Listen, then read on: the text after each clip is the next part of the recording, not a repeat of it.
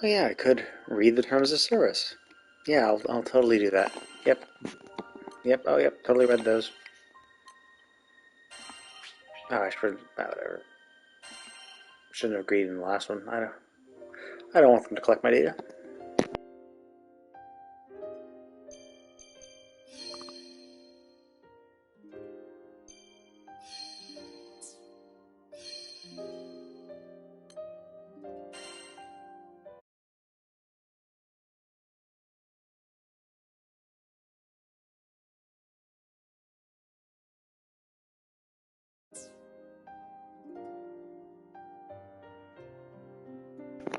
Oh, I guess the serial code is important somehow, maybe?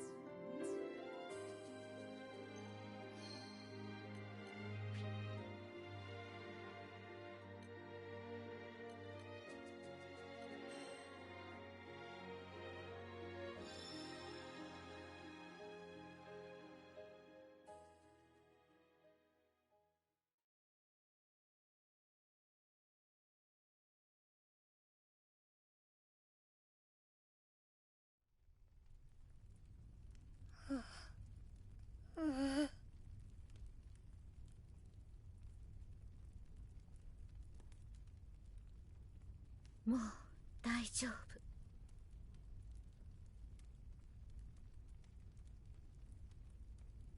さあ支度しましょう。星に帰る旅の。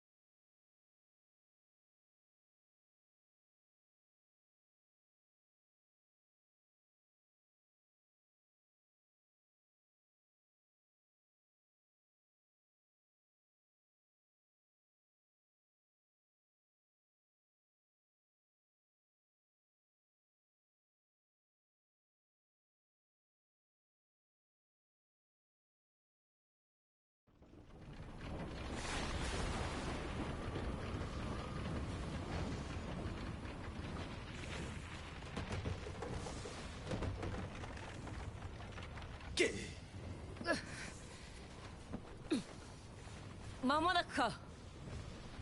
気流は掴んでる。もうすぐだ。いよいよだな、団長。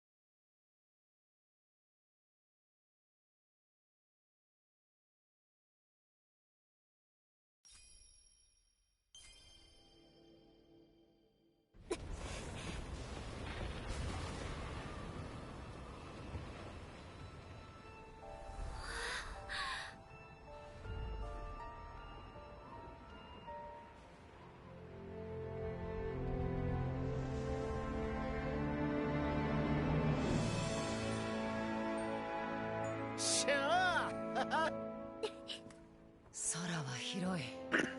Stylistically, it looks pretty cool. It's similar to Tales of Arise. It has that kind of like hand brushed, hand painted, like onto a 3D model type thing. It looks pretty good for these anime style games. これでまた空の果てに一歩近づいたぜ。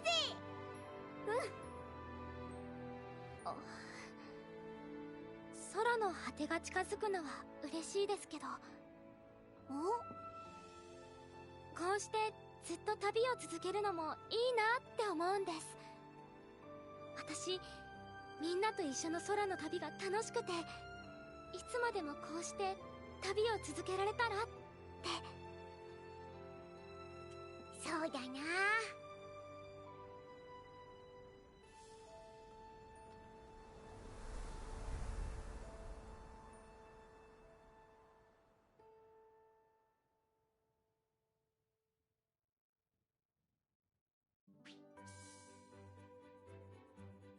気候も安定してきたみてえだし、みんなの様子を見に行こうぜ。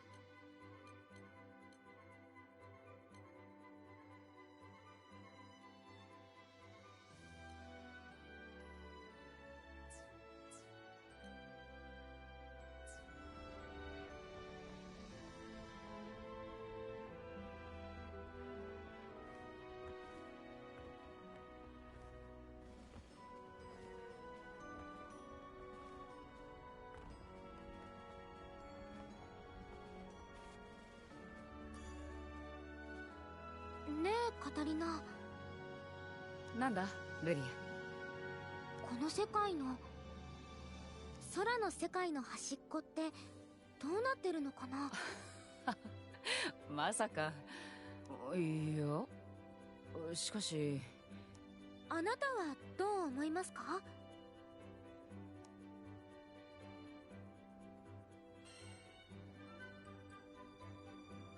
想像できないけどワクワクする。だな、おいらも楽しみだぜ。なあなあ、おいらたちが目指している星の島イスタルシアだけどよ。Darn, I was kind of like I had played the demo, and the demo kind of starts I think, a little beyond this. Still low level, so I don't know if they artificially lowered our level just for the quest, just for a normal quest, or if the demo was its own level, it's like separate thing. But they didn't like explain anything, and I was kind of hoping that this would explain like the story, because I think the anime did. So I was kind of hoping it would go over that, but I guess I'm just kind of assuming, yeah, you've played the mobile game, which is not released in anywhere but Japan, and watched the anime, and then I guess you're familiar. So I was hoping they would have some sort of introductory thing, but it seems like you're just supposed to accept, yep, here's everybody. Like, hopefully you'll learn who they are and what they do, and why they're with you at some point later. But it is a little unfortunate. I was a little. I mean, I kind of expected it. Like the way the demo was set up, it was kind of a copium type thing where I was like, "Oh, well, this is the demo. Maybe they're not gonna, explain everything and leave it to the full game." But nah, it seems like the full game's just kind of gonna go straight into it. Well, whatever. そいつも空の果てにあるんだったよな。お前の親父さんが待ってるっていう。空の果てか。どんなところか見当もつかないな。でもわからないか。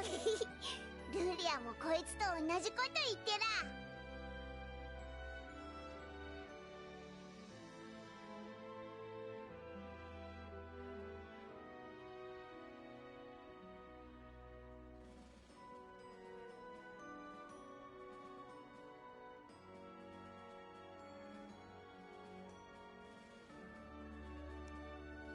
ルリア、なんだか嬉しそうだな。この空域ではどんな冒険が待ってるのかなって。そうだな。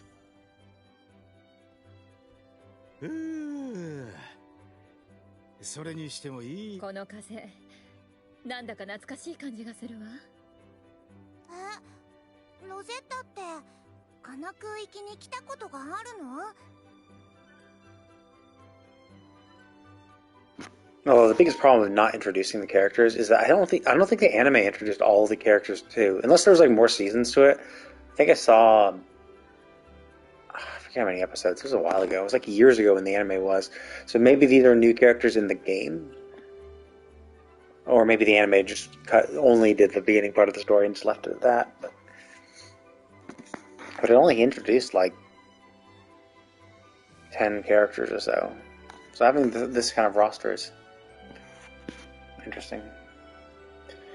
Hopefully there are side quests or other shit that kind of like is a way to let us know who these people are.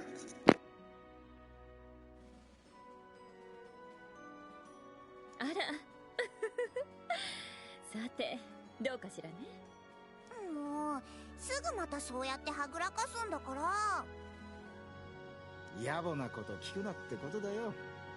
お子様には難しかったか？うっさいわね。子供扱いしないでっていつも言ってるでしょ。そうよ、ラカム。イオちゃんはもう一人前の立派なレディーなのよ。チッ、2対1じゃ。イオちゃん、頼りにしてるから。ふふんだ。魔法使いとしてだって成長してるんだから。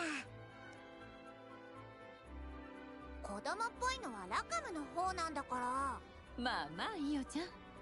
気分を切り替えて新しい空を楽しみましょう。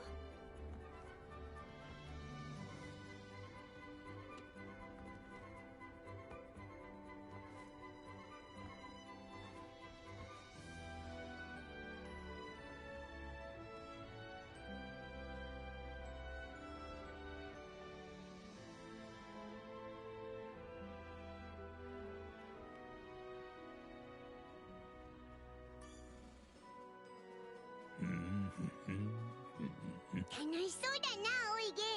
鼻歌なんか歌ってよ。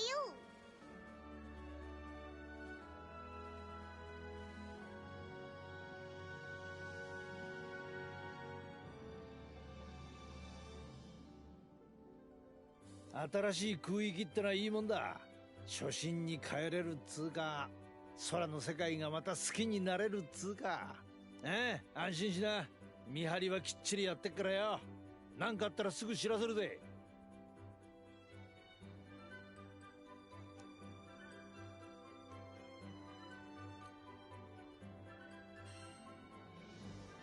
よろしくお願いします、おいげんさん。おう、任せときな。団長は今のうちにみんなのまだ教会を抜け切ったわけじゃねえ。気抜くなよ。みんないつもの調子って感じだったな。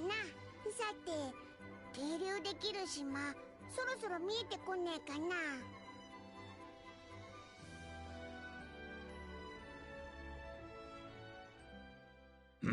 みんな構えろ。魔物だ。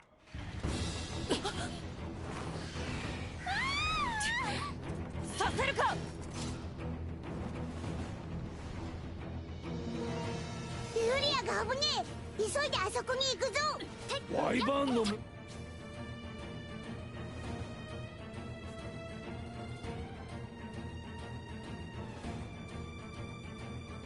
だと雲に隠れてやがったのか。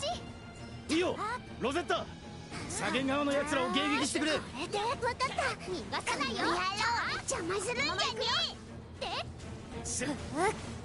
こんな感じかな。やっはあ。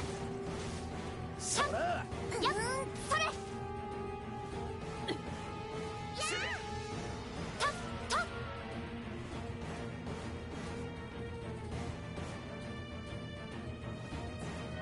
ほらほら。いい反応だぜ。やっいいんじゃ。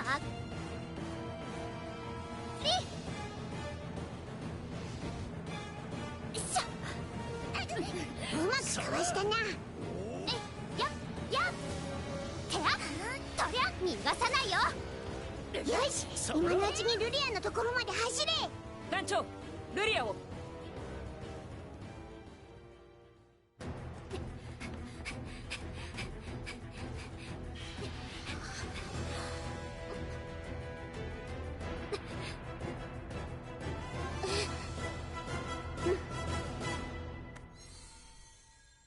資源の竜、闇の炎の子、汝の名はバハムート。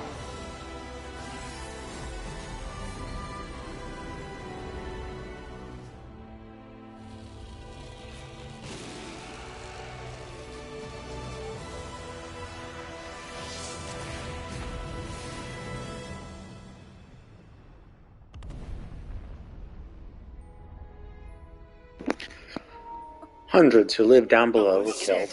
景気づけにはちょうどよかったな。 So we summon Bahamut to defeat 3 random seagulls. Like, we killed 1 by ourselves. Like, 3 more doesn't really seem like we needed Bahamut.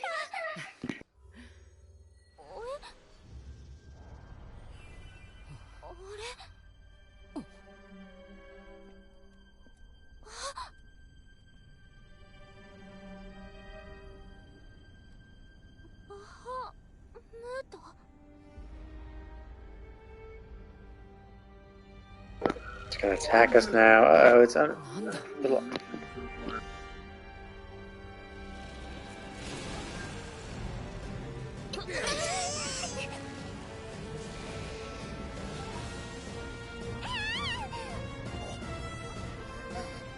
ルリア、何が起きた。わからない。バハムート、どうして。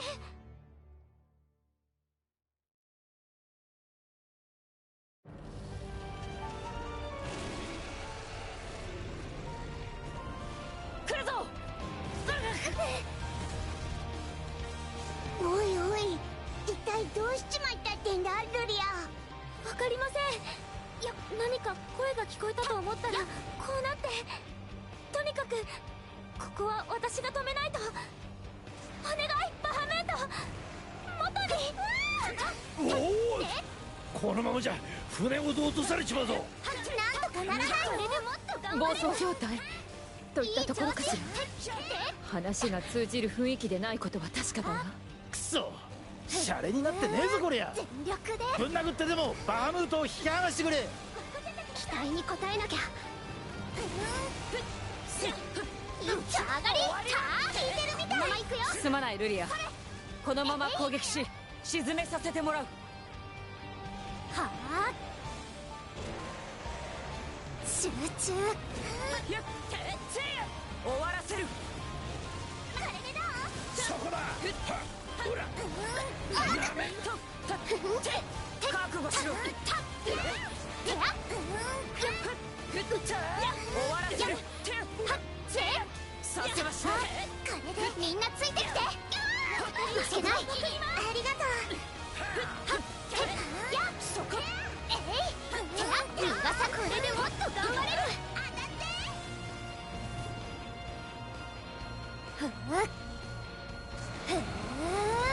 一気にやるぞ。大丈夫？船はグランサイファーはまだいける。だが早いとこなんとかしねえと本当にまずいぜ。危ない。お願い。もうやめて。流れを変えねば。離脱者、おいラカム、旋回して離せねえのか。無茶言うな。機動力じゃ勝てっこねえ。迎撃するんだ。今はそれしかない。大丈夫？お願い。私の声を聞いて。まだだ。負けない。そりゃ逃がさないよ。や、何かに邪魔されて声が届かない。気をつけて。仕掛けてくるわ。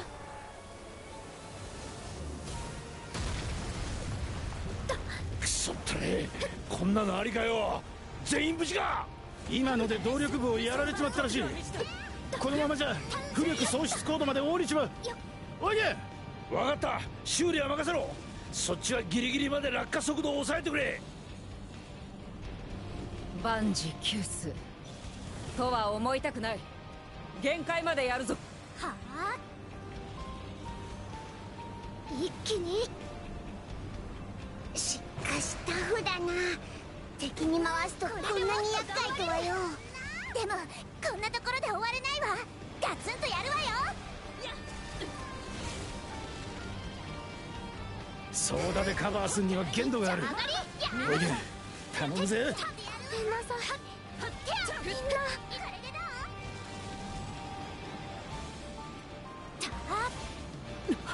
これは危険だわ。これ以上は。マジかよ。やりたい放題してくれやがって。次来たらもう耐えられねえ。おいで、まだか。こいつをこうして溶接完了と。よし、これでどうだ。いけそうだぜ。力で。緊急上昇する。振り落とされんなよ。やったー。頑張ってグランサイファー。バハムートが遠ざかっていくぜ。逃がさないよ。暴走が収まった。いや、これは。ダメ。 Oh no, if only we could have known he had a ranged attack. Well, nothing we could have done to know that. I mean, it's not like it's literally the first thing he did upon being summoned. なんとか回避できたが、次もうまくいく保証はできねえぜ。集中。あいつ正面に回り込む気よ。この距離じゃどっちみち避けられねえ。みんな衝撃に備えろよ。うわー、無茶だぜラカム。どうだ、こんちくしょうが。一応まだ無事みたいね。バハムートが選手に。攻撃の好機だ。一丁上がり。やー、これでどう？たっやっすっはっはっ覚悟しろ。はっとりゃ逃がさないよ。そこだ。やっやっ次の手に出る時間を与えるな。攻撃を続行するんだ。やったか。 There we go, killed Bahamut. Game over. We win.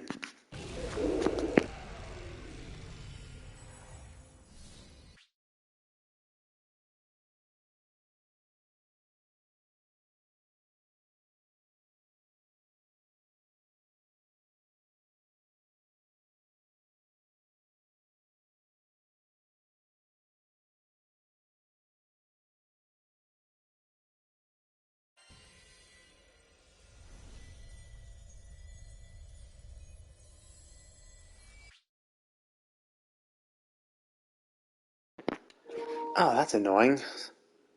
So I can't open the screenshot thing to take a screenshot. I have to hold it down to capture it, but doing that means it'll catch any artifacts in the top left or top right. That's annoying.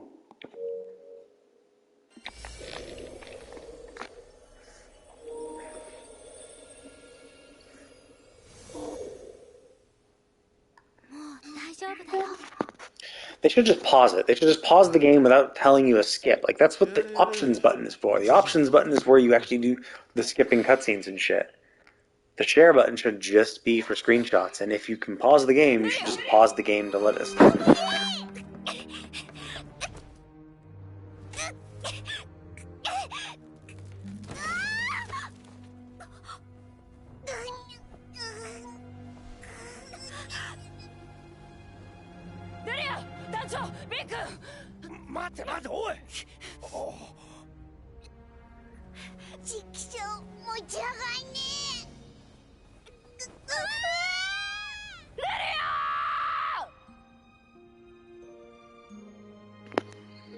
Wow, thanks.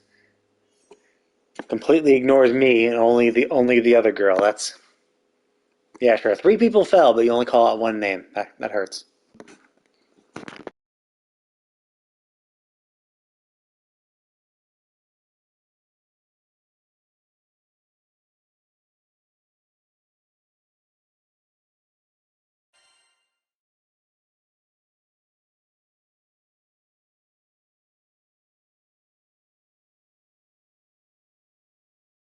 深い暗闇の中、ルリアの声が聞こえる。以前にもこんなことがあった。あれは旅の始まりとなった日、帝国から逃げてきたルリアと出会った日。助けてあげたいと思った。でも私は命を落として。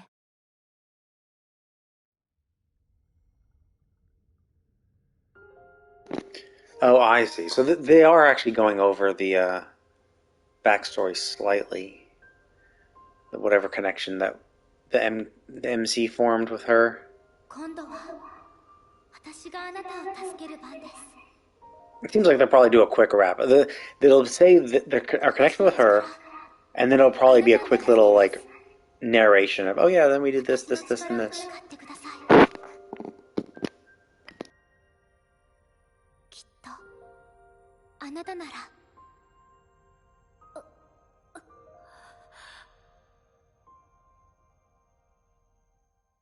命のリンク。ルリアは不思議な力で一つしかない命の半分を私に分け与えた。その事実がくすぶっていた空の果てへの承継を旅立ちの決意へと変えてくれたんだ。空の果て、星の島イスタルシア。あらゆる望みが叶うとされる伝説の地。そう、ルリアと仲間たちとイスタルシアを目指して旅をしている。イスタルシアにたどり着けば、私とルリアの命のリンクもきっと。私は今どこにいるのだろう。そうだ、船から落ちてしまった。I mean, it's a life link. ルリアと Like, presumably, if you undo the link, wouldn't you die? Otherwise, why would she continue the link? Like, if she was just about giving her life, then half her life, she could have done that and cut the links. Presumably, you had that link to keep you alive. And once she removes it, you take the life back. Or she takes the life back. 大丈夫か？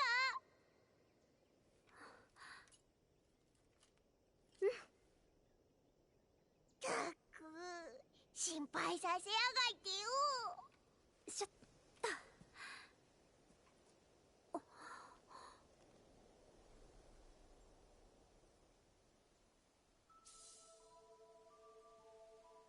ルリアに助けられた時の夢。今の状況が影響してんのか。やってはっ。実はさっきからルリアが見当たらねえんだ。きっと近くにいるはずだ。辺りを探してみようぜ。やっはっ。とりゃたたやたはとえいとりゃそれやってとやたてやたやてやそれとりゃは一丁上がり。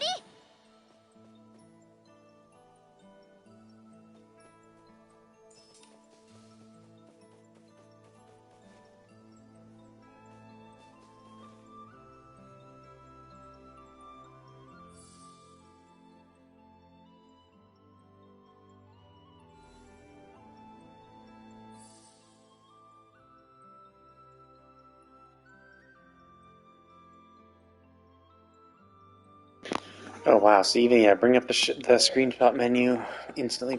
That's dumb. Let's see if I can change that.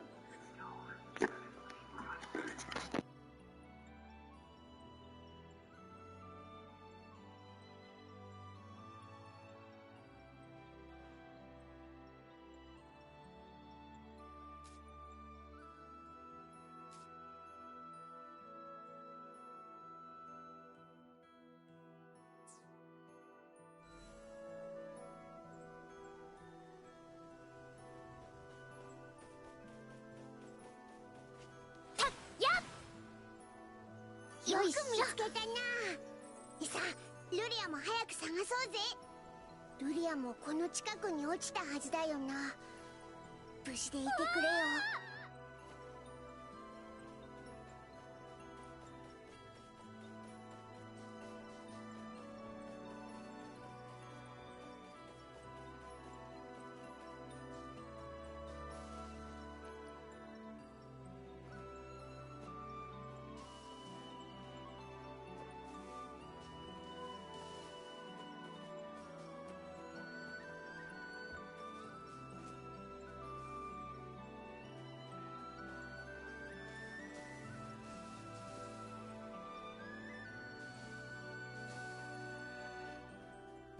にしてもでかそうな森だな。迷わねえように気をつけようぜ。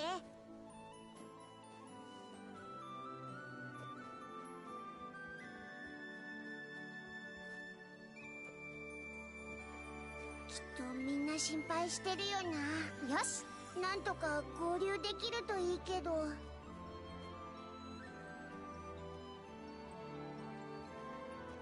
何かな。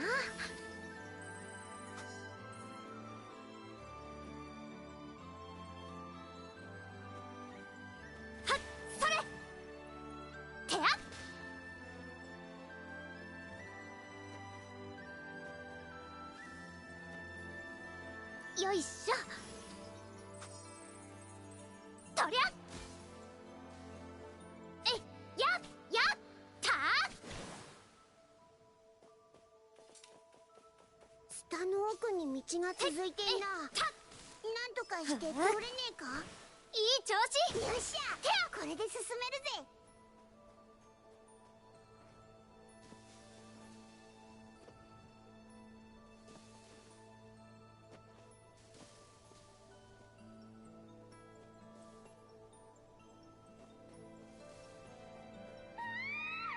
ルリアの姫、この先でやこのまま行くよ。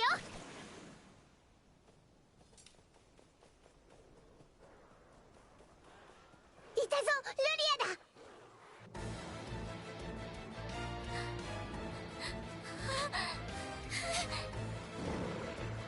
ルリア、気をつけてください。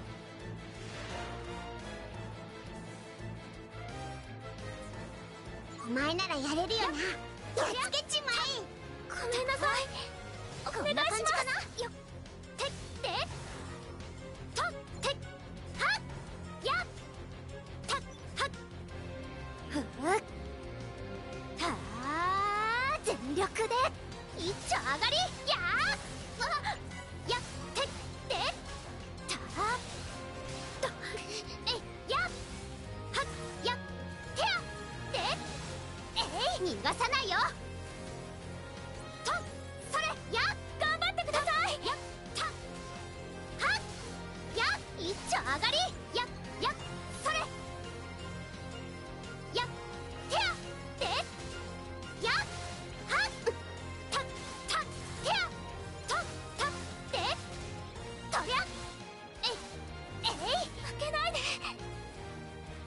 これで全部か。 What do you mean, don't give up? I literally just killed them all. Okay, well, just kill now.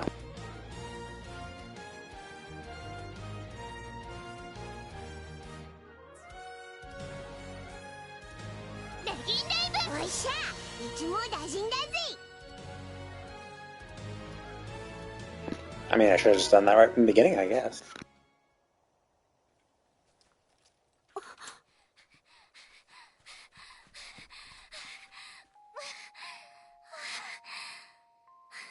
よかったです。このままあなたと会えなかったらって思ったら、私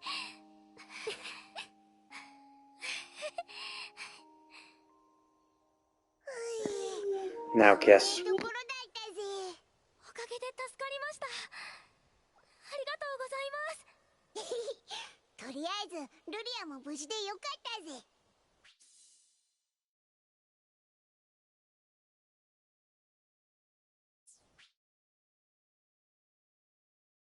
それじゃあさっさとこの森を抜けてみんなと合流しないとにゃ。やった。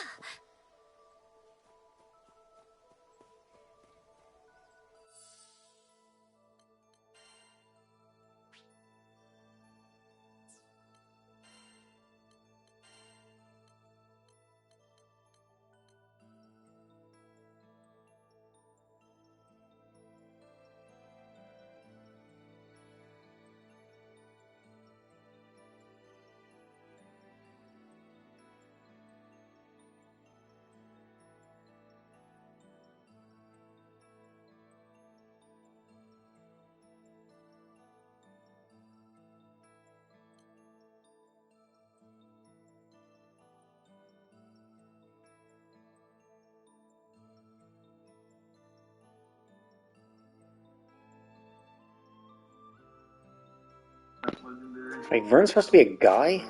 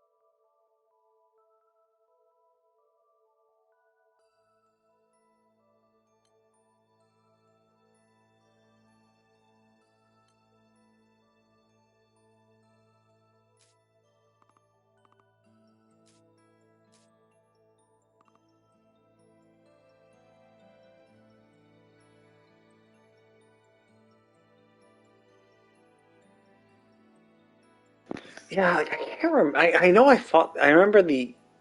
I remember fighting the Empire or seeing the in the anime. Maybe there's another season that I just didn't pay attention to, or maybe this is all this stuff is covered in the actual game itself. But I don't remember any of this. I only kind of remember the beginning, not really how the anime ended, or how at least the first or second season ended. I forget how many episodes I watched. Maybe 13, 26. Can't remember.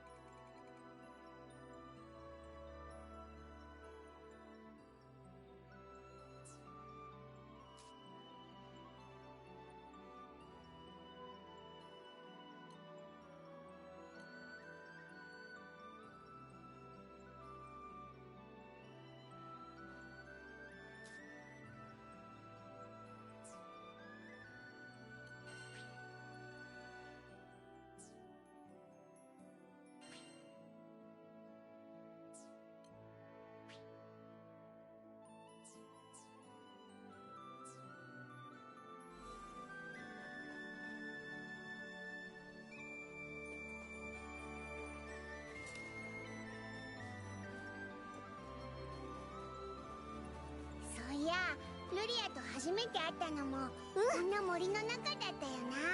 はい。ザンクティンゼルの森でも助けてくれました。思えば遠くまで来たもんだぜ。故郷のみんな元気にしてっかな。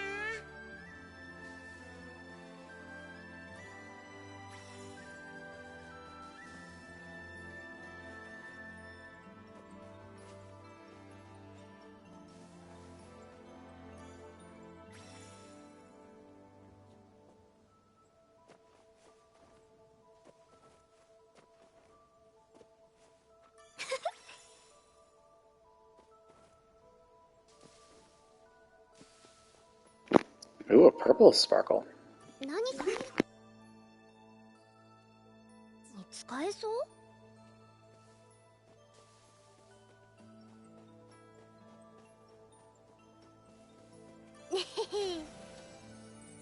おお、また出やがった。いけるか？やっ、えいれ、銀レイブとったやっ、さすがいい調子。てったってはっ、このまま行くよ。ふったいってったふふったやったや、この一撃ですごいです。やってそりゃいい調子。やったよはったやっとそれてや当たれ。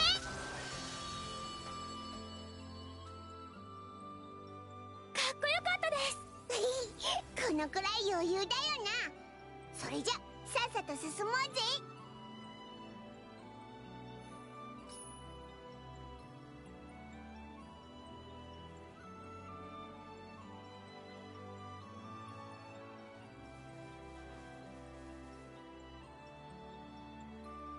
Yeah, I mean, I guess you're supposed to guard. But, like, dodging is just better. Like, why guard when you can just dodge? I think that'll become. I gotta get better used to keeping an eye on my surroundings. Oh, shit. I thought there was a ledge that I could. I guess I can't. I have to get used to keeping an eye on the battlefield and dodging.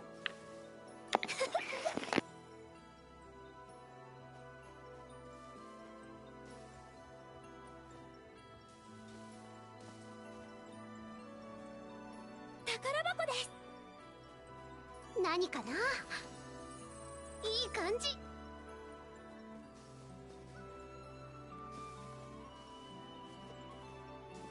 ここ奥に続いているような。はっ、いい調子。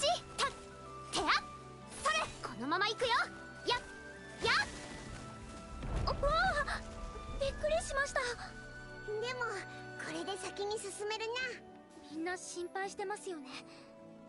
急いで森を抜けなきゃ。ああ、元気な顔を見せて早く安心させてやんねえとな。よいしょ。これはなかなか。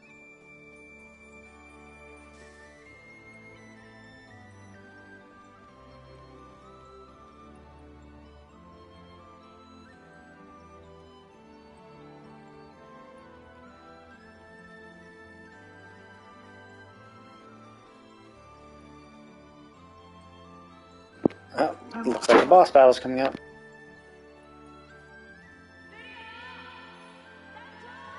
ミーさん、今の声。ああ、カタリナの姉さんだ。カタリナー、ここだよおお、お、こっちからだ。おーい、おいらたちはここだぜ。ー。ミーさん、後ろ。ん？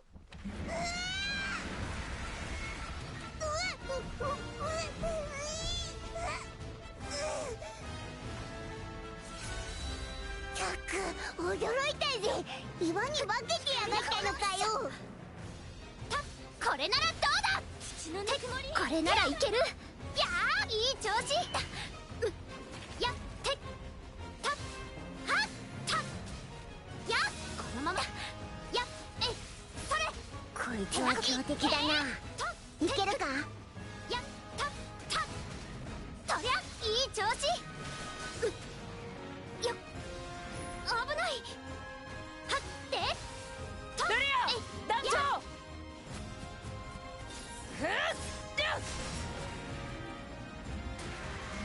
ヒーローは遅れて参上ってな。もうバカ言ってないで、とっととこいつを張ったわよ。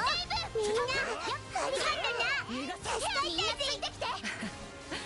ビー君も無事で何よりだ。4人揃ったところで連携といこうぜ。全員で集中攻撃だ。このままとてよてみんなついてきて。そうだそうだ。えいてやさせました。えいややてやで私に続いて。仕掛けるぞ。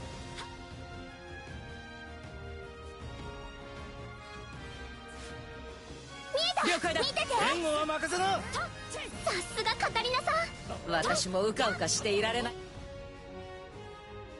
からな。やった負けない。それやったおっかねえ。急に凶暴になりやがった。なんだかヤバそうな雰囲気だぜ。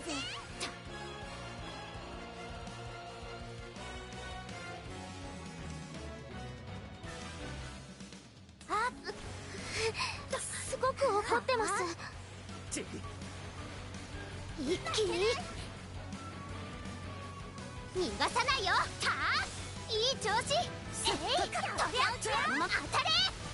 やっと力が湧いてきた。いい調子。危ない。そりゃや任せた。見てて。まだまだ油断すんなよ。もちろんです、タカムさん。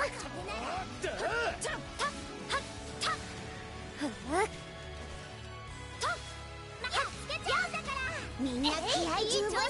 逃がさないよ。どでかいのを決めてやろうぜ。いくぞー、奥義テンペス君に続こう。アイシクルネイルラカム。任せときな。バニッシュピアス。強めでいくわよ。できんでいいよ。分かってる。風よ逆ハゲ。いい調子。決める。バーストゲール。いけー。分かっ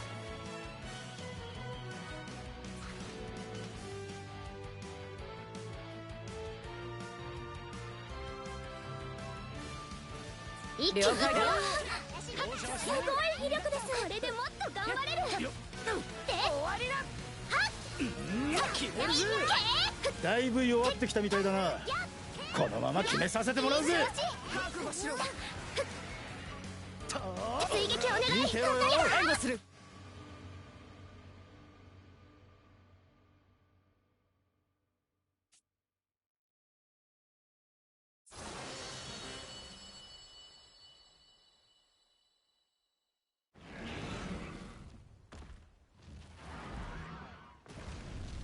おいしゃ団長。間に合っ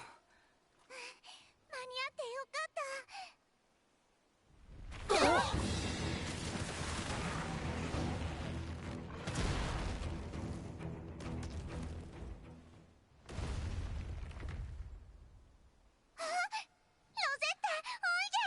団長さん、遅れてごめんなさい。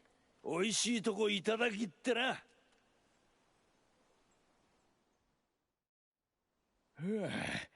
助かったぜオイゲン。ところでルリア、さっきのバハムートだが、もう大丈夫。原因は何だったんだ。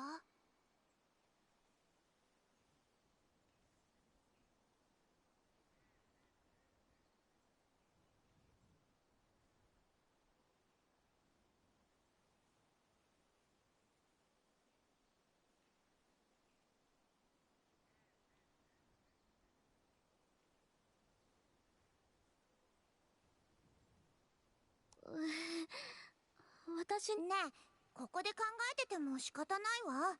一旦だな。また魔物が出ないうちに。待ってちょうだい。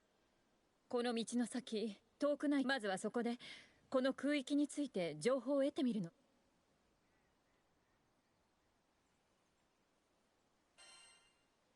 町へ行ってみよう。それもそうか。今は少しでも情報が欲しい。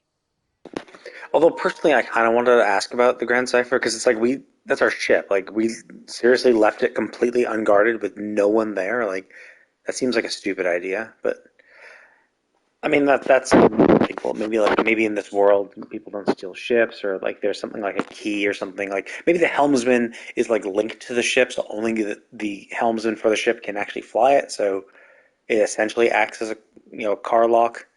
So it's completely unusable unless they get the helmsman. In which case, I guess that's fine. Although it's full of our shit, so they could steal that at the very least. Unless maybe it's an auto-locking thing where every door is locked if the helmsman's not near, or maybe they locked it. Who knows? But fantasy world, it's magic, magically protected, I guess. そういうことならいいんじゃねえか。新しい空域。もうビーさんっては食いしん坊。ルリアもね。安心したら急にお腹が。よし、決まりだな。一体どんな街なんだろうな。おいらちょっと楽しみだぜ。しかしよ、あんな高さから落ちたのに無事っつうのは奇跡っつうかなんつうか。だよな。森の木がクッションにならなかったらさすがにヤバかったぜ。優秀な棋風士には運も味方するってもんだ。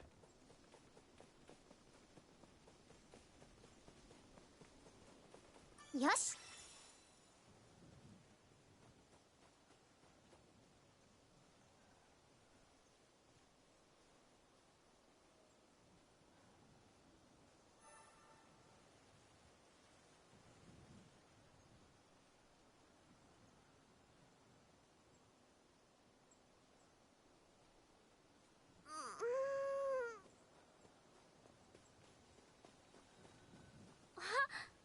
街が見えてきました。なんとか一息つけそうね。早速行ってみるとしようや。Isn't this the path they took in? Didn't they already know that?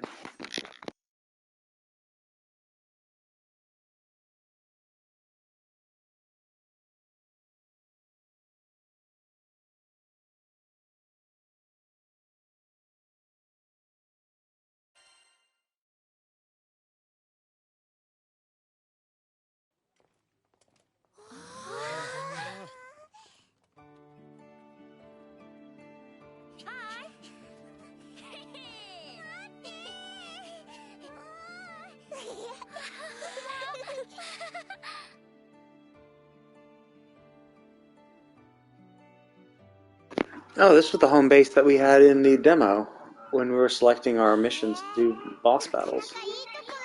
So I guess this is going to be like the home base for the game. よその船がいるってことは交易も盛んらしいな。この感じ、ポートブリーズを思い。さて、ルリアを休ませなければな。私は平気だよ。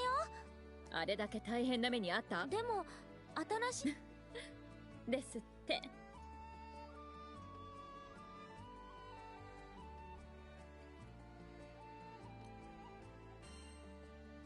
私もお腹ペコペコ。もう団長まですっかり観光リンゴとか他にもうまいもんさ。じゃあ俺は一度戻ってグランサイファーを運んでくる。渓流はでそんじゃ俺は真空域の酒の味でも確かめておくとするかな。まだ昼間よ。これだからおっさんは。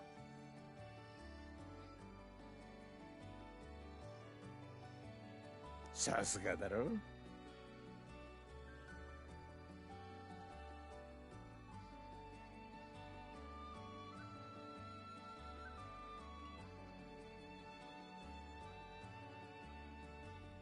褒めてません。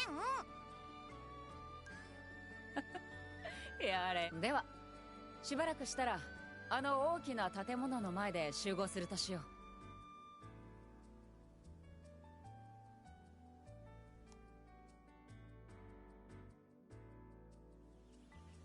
よーし、早速見て回ろうぜ。知らない街に初めて来た時ってなんだかワクワクしますね。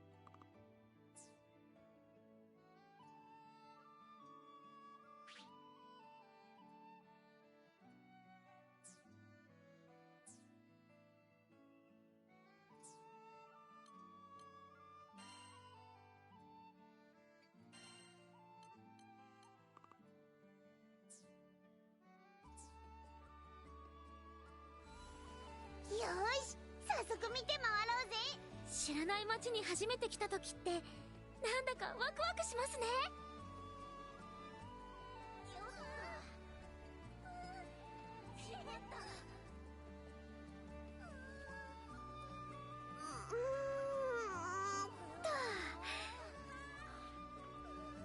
どこから見ようかなって悩みますよね。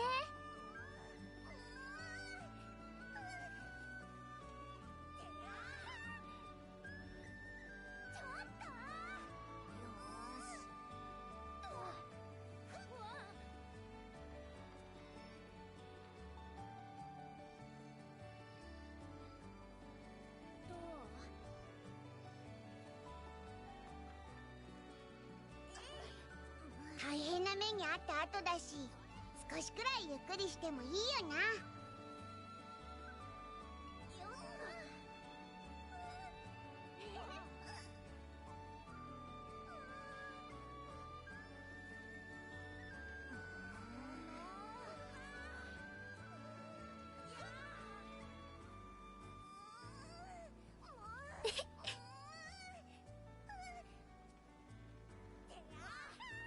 のどかな街だな。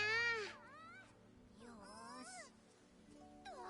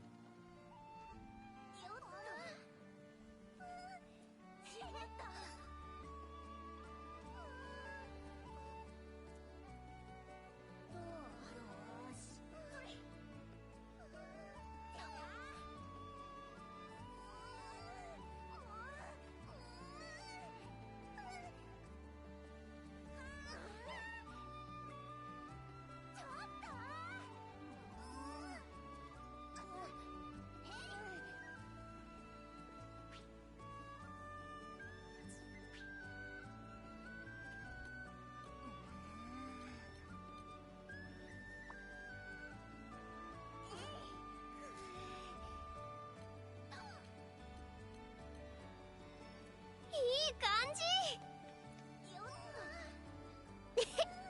やったね。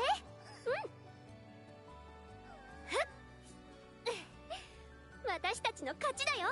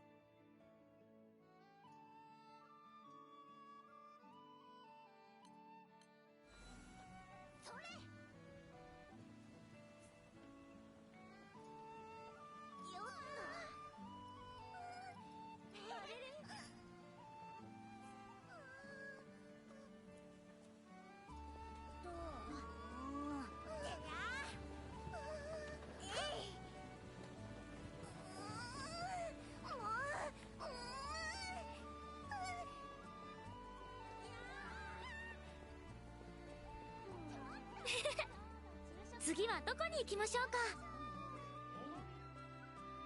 いやー、今回は本当助かりました。次もお願いしますよ。毎度どうも。また来いよ。おやおや、シェロさん、ルリアさん、団長さんまで。よろずやもこの空域に来てたのかよ。本当にどこにでも来るんだな。私はどこにでもいて、どこにもいないのです。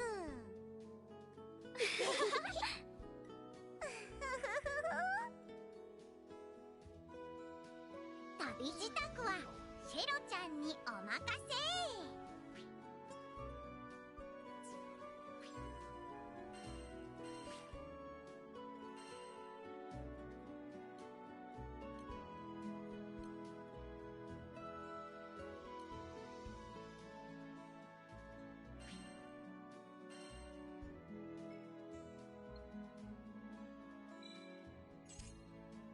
あとですね、武器のご用命ならあちらの鍛冶屋さんがおすすめです。Yeah, I can kind of already see how this is kind of suck. You're gonna have to like, it's like Monster Hunter. Essentially, you have to like fight the same creatures over and over again for materials to upgrade your shit. I don't like that. I kind of don't like that. I don't know. Like, I guess if it's easy, if it's an easy farm, just like randomly killing random mobs. But I kind of don't like the, like, if you have to do like a hard boss battle over and over and over and over again just to like level up your shit. I think it should be a little more natural. It should be like, oh, okay, well, if you play the story, you'll just naturally do these quests. And maybe, maybe once or twice, like rerun it once or twice, a boss once or twice. But there should be like some some way to like encourage players to do it naturally. I find that systems like games like this that have these types of systems usually just kind of rely on you kind of coercing players to do the same content over and over again for upgrades.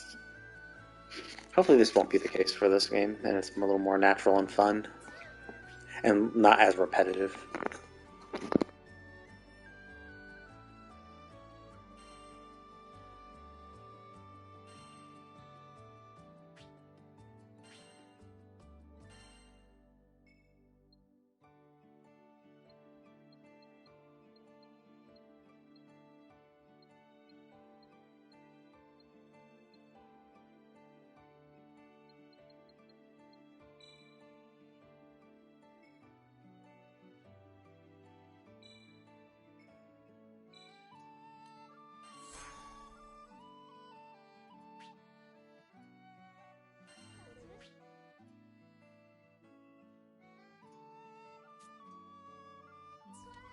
今後も武器のお手入れしてもらえそうですね。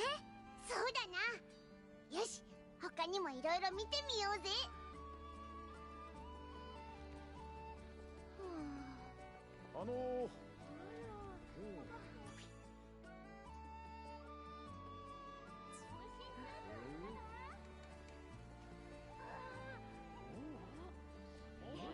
張り切っていきましょう。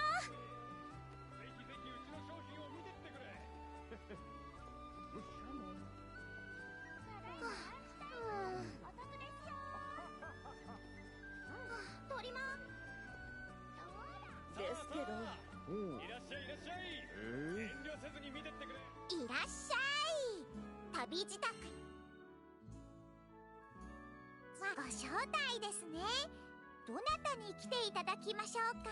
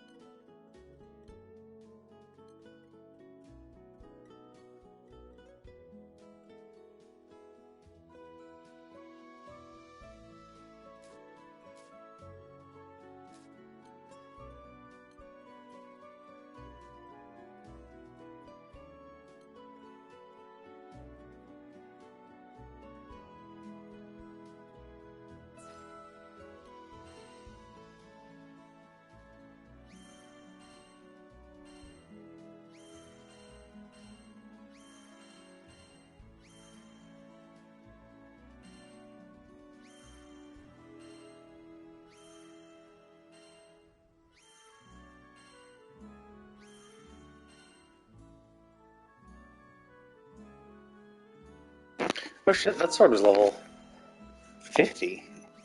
I was kind of expecting a level 1 sword.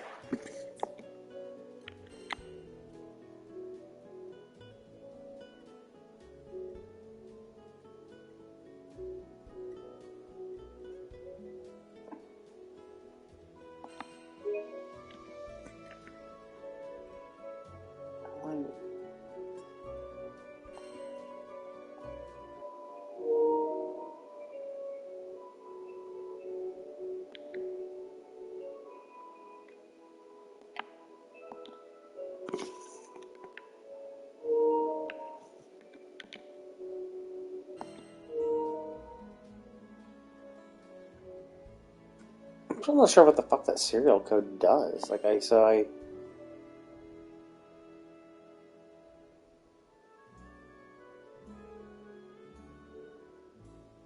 the fuck am I supposed to do with it? Like, so I saw it. Like, oh, is that like a friend list? Is that how I share it? I record my serial code and give it to people?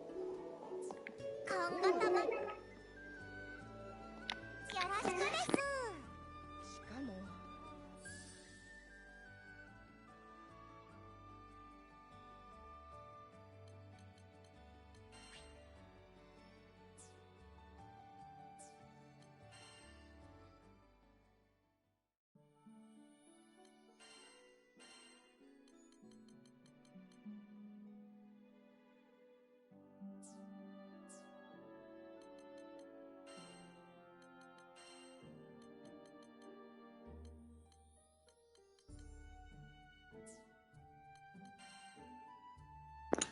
Yeah, that doesn't sound. Oh no. Yeah, 1,000 sigils? That sounds mind numbing.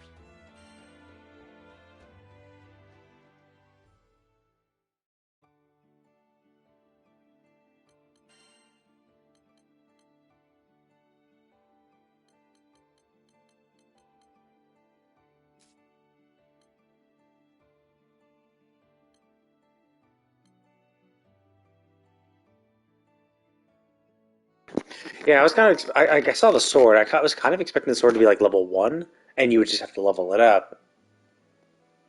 Like, I was kind of expecting the sword to be good, obviously, but like a better version than your base sword, but still be level 1. The fact that it's so much stronger, it's whatever. But obviously, I'll use it. 'Cause why the fuck not? But,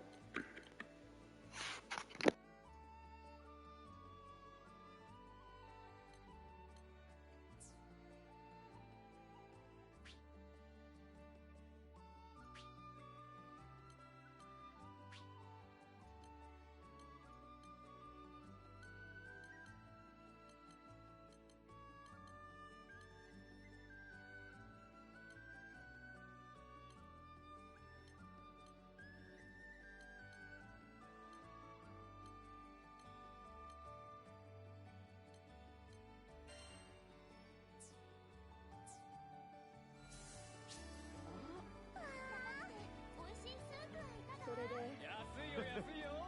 よし。今ならどれもこれもよりどりみどりだ。しかも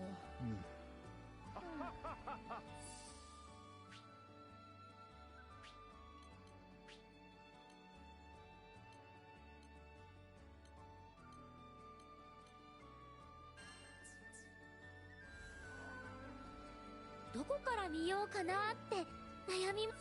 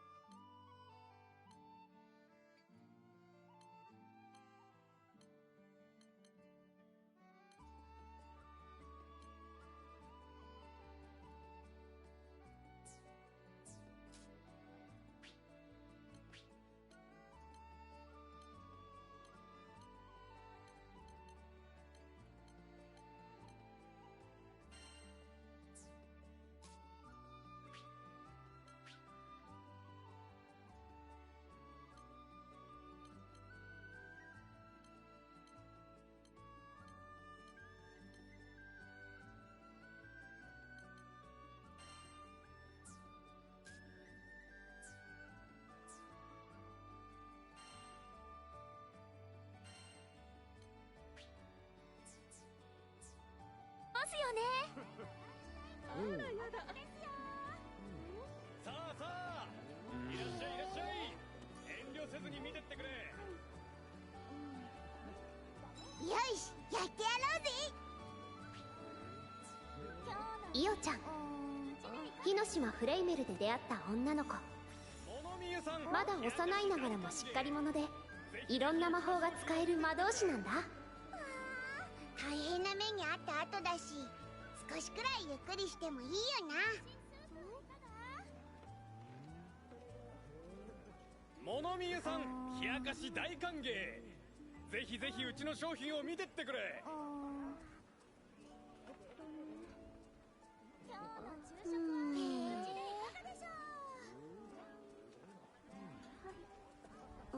さあさあ、いらっしゃいいらっしゃい。遠慮せずに見てってくれ。のどかな街だな。美味しいスープはいかが？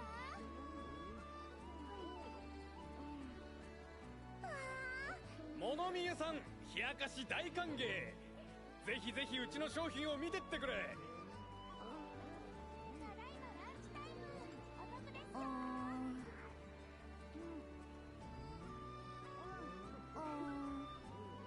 安いよ安いよ。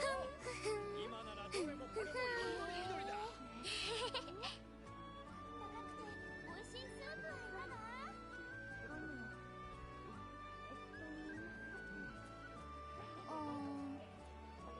物見湯さん、冷やかし大歓迎。ぜひぜひうちの商品を見てってくれ。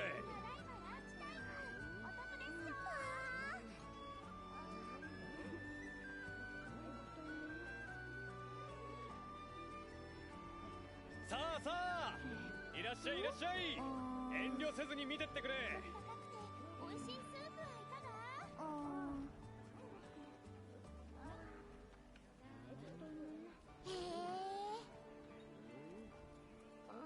安いよ安いよ。今ならどれもこれもよりどりみどりだ。お得ですよ。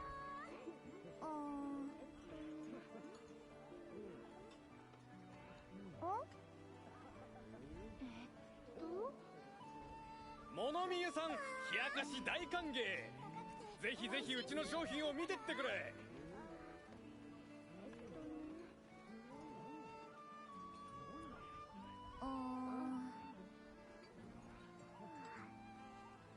安いよ安いよ。今ならどれもこれもよりどりみどりだ。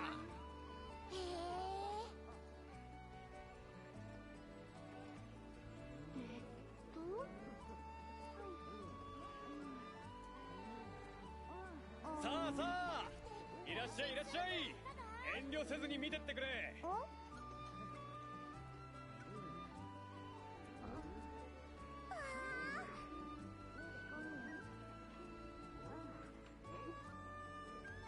安いよ安いよ。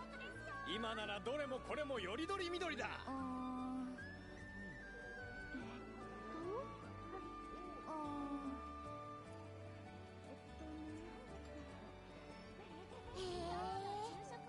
さあさあ、いらっしゃいいらっしゃい。遠慮せずに見てってくれ。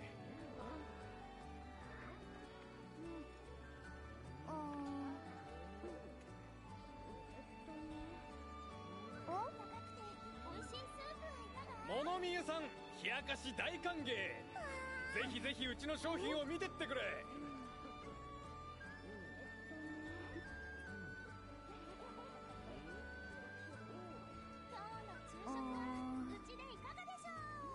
さあさあ、いらっしゃいいらっしゃい。遠慮せずに見てってくれ。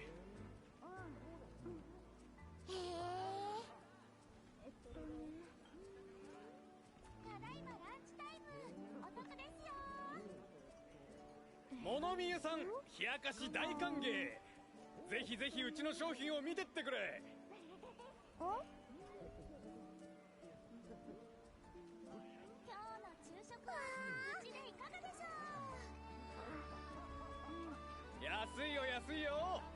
今ならどれもこれもよりどりみどりだ。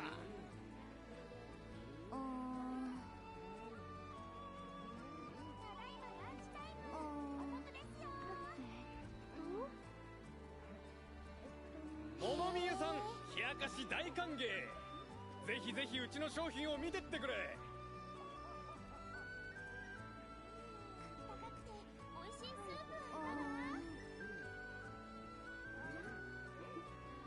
プは安いよ安いよ。今ならどれもこれもよりどりみどりだ。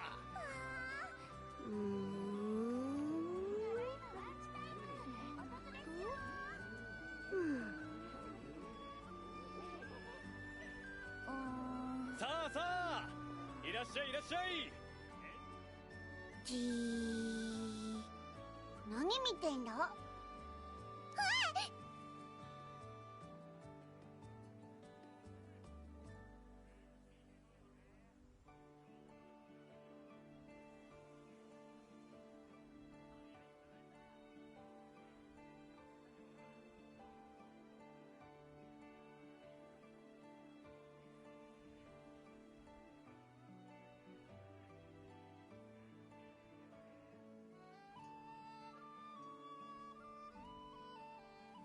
なんだトカゲか。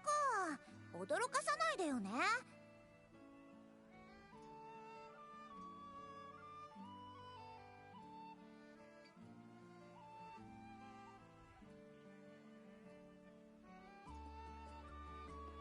おいらはトカゲじゃねえ。何回も言ってんだろ。イオちゃんは何をしてたんですか？お化粧品を見てたの。うわー、素敵で。大人のレディーは身だしなみも大事。私はまだお化粧とか。ルリアは元がいいからびっくりするくらい綺麗になるかも。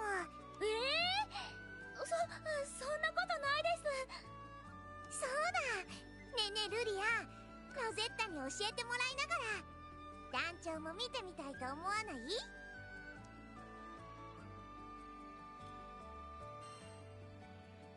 ルリア、楽しみにしてるよ。頑張ります。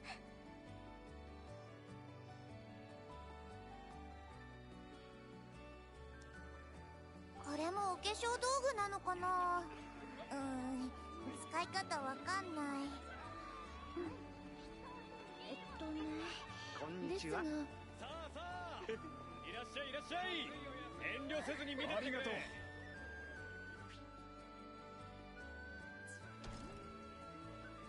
ありゃ、開かねえな。さあさあ、いらっしゃいいらっしゃい。遠慮せずに見てってくれ。カタリナさん、非道なエルステ帝国からルリアを救った騎士。剣の腕は一流。いつも冷静でとても頼れる人だ。手元に集中してこ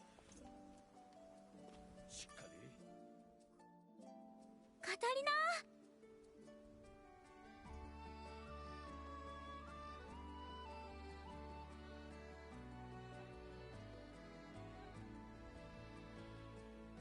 姉さん、何してんの？見慣れたものを。カタリナは剣の達人だもんね。なあなあ、今の私ならもしかしたら。さてどうだろうな。勝負ってそうなったら私どっちを。そんなのどっちもでいいんじゃねえか？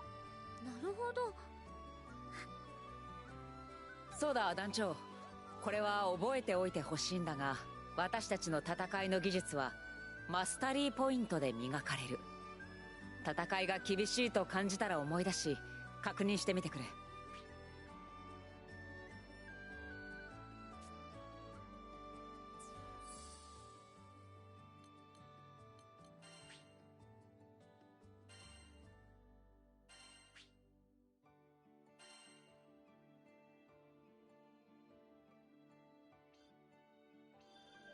使えるかな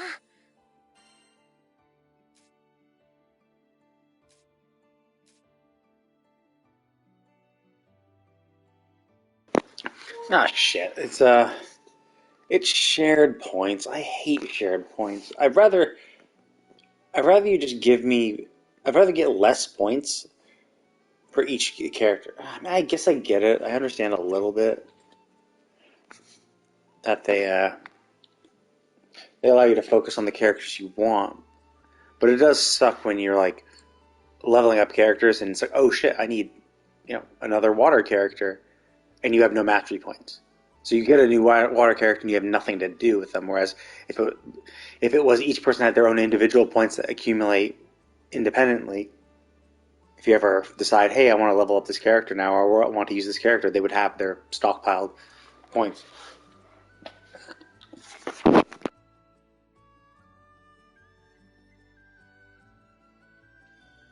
これならいける。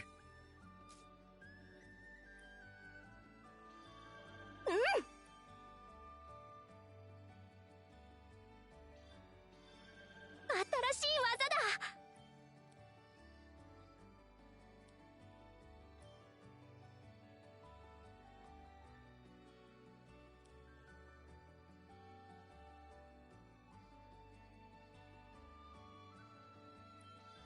頑張るよ。試してみよう。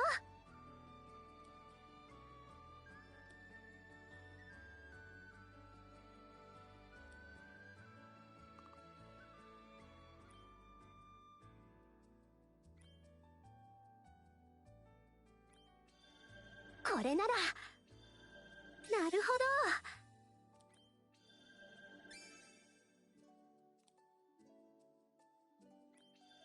絶好調。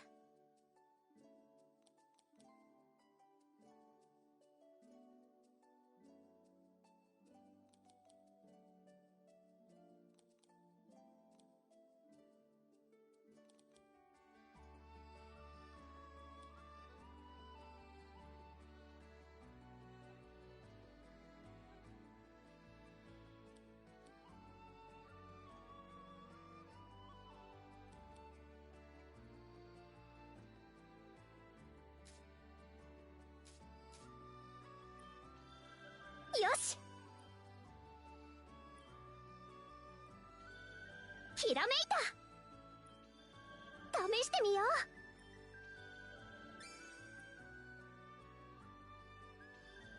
なるほど。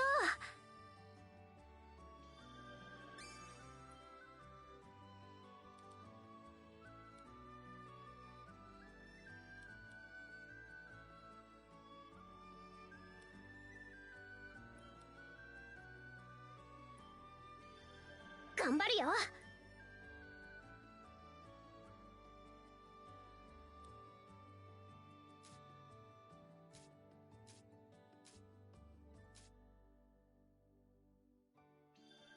お披露目しちゃおうかしら。う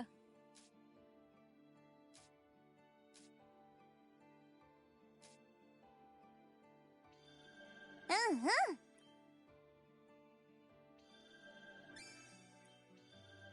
よーし、これが新しい力。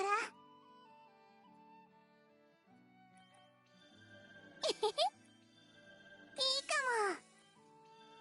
試してみよっと。なるほどね。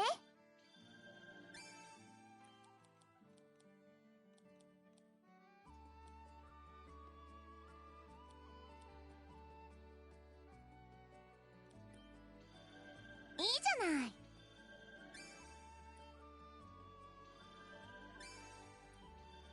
ひらめいちゃった。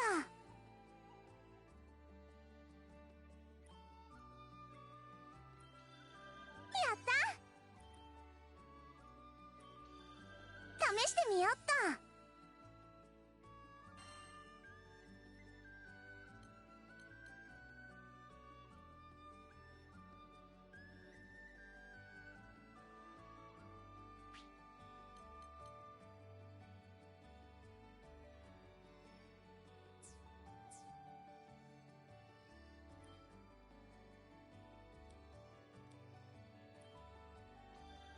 いいじゃない。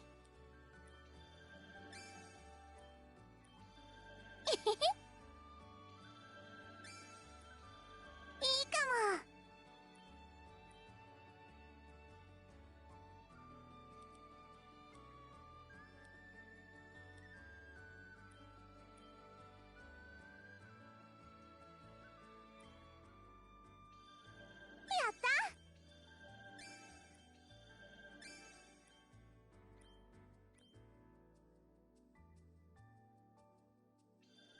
なるほどね。よ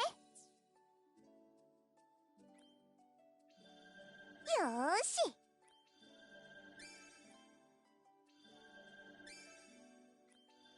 うんうん。や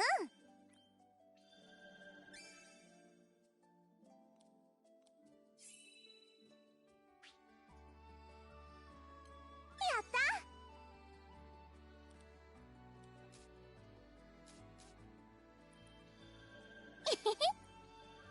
これが新しい力。ひらめいちゃった。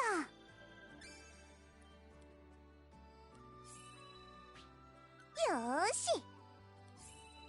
いいじゃない。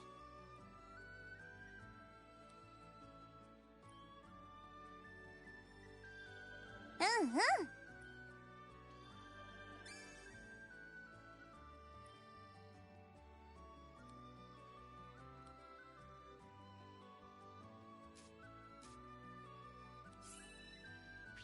よーし。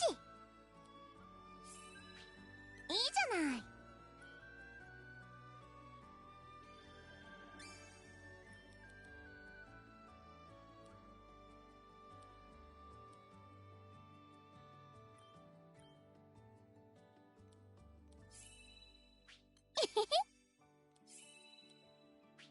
やった。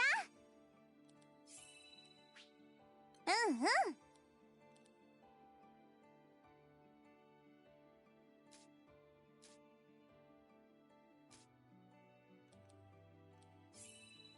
なるほど、こうか。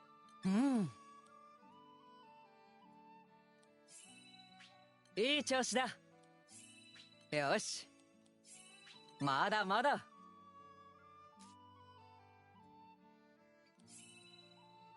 これならよし。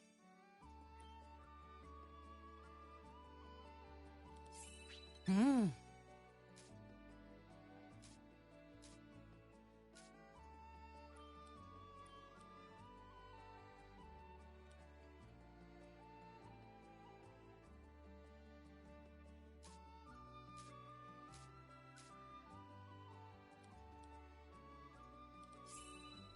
みなぎってきた。よし。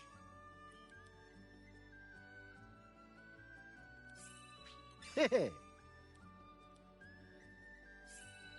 いい感じだ。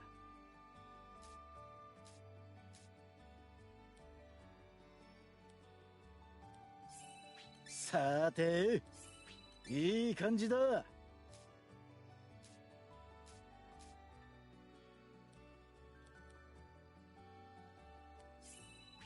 ほう。ふん。よっしゃ。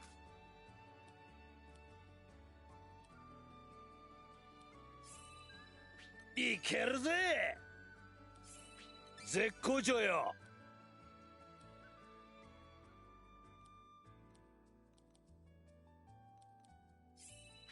うっしゃ。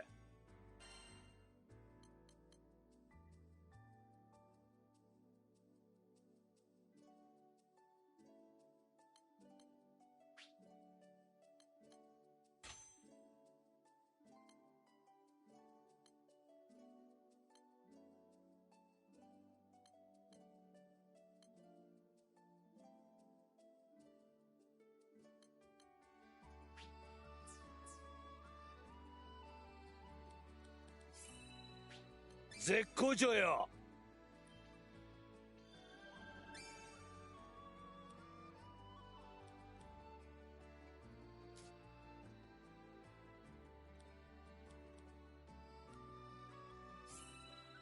使いこなしてみせるわ。うん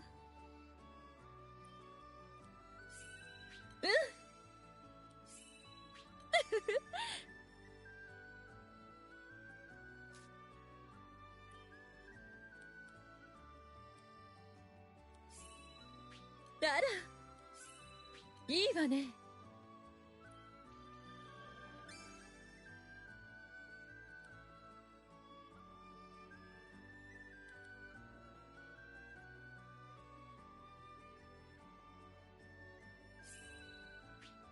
早速試してみましょうか。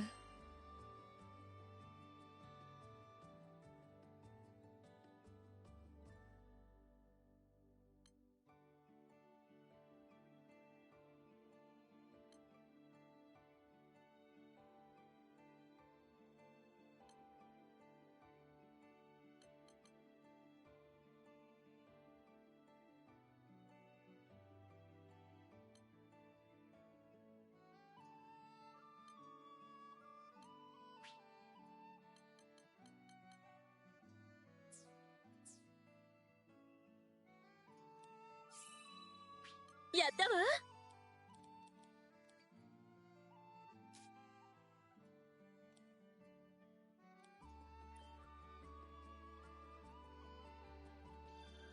大胆に行くわよ。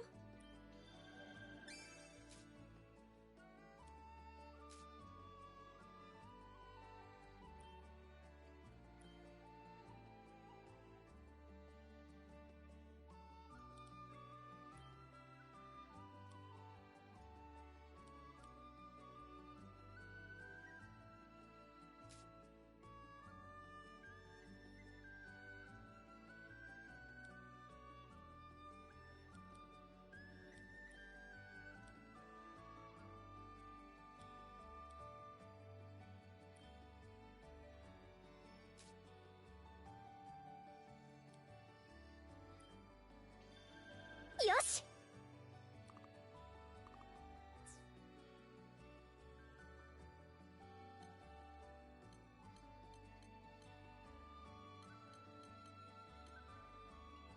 団長に負けないよう私も日々精進せねばな。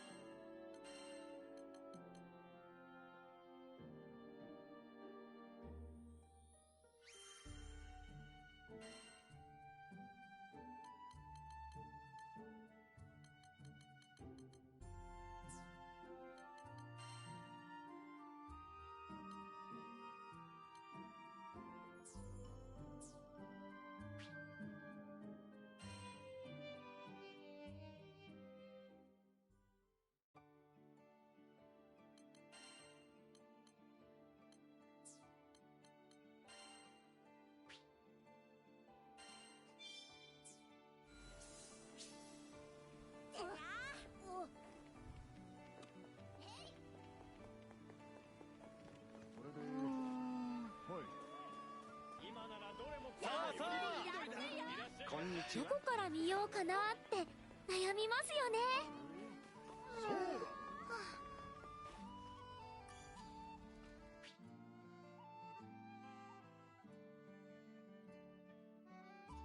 注文は寺院の強化だな。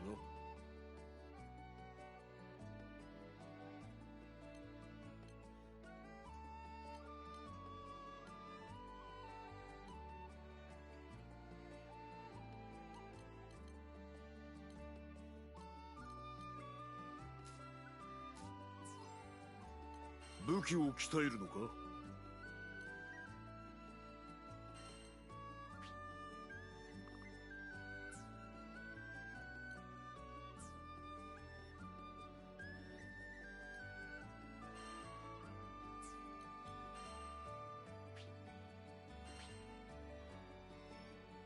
任せておけ。よ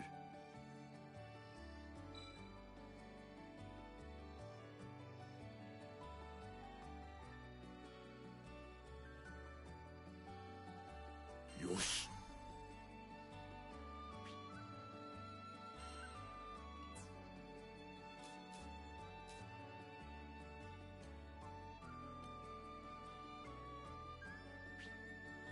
任せておけ。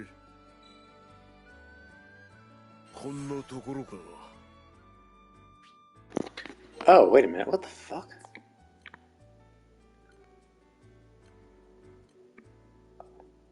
Oh, that was 90. The health was 95. Oh, okay, I thought that 95 was the attack. I was like, what? It already has the attack, the same attack as that. I'm like, oh,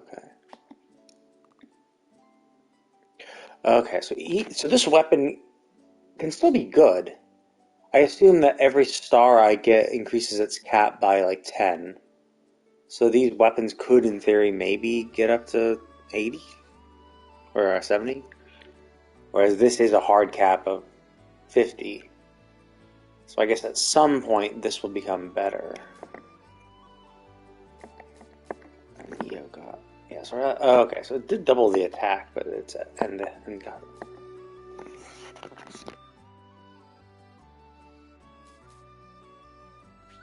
任せておけ。成功だ。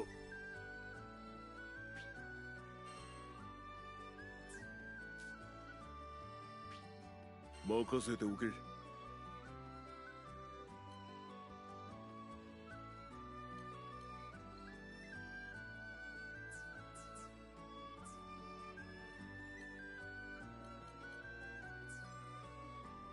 武器はお前を裏切らない。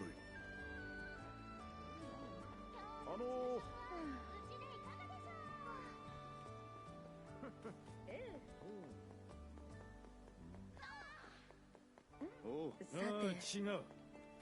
大変な目にあった後だし、少しくらいゆっくりしてもいいよな。しかも、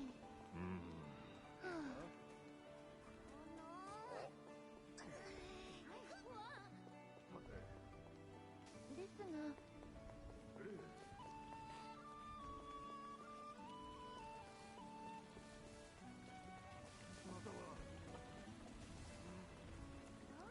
何かな？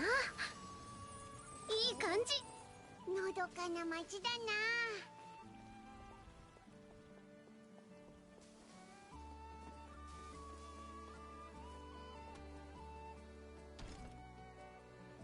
開かない。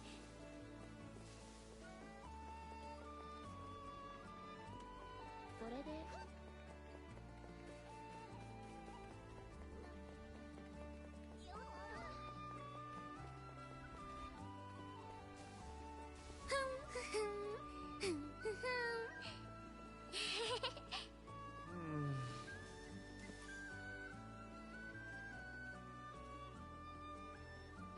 よし、やってやろうぜ。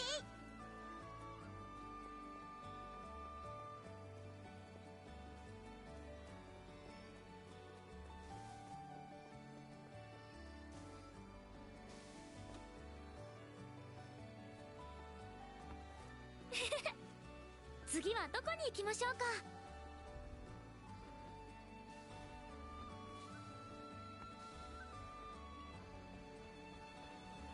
さて、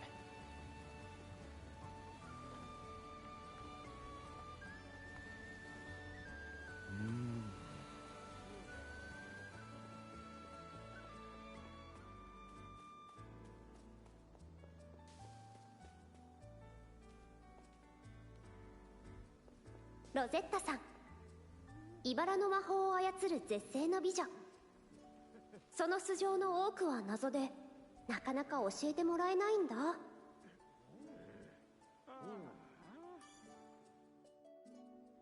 ゼッタさん。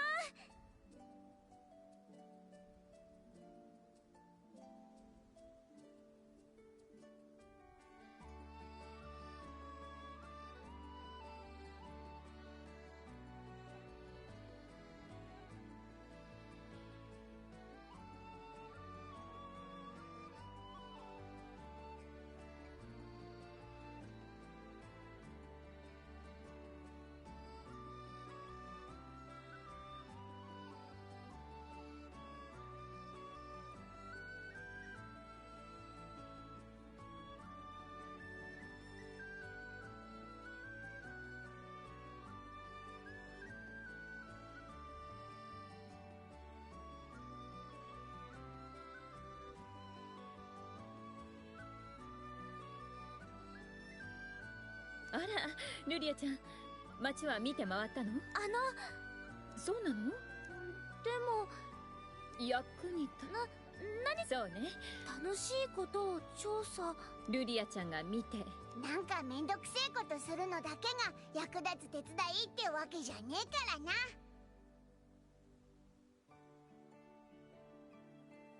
そうですね。お願いね。風が穏やかね。それで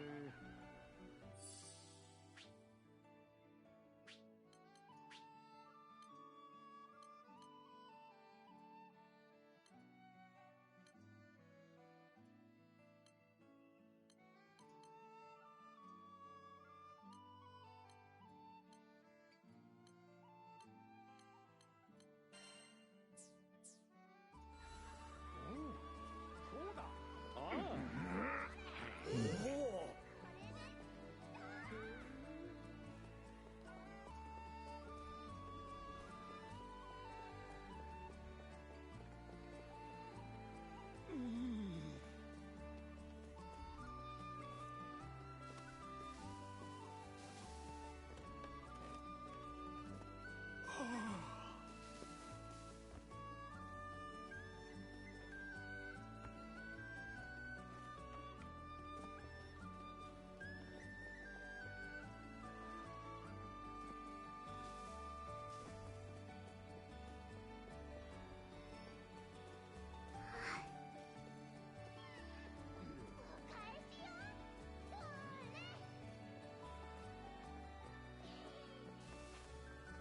ほほう。わ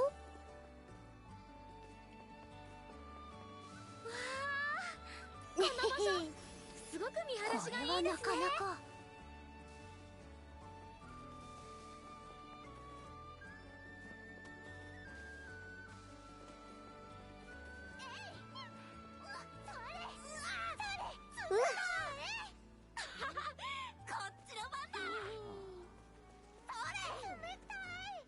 それで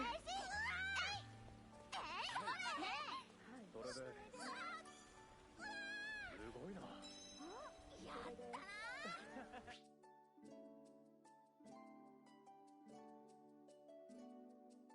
お、やる気だな。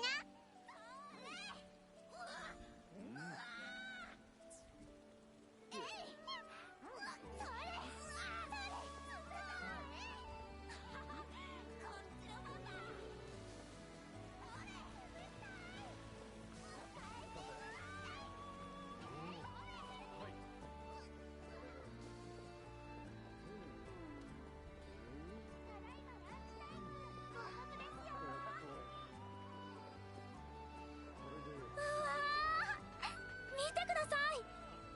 本日おすすめのランチはあったかくて美味しいスープはいかが？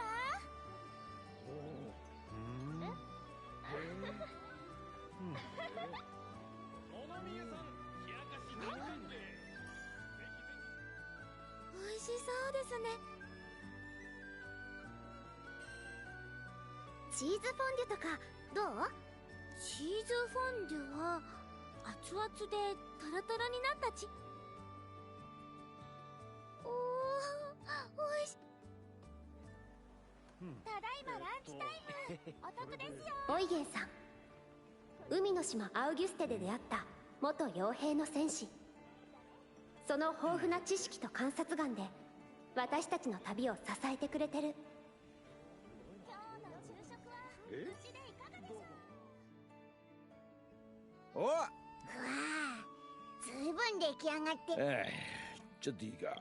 この近くの島にそこに星神様ってやつを祀った祭壇があるんだと。なんでもその星神様の起こす風のおかげでんでその村で取れたら気になんだろう。てなわけで俺はもう少しここで情報を集める。じゃあ団長、この銘柄気に入ったぜ。おい、ラカムさん、私たちの船グランサイファーを狩る凄腕の操舵士。ぶっきらぼうでシャイだけどそうなんだかんだで優しいんだよね。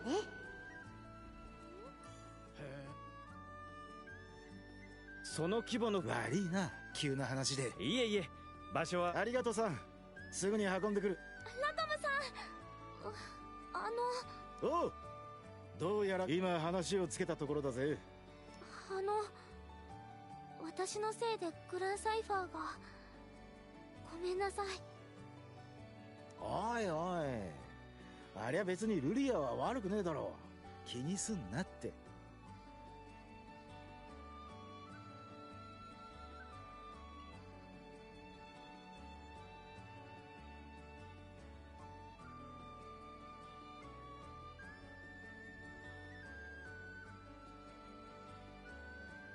でも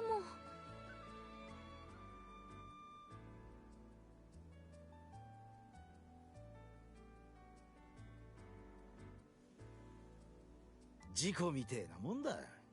ワイバーンもあんなに襲ってきてたしな。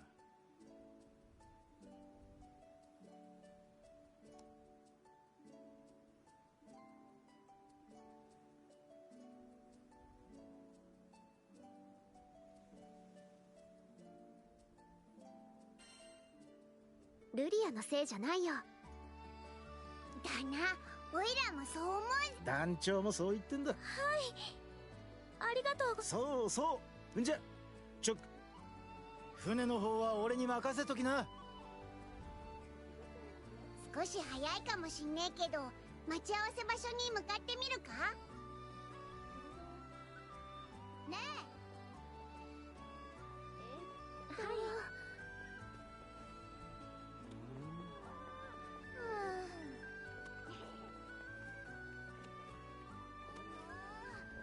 さて、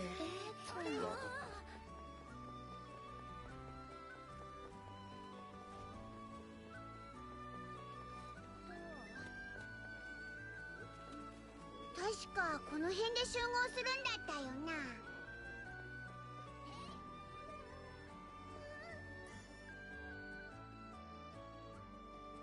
もう街の探索はいいのか。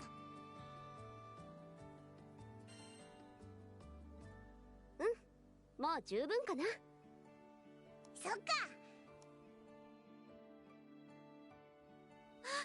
見てください、グランサイファーです。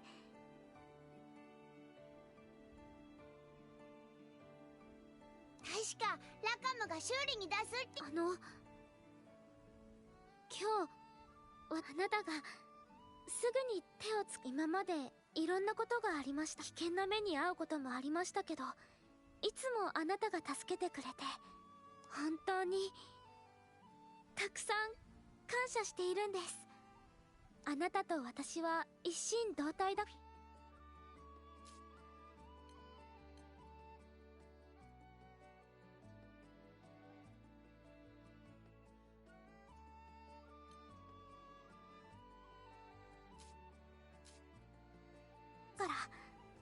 だからこれからも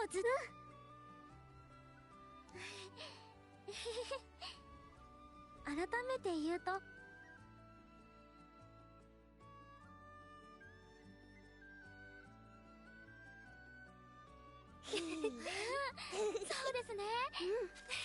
いい香りでしょ。そうね。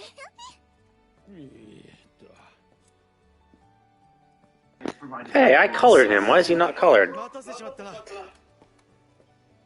Ah, that's kind of annoying. Wait, the main character is colored, right? Oh no, they reset my character too. That is kind of annoying. 船の修理が済むまではこの Because like Tales of Arise, if you put whatever random shit you put on yourself, that's in the cutscene. Because like they're loading the character model, so it's a little lazy, especially because of how like minimal the color is. Like how hard would it be just to have like load the current character model?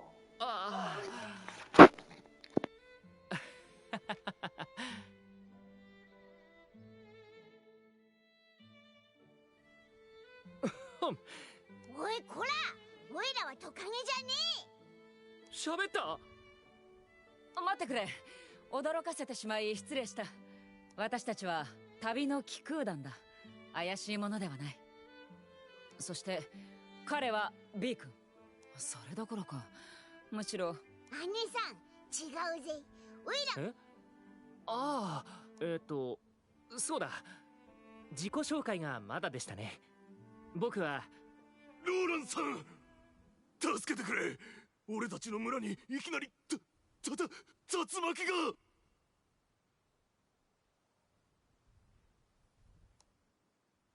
竜巻？風？まさか。あなたはフォルカで待機してください。ああ、気空団の方々、すみませんが休養ができてしまい。失礼します。ああ、ちょっと。言っちまったな。ただごとではないのは確かだな。あの御人を追ってみよう。テンペールにはまだ逃げ遅れた人たちがいる。一体どうすれば。突然祭壇が光り出したと思ったら恐ろしい突風が。星神様が怒っているんだ。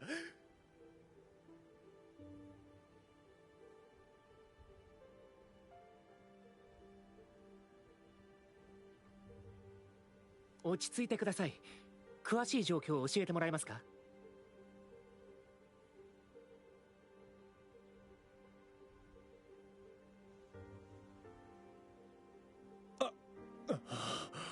そうだ。祭壇、突風、星神様ね。なあ、これって。なんか気なくせえな。バハムートが暴れたのも無関係じゃなさそうだな。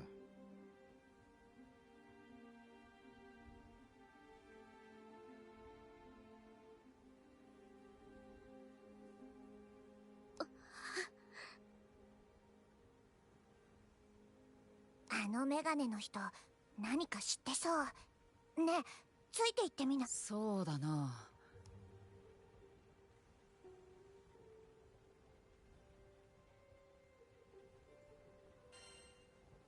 困ってる人を放ってはおけない。だな、お前の言う。よし、それでは行ってきます。I do like how they voice, no matter what I choose, they voice it, which I do like. There are some instances that games like give you a choice and then it's just like your character does nothing. Yep. Well, I mean, it's the new Granblue Fantasy Relink game. It's very the art style is very much, or at least the character models more like, are done very much like Tales of Arise. If you played Tales of Arise, they have this kind of like hand painted, like it looks like the faces are like painted on. It looks pretty nice. I think Tales of Arise does the character models a little better, but since this is obviously based on a mobile game, Granblue Fantasy, they have to like. I assume that they just have to try and match that as well as best they can, so they might be limited. There's a lot of good ones. I mean, there's Final Fantasy VII Rebirth coming out in 27 days. That's going to be amazing, I assume. But remake was fun. No, it's an action combat. This one is an action combat game. But I just started it, so like we're kind of. Although I assume that I'm going to be heading into battle shortly, so. But yeah, you're a party of 4. You control one of them. You can time like synchronized attacks somewhat. But for the most part, you're only controlling the one character. I think you can swap maybe in between. Maybe you can swap in between battle. Like you can open up a menu to swap your character. But essentially, any one of your 4 characters, it seems like you can actually control them too. But I think it might be one of those things where like you set up your party and go in with one person as your lead, but then once you get back to home base, you can enter another instance with a different leader. Oh yeah, it's a nice game. I think this aesthetic is pretty good. Like Tales of Arise is the first one I saw at least that did something like this, and it looks really nice.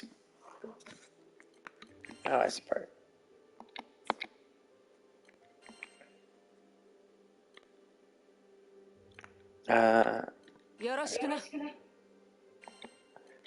Let's see. What else should I bring?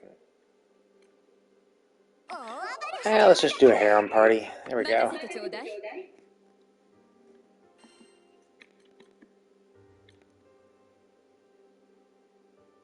Yeah, fine. That's good enough.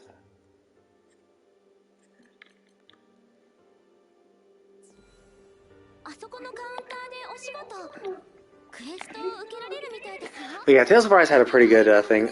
I think this one's a little better. Tales of Arise had a lot of interesting scenery, but like there were some aspects of the world that were kind of fucked up. So it was.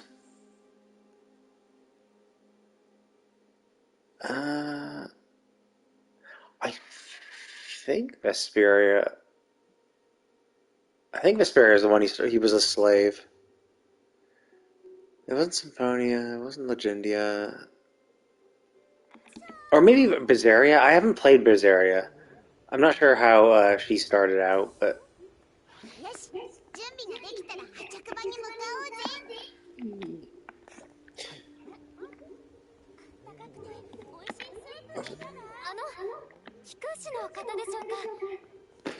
But yeah, I would recommend Vesperia. It's really cool. I don't know. I've seen some talk about it. Some people don't like its combat system.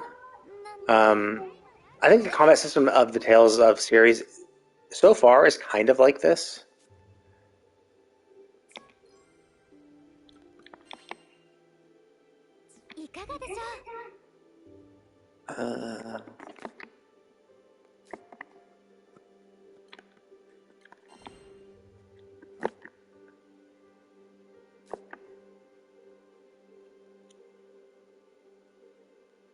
Yeah.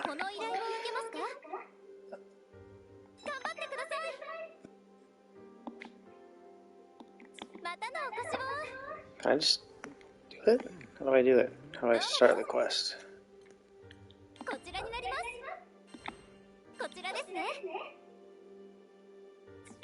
How do I go into the quest? Oh, I see. There we go.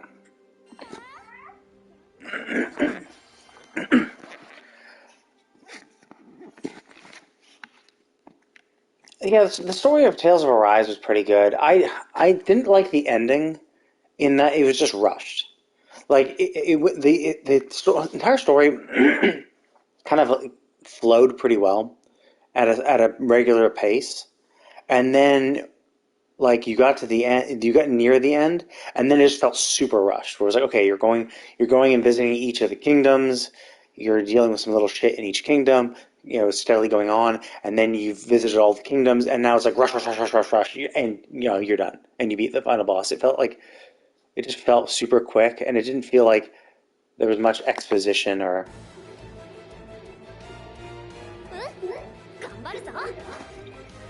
Okay, let's go kill some stuff.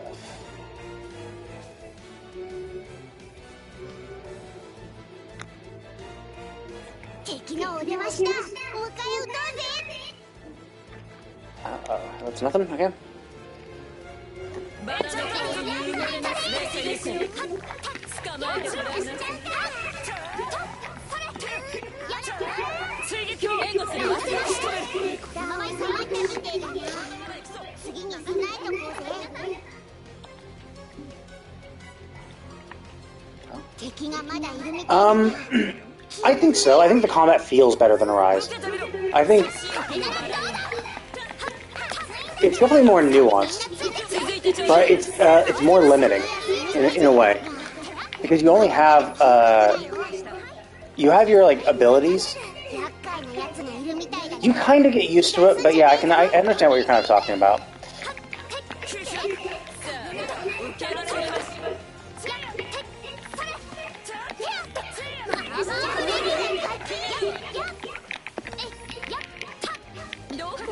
Because the problem in this game is that you have your X and triangle, and that's kind of what determines all your shit.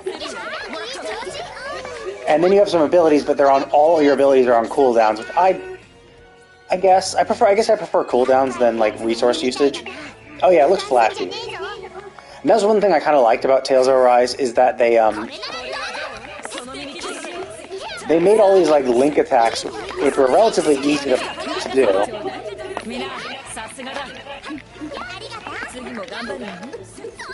Oh god damn it! 2 hits.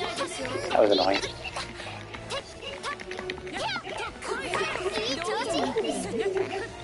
I don't like that you can't button mash, but that's obviously like you shouldn't. I guess the only problem I have is that sometimes it's hard to see with all the flashy effects. And there's no lunge attacks, which is kind of... I mean, there are some lunge attacks, but like... But the cool thing is that I'm this one character, but I can be anybody. Like, I could, in theory... I don't know if I can swap in battle, but...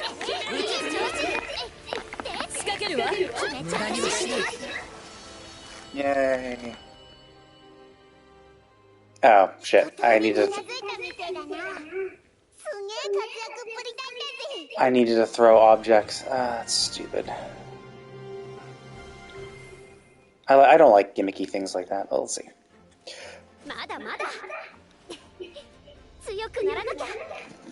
But yeah, it's definitely, it feels a little better. I think movement feels a little better. A lot of things flow pretty well.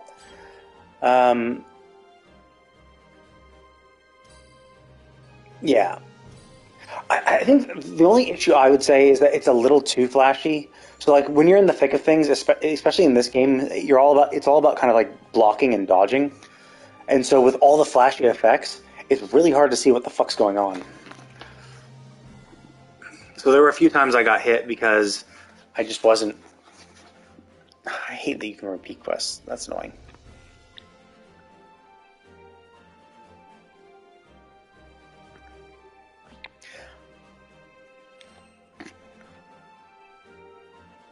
But yeah, you can, I mean, it looks cool. And I definitely do like the flashy effects. But yeah, when you're supposed to be able to, like, block and dodge on a dime, not being able to see kind of sucks. But... And that's why, Tales of Arise is a little better in that regard, in that, like, most of the stuff was not super flashy, but then when you did your link attacks, those were super flashy, but also paused the entire game, so you could, like, see it and do your big damage and then move on. Whereas in this, everything's kind of happening at the same time. It's a matter of, like, preference. It's not like either one is... So clear that. Oh, there's a boss. Okay, so clear within 3 minutes. Don't die, basically. Oh, okay. Clear within 1, clear within 3. Okay, let's give it a shot.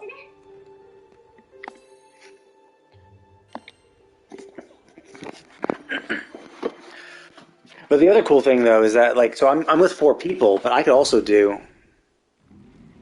Yeah. But I could actually do it with other people as well. Like, I could actually play with actual people. I could go online, and these 4 people could be real people instead.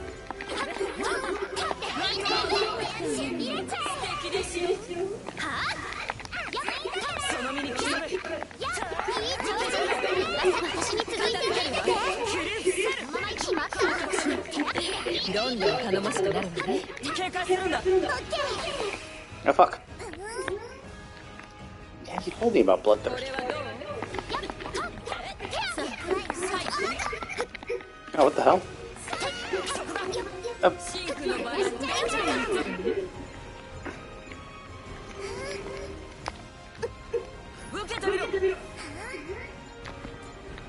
Fuck. I ran right into that. That was annoying. Oh, I thought I dodged that. That's annoying. Heal me.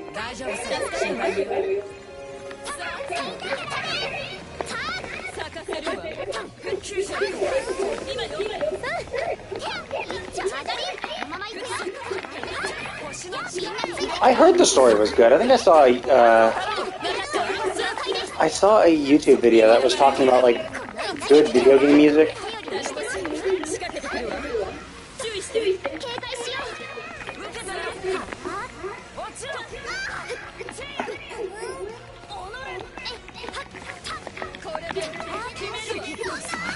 Oh, come fucking on, just kill the fucking thing! Jesus Christ, he was almost dead. That's why I don't like time trials. It was also the first time I fought him, so it is kind of like Dark Souls in the sense that you're supposed to be like you get. Oh, I wasn't even close to a minute. I was 29 seconds too much.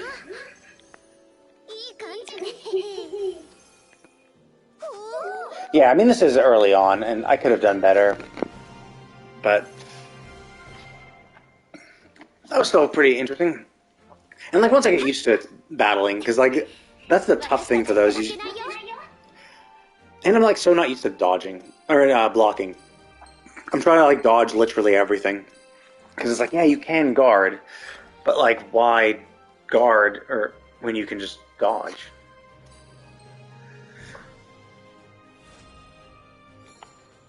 But I think that's kind of what you're supposed to do for some of these, where if you dodge, you can't iframe out of it, or like you might because I've seen a few bosses where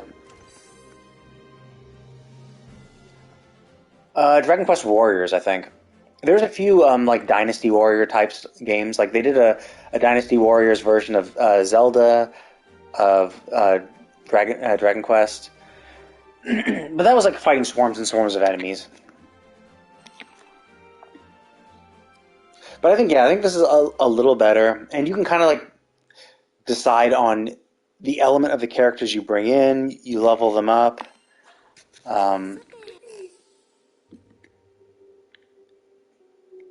Yeah. So, like for instance, you can kind of see that my characters are wind, water, light, and dark. But if I look at their skills, like I only have 2 wind skills and some buffs I really actually honestly should have been using when I was doing battle. I was just doing my attacks. She does water. Yeah, I'm pretty good at Genshin. I'm pretty good at using the iframes in Genshin to time shit, but I've also been playing the game for so long, I know exactly when to dodge. Like, I kind of know the timing for a lot of abilities.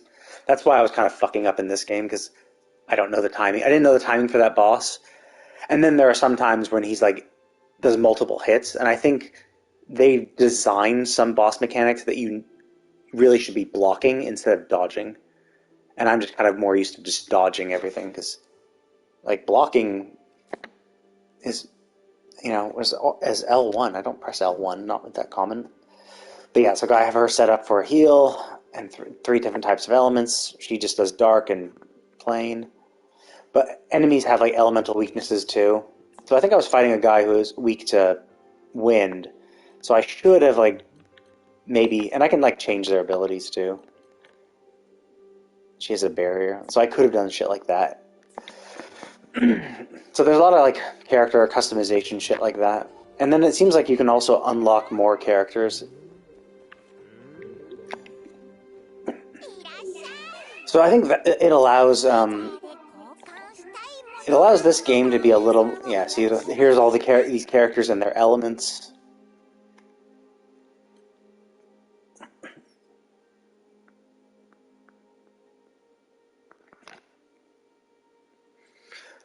I mean, I play pretty much everything on console, so I'm used to 30. But even still, like for this, I could. I think it was here, right? Or maybe not. I think they're. Oh yeah, graphics heroes. Just quality. I chose quality over performance because I'm like, oh, I could have 60 frames, but why? Like, okay, but I'd rather have the game look really awesome and my experience be cool. And so yeah, the issue with Tales of Arise is it kept the characters because it was like they were explaining the story of the characters, and so it had to keep it limited and have different play styles. Whereas this game seems to, well, this game is based off of a Granblue Fantasy, which has its own like combat. I think it's a Japan only app, so I have never played it, but I've watched the anime for the series. But it seems like they're basing the characters off of them, and it seems like they've. I don't know. It's kind of like it seems like a Monster Hunter style questing system where it's like you do battles over and over again, get ranked, get materials, and then use those materials to level up all your shit. But the combat system is kind of like the Tales of series, but I think a little better. Movement feels a little better. It feels you have more action. The Tales of series takes a little while to build up because a lot of it is based on like being able to get a lot of normal attack and special attacks in a combo, and only after you've leveled up do you kind of get. Yeah, only after you've leveled up do you actually like get all your abilities and shit. Which does kind of suck because that means that the Tales series kind of feels the worst in the beginning, which is like when it should be the best. Did I get all these already?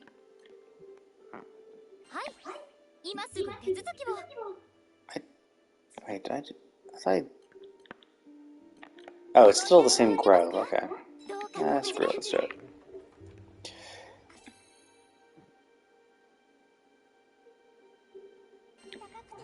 Let's go kill some. I am a little concerned because if it is too much like Monster Hunter, where they're expecting you to like redo the same quest over and over again for like experience or materials, that will be kind of not as fun.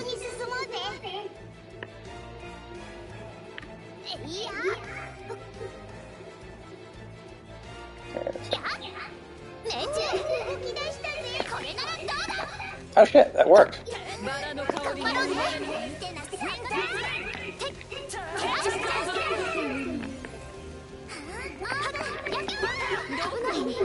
Damn it. I thought I would be able to kill it in time.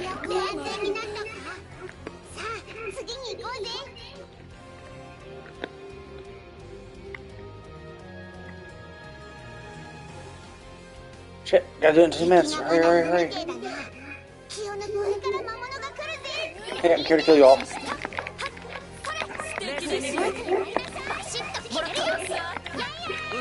Oh my god, they're so annoying. They run.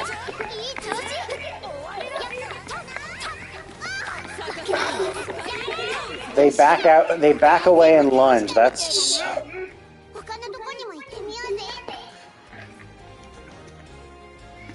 I mean, I've been watching like Asmongold play Monster Hunter.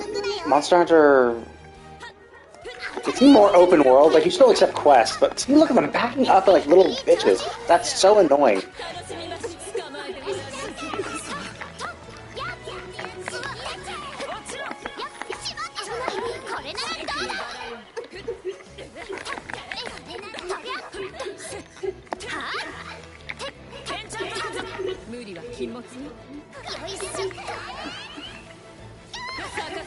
Fuck off. These are so annoying.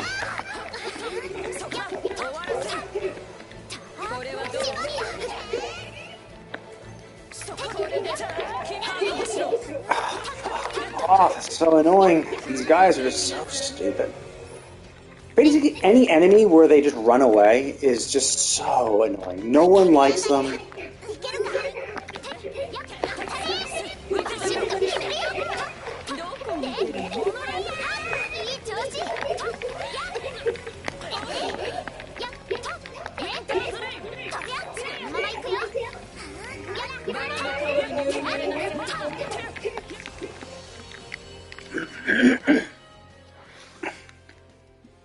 so I took the 30 seconds. 30 seconds too long again.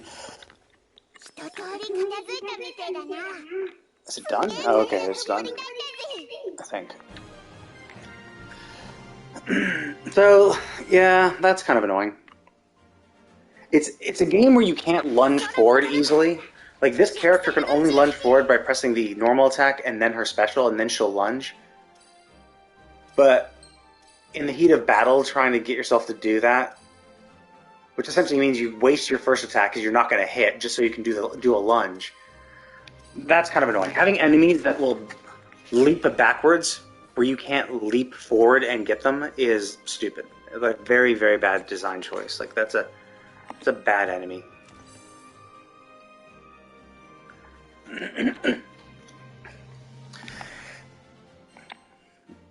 It's just bad design. Well, it's bad design for melee. Like, if I was a ranged character, I think maybe if I was the caster, maybe I can still attack from range. It wouldn't be that big a problem. But in a game where you're like hacking and slashing and don't have an easy lunge, like I would have to dash like this into them, and that's not fun.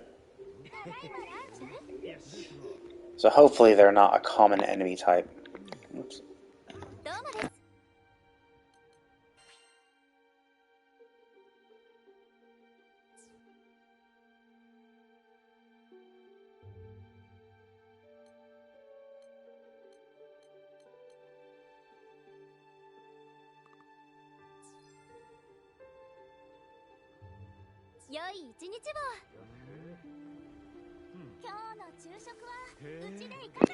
But yeah, I've noticed I've been collecting a lot of crap.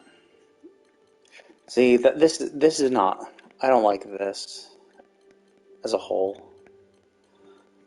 Collecting a lot of random crap so that you can upgrade items, upgrade.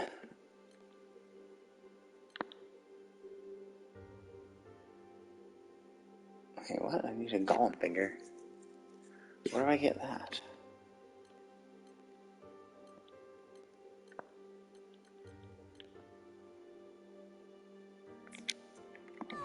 This golem finger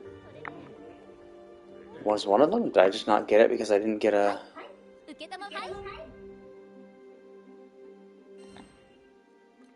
Yeah, I hear... Quake Dog. Okay, so he doesn't drop that at all. No one drops a golem finger, so I can't have that. Okay. Yeah, I hear the Monster Hunter team specifically were like designing them to look like that realistic. Like that was their intention. They were like going and trying to do that, that's pretty cool.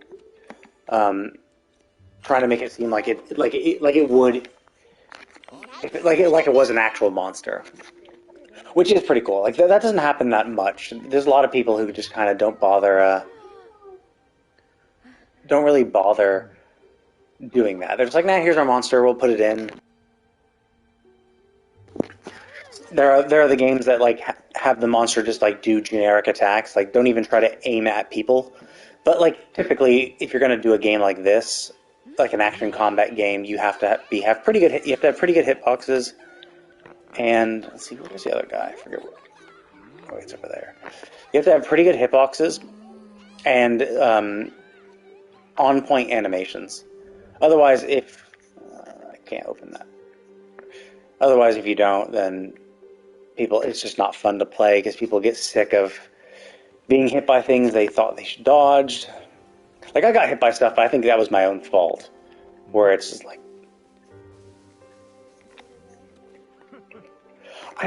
my only concern is I think this is the hub. Like I played the demo, and this was like the hub for the demo, so it's possible that this is it. And I hope it's not the case. I hope we do have like multiple hubs. Like I go out on a quest and then jump to another island and then there's another hub. That would be cool. Because if this is it, then it's kind of disappointing. Because it's such a beautiful world. It'd be nice if there was like more exploration. Although maybe the story will like take you to enough places that you don't mind having to come back here every single time. But it definitely is very pretty. Oh, there you are.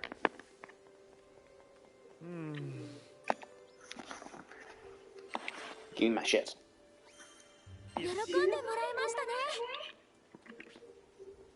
Yeah, there definitely are some things I don't like. So, like, one of the masteries, it's like this. I mean, Tales of has a skill point system, and I was saying earlier, it's like, yeah, it's a shared skill point though. So, like, if I want to get more, um,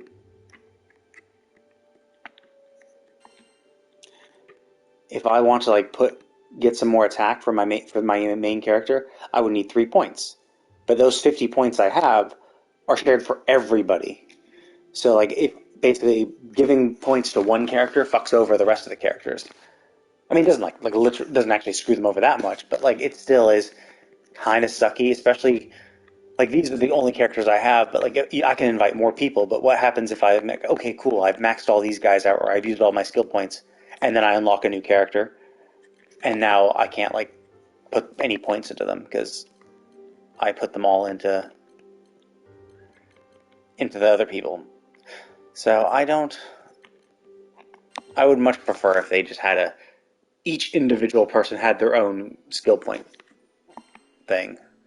So like and that's the cool thing is that in other games, like when you get a new character, it's like, oh well, you've actually collected like 2,000 skill points over the entirety of this game. When you get the new character, they have those 2,000 skill points, even though you've been spending them on all your other characters. Like when you get them for their characters, because each one is done separately, it doesn't matter. You get a new character, it doesn't matter. Like you can still get straight into it and level them up.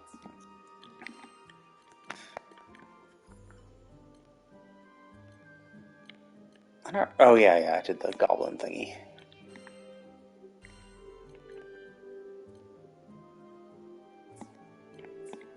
But overall, I mean, like these are nitpicky little things. It's a preference. We'll see how. Yeah, so that's interesting. So this is where I am now. So I might be heading for here. If that's its own town, that would be cool. It might just be an instance. Yeah, it especially becomes tough when it's like when you don't like it really brings like a meta to it really kind of forces people to like use like go in with the meta where it's like, oh hey, you don't want that character because that character is like not the best, because this game seems very tactical in a sense where it's like, oh okay, like you're fighting the boss is weak to wind, okay, well you want to bring wind characters or like characters with wind skills, so obviously you'd want to bring like the main character, and then you like look for your other characters and be like, okay, well who has wind other is there anyone else who has a wind skill, and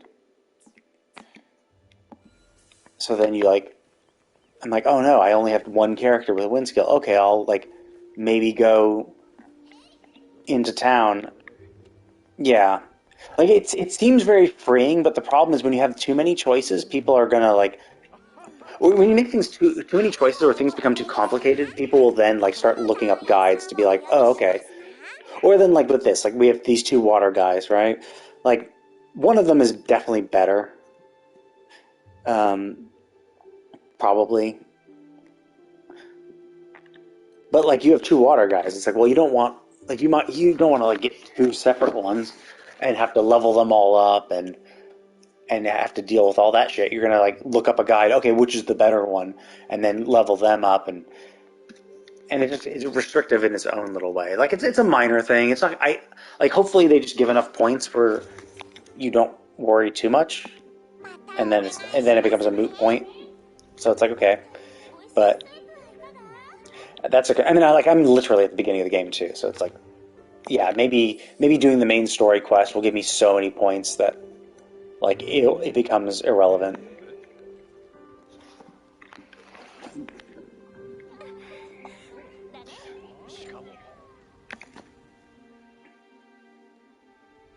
But it is pretty cool that you can play as any character. Like I'm just choosing to play as the main character because they gave me the main character. But like if I wanted to be any other character, I could be them.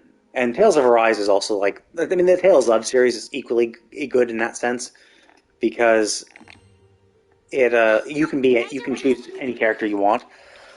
It just kind of sucks for like casting classes because like they have to cast for a while. So if any of the monsters start targeting you, they can interrupt your cast, which means that like melee characters that can kind of like stun enemies by smacking them are a little more interesting and fun to play because you're not taking damage when you're doing damage. But Tales of Arise was kind of rough because some of the bosses were like unstaggerable. So you're slamming away on them and they're just like continuing to do their attacks without being staggered like smaller enemies would. Makes things a little more annoying. ご挨拶が遅れました。僕はフォルカの教会で司祭代理を務めるローランと申します。私はカタリナ、この騎空団の一員だ。ラカムだ。よろしくな。私はヒオ。オイゲンだ。ロゼッタよ。オ。オイラはピーッテンだ。ルリアです。よろしくお願いします。そして彼女が団長だ。But it seems like there's enough options for characters, so it might not be that restrictive. And we'll see, like, once I get more skill points. Well, I think they probably used the same voices they did from the anime, because this is a Japanese app, Granblue Fantasy, but then they also had an anime. And I think some of the voices are the same, but it's been so long since I watched the anime, I'm not sure. But yeah, the voice acting industry is so so experienced. Like they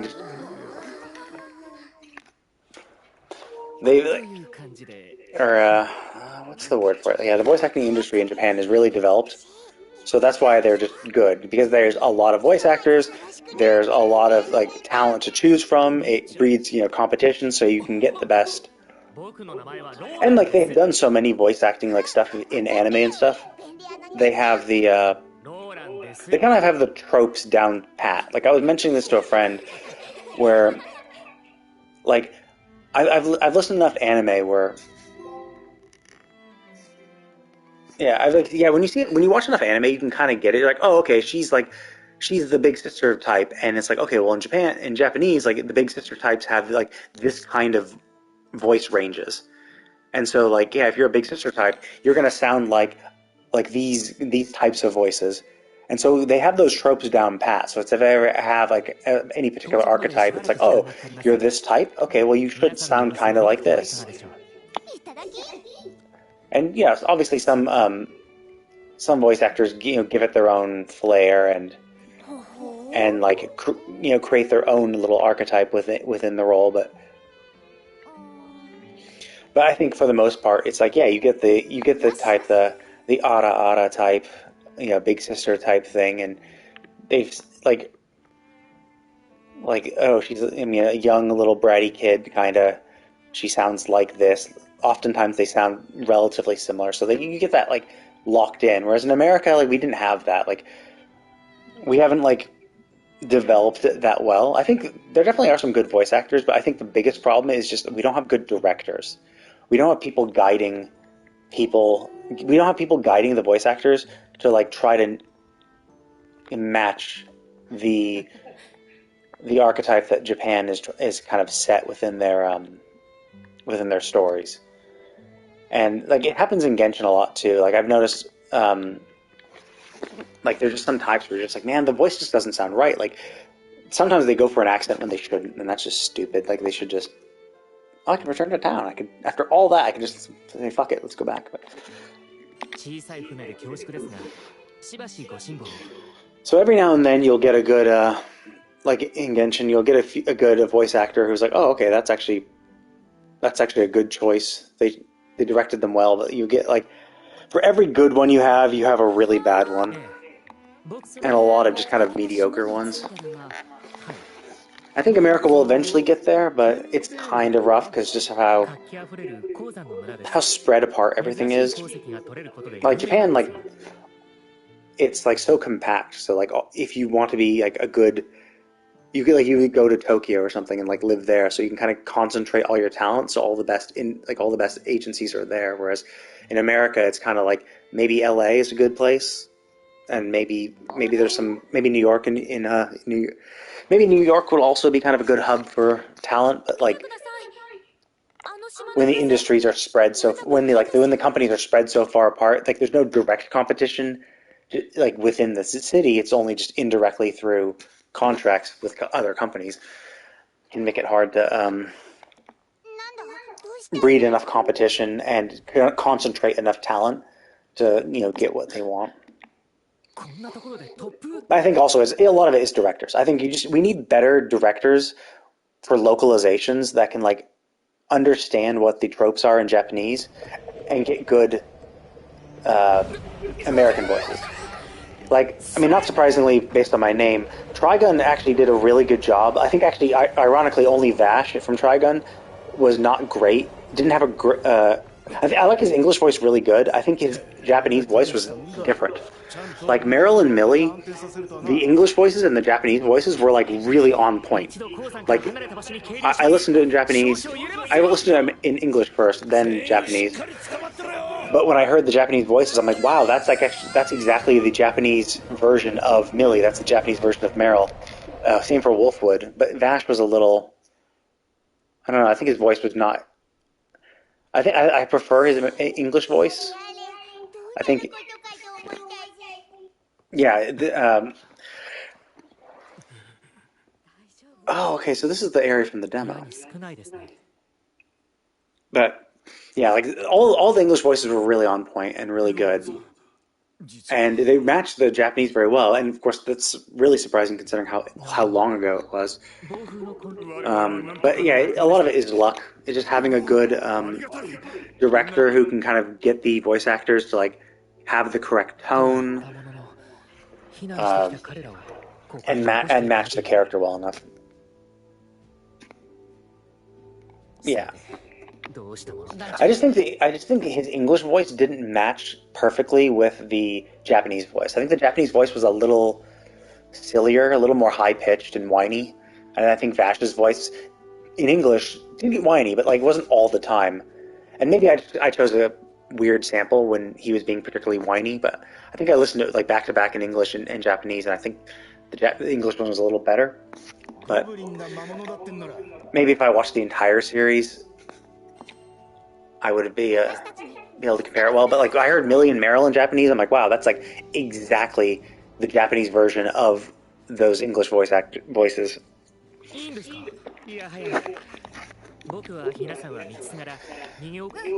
But I mean, eventually America will catch up, and we'll be able to kind of get our the people who direct it will be either very like we'll understand the source material well enough that they'll be able to direct their actors well, or we'll just have done it so many times in English that there's just enough stuff for the directors to look up. They'd be like, oh, okay, it's this character. Oh, it's like this other series? Okay, I can watch this other series. Okay, find someone like that. Got it. Type thing.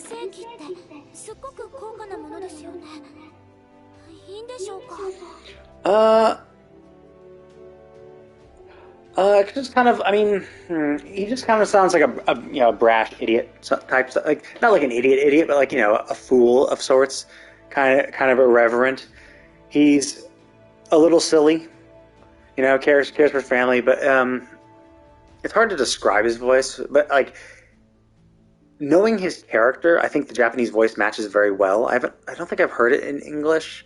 I think maybe I saw the trailer for him way back when. I think it was okay. I think for Genshin, it's kind of hit and miss. Like you get some ones that are pretty good, but it's the kind of thing where like I see people defending the English voice acting, but like it's usually a defense like, oh, it's not that bad, or this and that is okay, and it's like, well, yeah, it's not necessarily bad. Like there are some bad choices, but I'd say the issue is just that like there's no voice I've heard in English that is better than any of the Japanese voices. It's either as good or worse, which why choose an option that's as good or worse than another option? You might as well just choose the other option because it's better or equal in overall. Okay, so this actually was the demo. The demo just took us straight into this. The story, like the The demo had a little story mode where we did one mission, which was here, and then it had 3 boss battles or 3 quests you could do.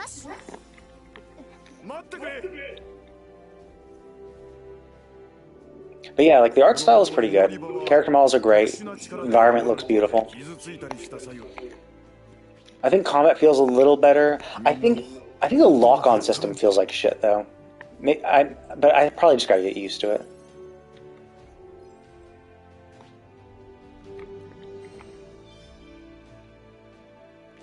Because you like press the trigger to lock on. I don't know. Those wolves are really bad first enemies. Having enemies that will leap away really quickly is really annoying. It depends. Like, I do know that whatever you hear first usually kind of like gets planted in your mind. So I think like I've heard a lot of like, especially some of the older animes before anime was like coming over that frequently. I heard like Trigun, Cowboy Bebop, like so Cowboy Bebop for instance, like I can't imagine Cowboy Bebop and like Hellsing being better in Japanese because like Alucard had a British accent. Like, well, how do you mimic a British accent in Japanese? Like, I wouldn't even understand what the Japanese version of a British accent is. And a British accent just sounds so fucking cool. Like, why would I do anything but? Why would I want anything but that? And then Cowboy Bebop, like the voices are so iconic and good, and like I just couldn't. I don't think I would want anything else. But that's also because I heard them first, heard them over and over again. I think they're also really good, but it's what I heard first. So that kind of like anchors it in your mind. See, there's the locker.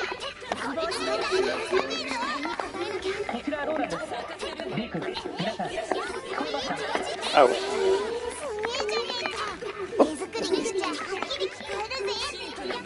I mean, it depends, yeah. It depends on what they're saying. Like I know a streamer that is Australian, but he also has a that is annoying. That sounds very British at times.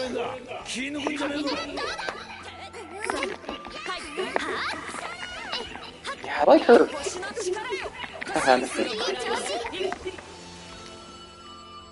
Did I take no damage? Oh no, I have a thing that regenerates my health. I might have taken damage. I either took no damage or I passively regened it.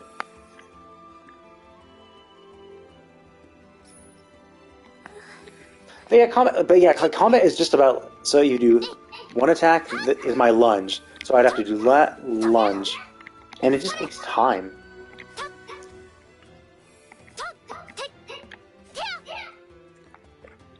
I suppose... Oh yeah, look at that little paint. You can obviously tell it's a painted background, but it looks very nice. Yeah, it's a good style. This is the kind of styles that will age very well.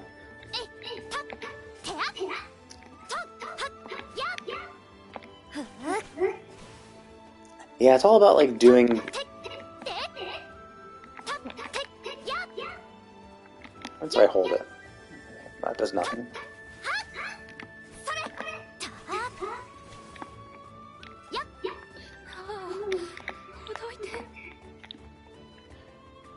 I don't know. I kind of wish I could button mash a little more. It feels like I kind of have to hold back so I can get combos in. I think Tales of Arise was a little... I think Tales of Arise is better with combos. Because like in Tales of Arise, there were a lot of abilities you had. And you could kind of like go from one to the other to the other to the other relatively easily.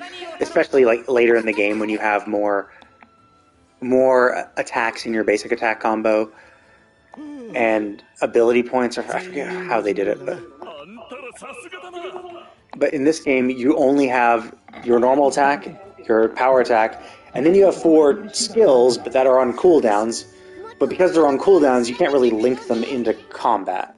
Like I have those 4 and I can use them whenever, but once I use them, I have to wait a certain time. So it's kind of just like you just do them infrequently. So it's not like you can get used to them as part of a combo.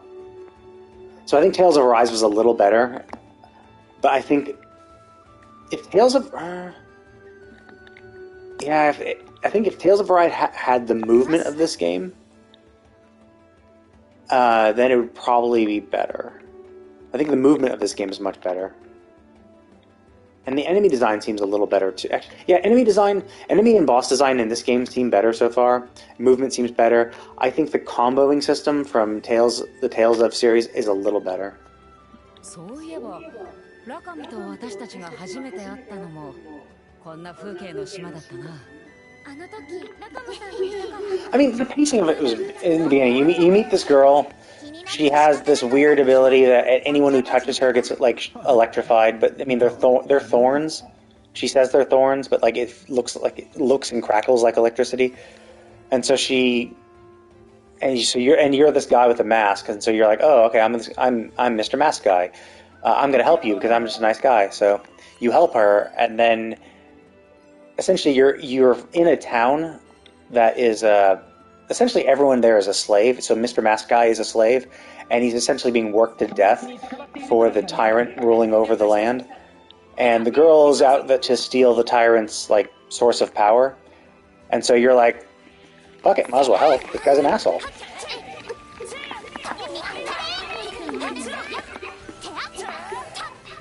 And so you help her, and then essentially that's kind of like the main story of the game. Is you're going to each country. Don't worry about it. You're going to. I mean, I don't think it was that. I think the pacing for each country was fine. Where it's like, oh, okay, now you got to go to the next country. I think the questing you had to do there was pretty good. The pacing was pretty fine, but it was only after you saw every single country, and then the plot progressed way too fast. It was like, oh, okay, cool. Like you've met every country, you got everything. Ooh, look at the dragons. And then it was like rushed right ahead. It was like, okay, you've done the country. Oh, look, here's a new big bad enemy that you've never heard of before. You only possibly heard. Okay, I can go either way. You only slightly heard of them, barely, and now it's like, oh shit.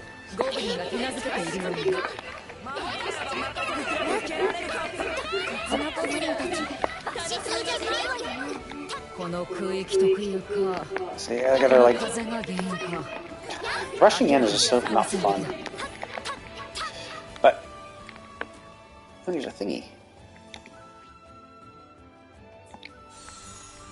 But then yeah, it was like, oh, here's this enemy you've never heard of, who you need to now like chase after, and now you go into this new area and chase some more, or you go to this new area, it feels like you're just like rushing right through it, and then did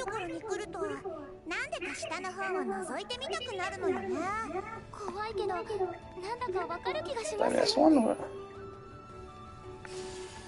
think I fucked up. And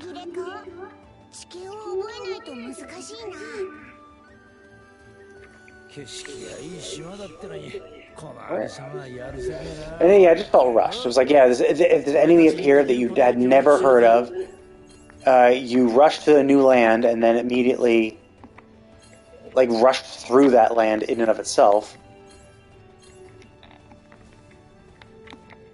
And then, oh, there's no one down there. There we go.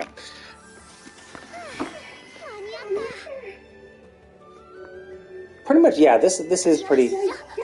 I mean, from what I remember of the anime, it seemed pretty like. Obviously, like there's airships, so like I don't remember that in medieval times either. But yeah, it definitely is like kind of a high fantasy medieval type aesthetic with like those type of monsters like goblins and dragons and shit like that. With relatively basic technology, like where everyone has, where you're a blacksmith. Ooh, a thingy.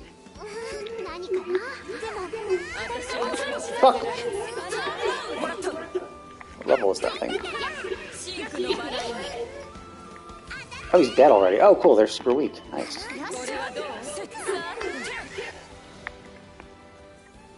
I was worried they were going to be like super high level. Because they were like off in the distance. I'm like, oh shit, are they going to be like level 20 or something? Some chase monster? But no, they just died like little bitches. But yeah, but I mean, this is only the place I've seen so far. But it seems like from the aesthetic and kind of like the background, it seems like this is kind of a medieval high fantasy type shit. I thought it might. The demo didn't take me over to this place, or maybe I was too lazy and I forgot to check. But I kind of thought it was an enemy, but I also thought it'd be a strong... Ooh, wait, chest. I thought it'd be stronger.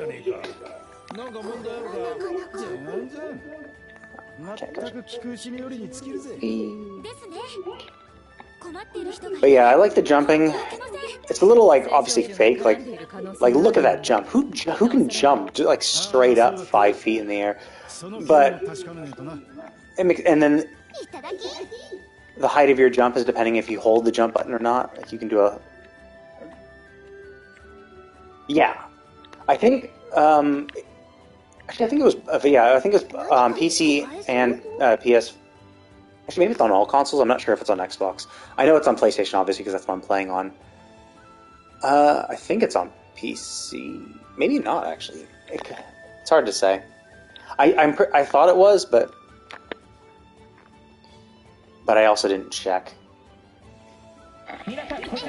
Ah, got the mage. Yeah, I like that guy. What the fuck am I supposed to do with you?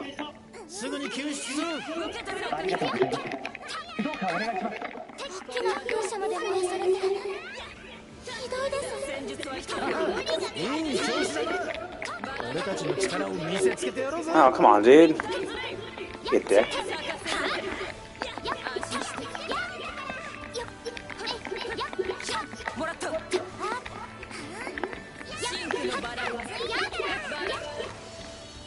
Got him.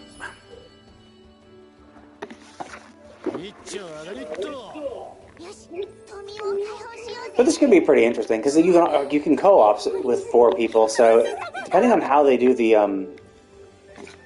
bosses and questing, it could be a pretty fun co-op experience. It would be kind of cool if they had some sort of like raid like challenge boss or something that you can do solo.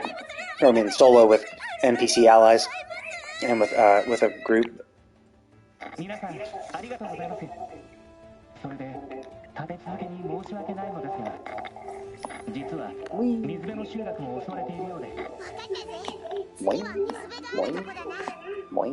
Oh, chest. You know, for those random people who like to keep a chest on their roof for some reason. So there definitely is some RPG silly elements, like, yeah, just random chests on roof, random item drops on what is this?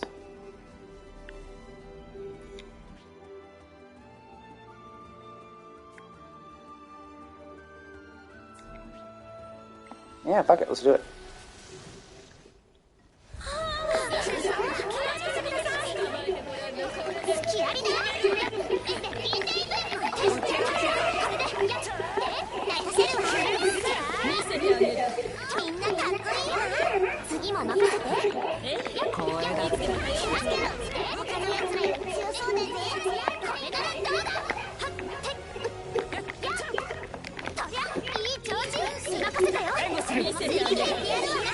I mean, I don't like them all the time. I'd rather have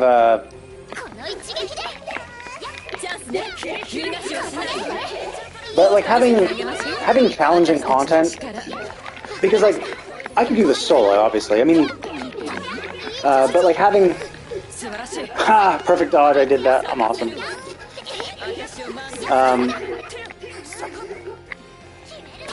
Oh my god, this is kind of annoying. Oh wow, it's really kind of annoying.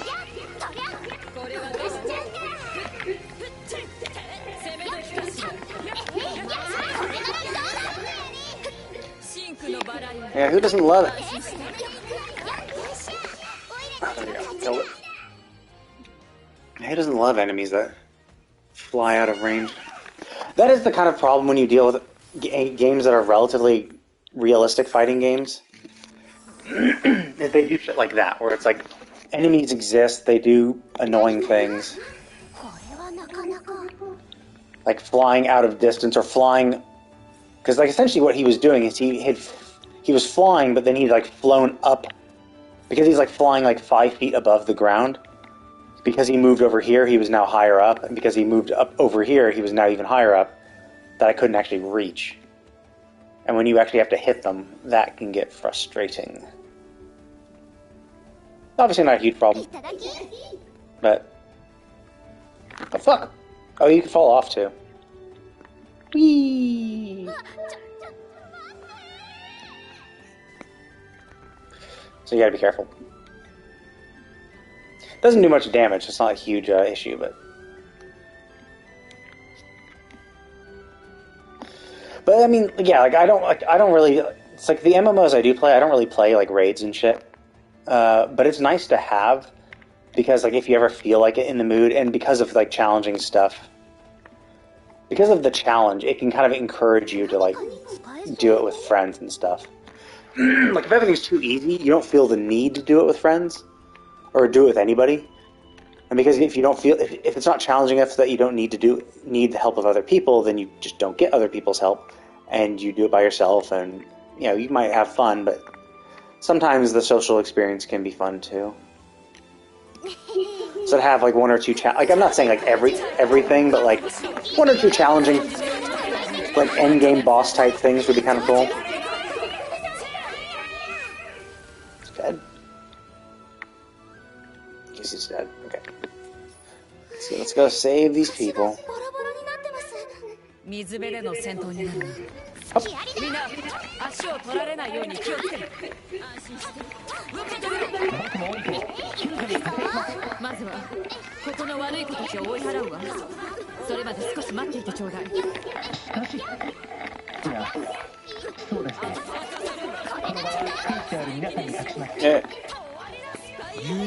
Well, I think in this game, I mean, like one of the cool things about this is that you can play with NPCs.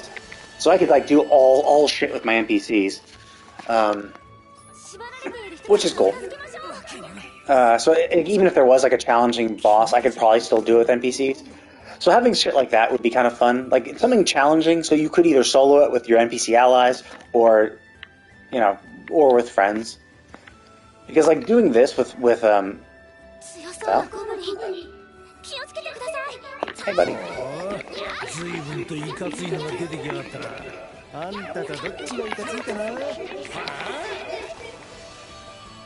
Because if it's too easy, then you don't need friends. But if you have friends, oh, I actually lost some of my percentage. Nice fight.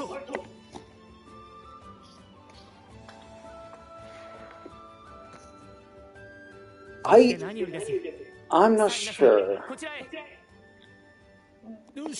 I do know, like, there's obviously this little bit.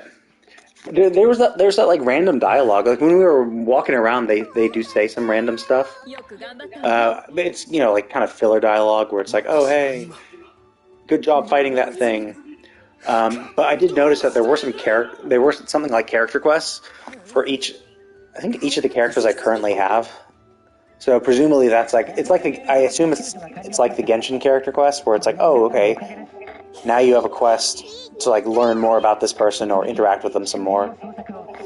But I haven't done any of them, so hard to say.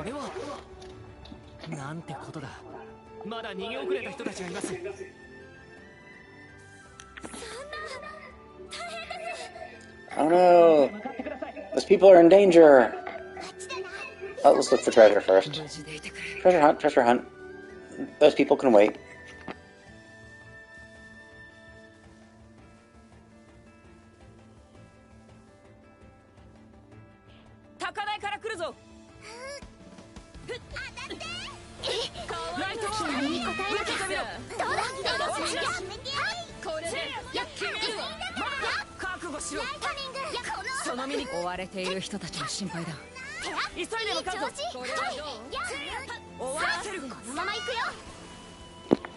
Damn, yeah, so the wolves aren't the only one. Even the goblins were lunging back, leaping backwards to then charge at you.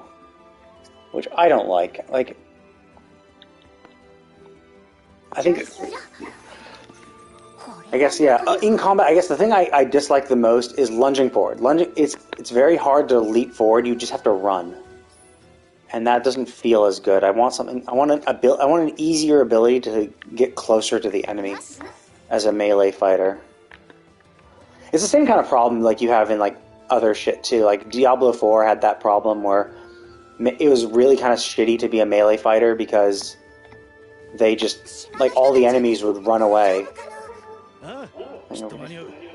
Like a lot of like some of the ranged enemies would run away, and then you'd be stuck like running, like just running after them. And so you'd have to like either waste one of your 6 skill slots to put in a movement skill so you can catch up to them, which is like not fun. No one wants to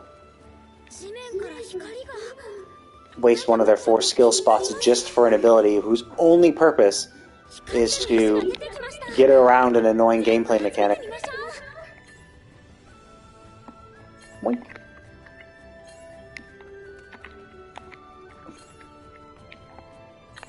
Oh fuck. Whatever. Oh shit, I can't jump that way. Nope. Oh fuck. Okay, I'm screwed. Well, whatever, let's get all. Let's try again. Where was it? It's here, right? Yeah, here. Okay, once more. Gotta take it easier this time. No dashing.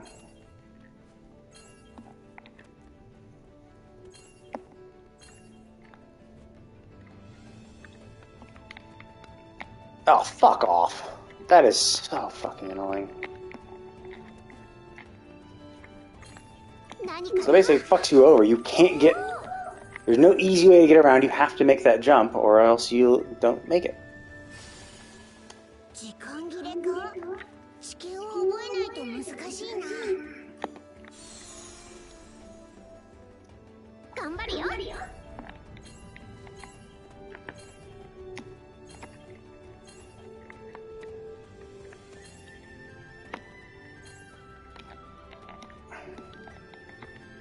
How the fuck am I supposed to... How the fuck am I supposed to make that? It's like I have to get on... That's annoying. Actually, wait, how am I supposed to make that? Let's see. Or maybe I'm supposed to fall on that ledge right down there. I don't know. That's dumb. It should be more...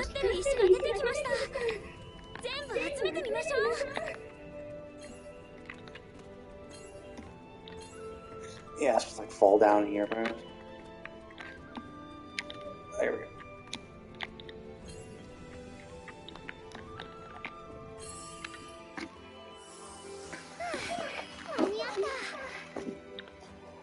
I don't like time trials. I don't like feeling pressured to race.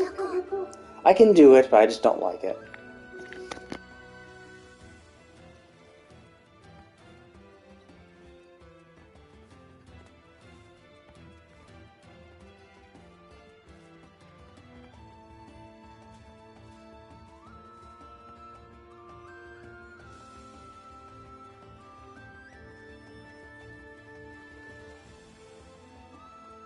Luckily, I can take my time. It's not like there are any people in danger or anything, so...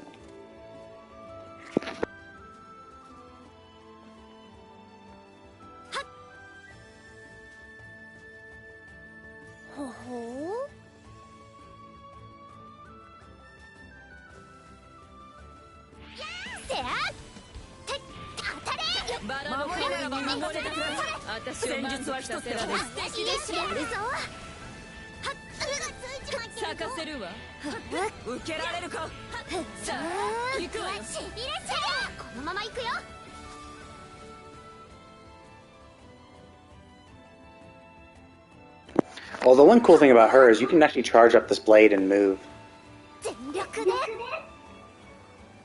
And then go... Second thing is you can't charge and dodge. Second you dodge, you have to recharge. But still.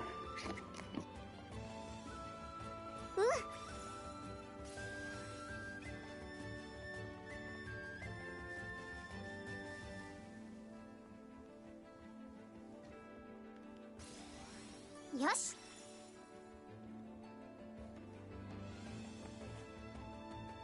Jesus Christ, who the hell would build a bridge over nothing?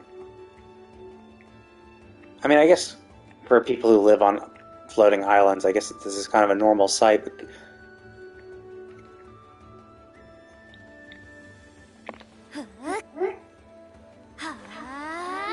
Yeah, maybe if you like maybe if she held it behind her, the fact that she's like holding it in front of her body.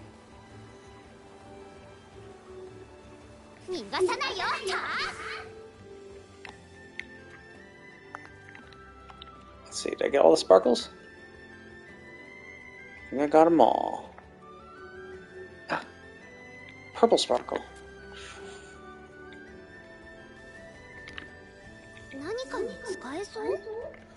Yeah. Is that a sparkle? Yeah, like when you're living right next to it. And I guess land is a precious commodity, so if you can, you get the bridge over nothing keeps it out of the way. Although I don't know, if I was going to build a bridge over nothing, maybe not this rickety, where you can literally see through it. But who knows? Maybe it's magic wood that won't break. Whoops! Fuck 'em. Where's my magical bridge helping me?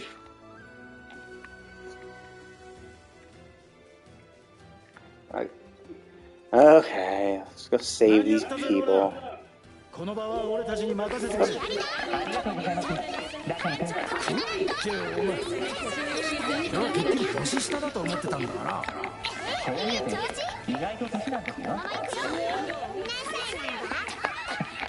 damn! I missed her. Or did I avoid it? There's a way to do a perfect dodge, and you get a little like blue effect around you when you do it to give you some even more iframes, but.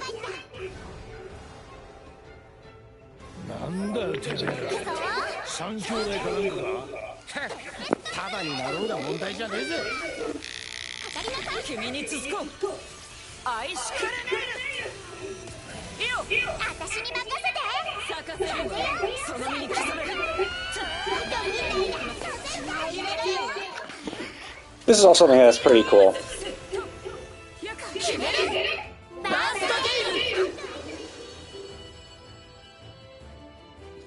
Where you each have this like gauge thingy. Like right now I'm at 0%, but like you each have this gauge thing. If it goes up, you can do this super attack. Each character has their own unique super attack. But if you have all your characters charged up, or at least relatively charged up, because doing my super attack will like give a little bump in charge to everybody else. So if they're like at 90%, me using mine might pop them to 100, and then you do them all in sync like that. You do them like back to back to back, and if all 4 characters do it, then you can do that full burst thing for even more damage. A thing. Let's do this shit.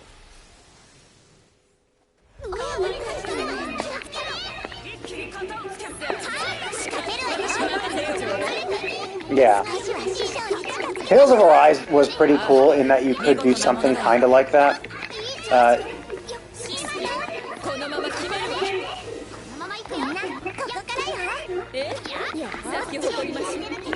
missed me. Missed me.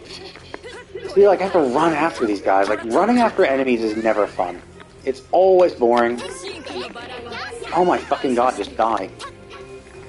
The fuck are they? Ooh.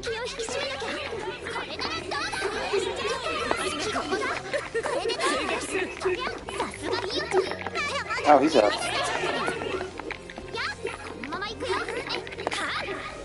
Yeah, and look, he lunged back like a little bitch. Come on, dude. Oh, missed me. No one likes people who run away.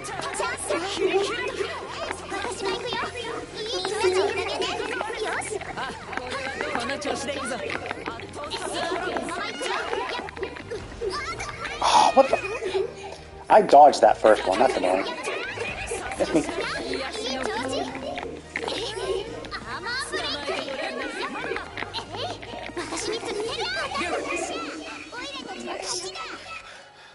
So there definitely are some flashier shit. Like, so essentially, like the link attacks they have are very similar to kind of like the link attacks from Tales of Arise. But then there's also each character has their own like mega attack, and then if you get all, and if all characters use, if all characters use their mega attacks back to back, then you get some extra shit. Then you get an extra mega attack. So I think this is definitely flashier. And overall, like other than the enemies running like little bitches, it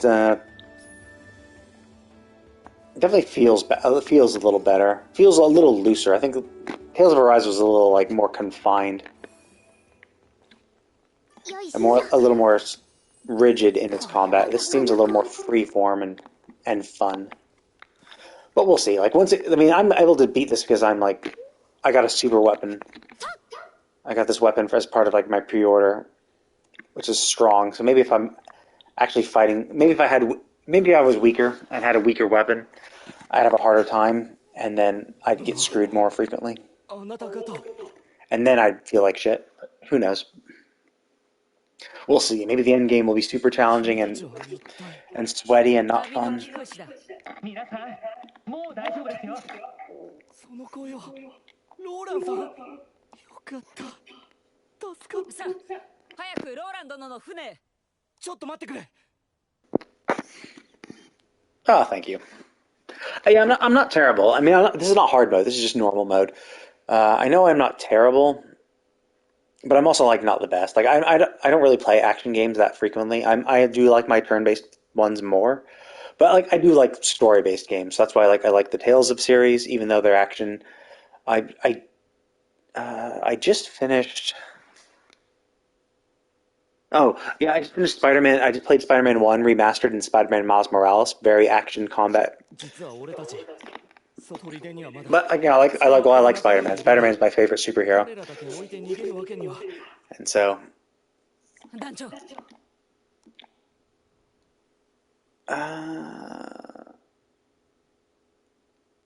what are these? Oh, I see. This is just me. This is going to the next area. But yeah, I typically don't like the action games as much because it requires more energy. Like you have to focus, you have to pay attention, you have to dodge and shit. It's more mentally draining to do all that. That's why I kind of like Genshin's a little easier because you can like I guess spend money to. But I've also like my account's super well along, so my characters are super strong. And most of like the shit I'm doing is just like, exploration, which is light, easy. You don't have to pay too much attention. Honkai Star Rail is purely turn-based, so you don't have to worry about that at all.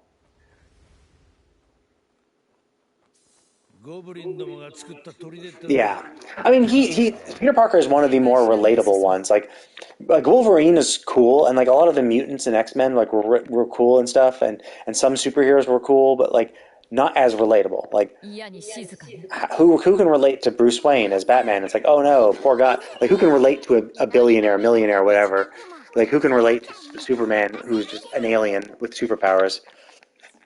Like Spider-Man was more relatable. He was never like the super strong guy. He had to outsmart them and use his like smart and wits to like come up with all sorts of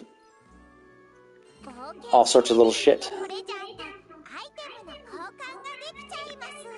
Can I only get one of these, or I don't know if I need these. I don't want to like waste my items on stuff I don't know if I need.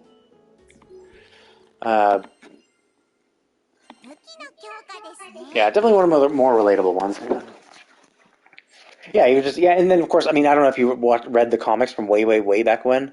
Like in the '60s, he was just like he was a high school student. I mean, I guess the movies will kind of show that too, to some degree. But yeah, in the original comics, he was just like a high school student having to deal with being a Spider-Man and being poor. And then he graduated high school and started going to college and had to be a college student and poor and be Spider-Man. And so it's like, yeah, he was definitely, his life, like the shit he did in his life was more stuff that you would do. Although, obviously, this was a comic made in the 60s, so like he was going to like discos and shit like that. So it's like maybe that part's not relatable, but Let's see. What can I do with this thing? Deadpool seems pretty cool. I think I downloaded some of his comics. I downloaded the Spider-Man ones, but yeah, it was mostly. I think I watched the Spider-Man cartoon with the Neogenic Recombinator, and that was pretty cool. I think he was a college student in that one. But yeah, then the comics was he was a more of a teen and to start out with, and well, okay, so these are all at the cap, so I don't have to do shit with these guys then. So I need prism chips, griffin feathers. Where do I get griffin feathers? I guess I do need wind shards, a lot of them. But yeah. Oh wait, did I save?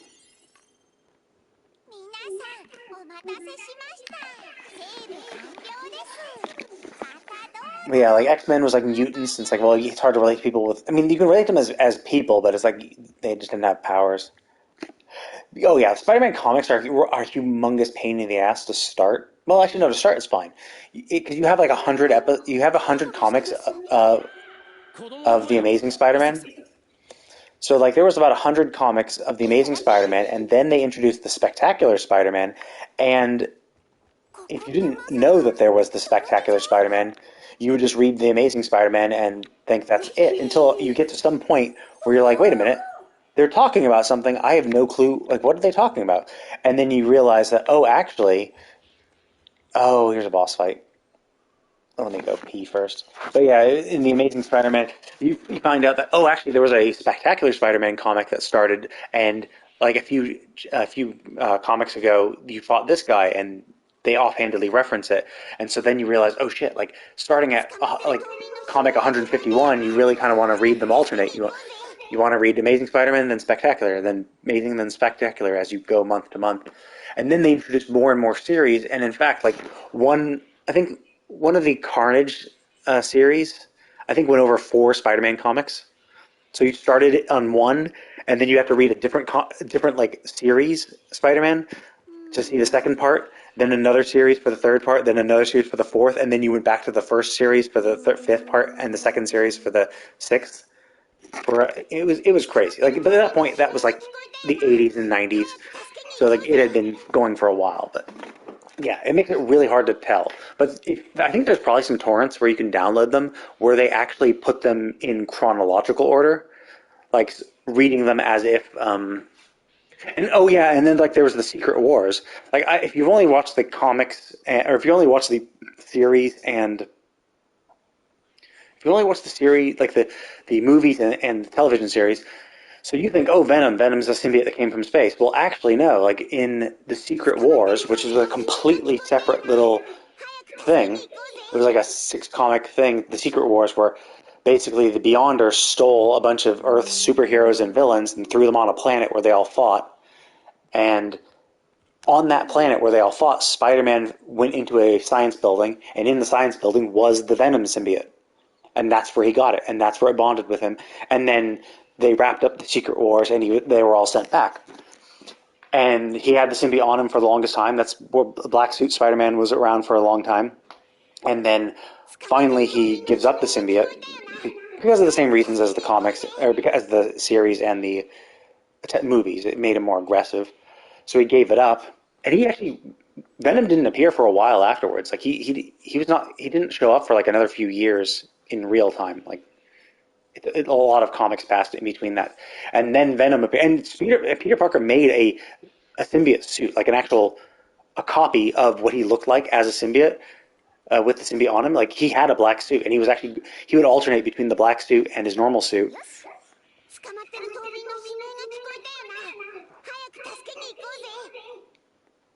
No, there was a few people. Like the Secret Wars was kind of interesting. Doctor Doom actually stole the Beyonder's power and tried to do some shit, but then I think Beyonder took it all back. I don't think they even fought that much. I don't even think anyone died. I think it was pretty old ago. I don't think anyone died. Might have beaten some people up, but I can't remember. It wasn't. I just remember Doctor Doom stealing the Beyonder's powers was pretty funny. And Galactus was there just chilling the entire time. because the Beyonder brought him, but like Galactus was like, whatever, I'm just gonna chill in the sky. And I think Doctor Doom fought Galactus, and I think he lost. Maybe that's how it ended, or maybe they somehow were able to wrench the Beyonder's powers from Doctor Doom, and that's how they won. But yeah, Spider-Man had his black suit, and he was wearing it just normal.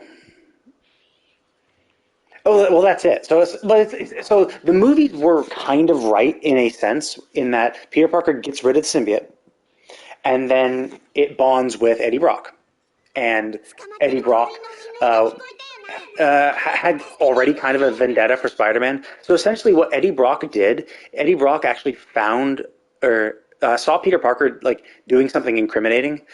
I mean, I think what it was is that there's a clone arc where Peter Parker had a clone, and so essentially he fought his clone, or they were both fighting, and essentially the clone died. So he didn't bury the body, he burnt the body. He threw his clone body into a like factory silo to be incinerated. And essentially someone took a picture of that and caught that, and that was Eddie Brock. And Eddie Brock was like, "Oh my God, Spider-Man killed someone! Look, here's him dumping the body." And Peter Parker was like, "Fuck, that's my clone body. Like that's my clone body that died when we were fighting this thing." Shit. And so what Peter Parker did is he took other pictures of Spider-Man in the exact same position to make it seem that like, no, actually this is from that picture is you actually doctored that photo. That photo is from this thing that I took ages ago, and you just doctored it to make it seem like Spider-Man was doing this bad thing. You're a bad person. And so, everyone flips on Eddie, and he gets fired. He was also working at the Bugle with Peter, so Eddie gets fired because J. Jonah Jameson, despite all his flaws, won't allow people to print mistruths other than what he writes about Spider-Man. And so essentially Eddie Brock gets fired. Eddie Brock is pissed. The symbiote meets Eddie Brock at that point, combines. There's Venom. And then Venom meets Mary Jane, and that's why Peter Parker no longer wears his black suit, because up until that point he was wearing a cloth version of the black suit that he looked like when he was a symbiote. And he wouldn't, because obviously Venom looks like the black suit, which scared Mary Jane, so that's why he doesn't do it. But otherwise, it was still kind of similar. Eddie Brock was kind of annoyed at Peter Parker and Spider-Man, blaming them for him being fired, meets the symbiote, bonds with the symbiote, becomes Venom. The only issue is just where... Oh, yeah, the Topher Grace version was kind of stupid. But... Eddie Brock was always kind of a jock, kind of a jerk as well. So, but he wasn't like a super bad guy, because essentially, like every time Peter Parker's fought Venom, relatively closely. Like the only thing I would really criticize is just the origin of the symbiote. They didn't have it coming from space, whereas it was part of he only got it from the Secret Wars. But like, I get that. Like you're not going to have the Secret Wars just to like have the Venom symbiote. It's just so much easier to say, okay, the symbiote just rained down from space. It's an alien. That's good enough. Like I get that. I understand why they made that choice. So I'm not faulting them for that. But otherwise, yeah, it was on Peter. It increased his aggression. He became a dick. He started dancing in the street in a black suit, being very cringe. And then he got rid of the symbiote. The Venom symbiote being weak to sound also, I think, maybe even heat as well. Being heat and sound were its weaknesses, which they still keep in the series and movies. For the most part, it's true. And then Carnage being a child of Venom, the Venom symbiote splits. One part becomes Carnage, bonds with a Cassidy, an insane dude. And that was actually one of the like when I was talking about that six part story arc that goes over for Spider-Man running series. That was actually from that whole arc was actually about Carnage's children. So essentially, Venom split off, and its offspring was Carnage. Carnage also did that, created 3 offspring, which also bonded with, I think, crazy people too, because, well, Cassidy's pretty crazy, so I guess he has crazy friends.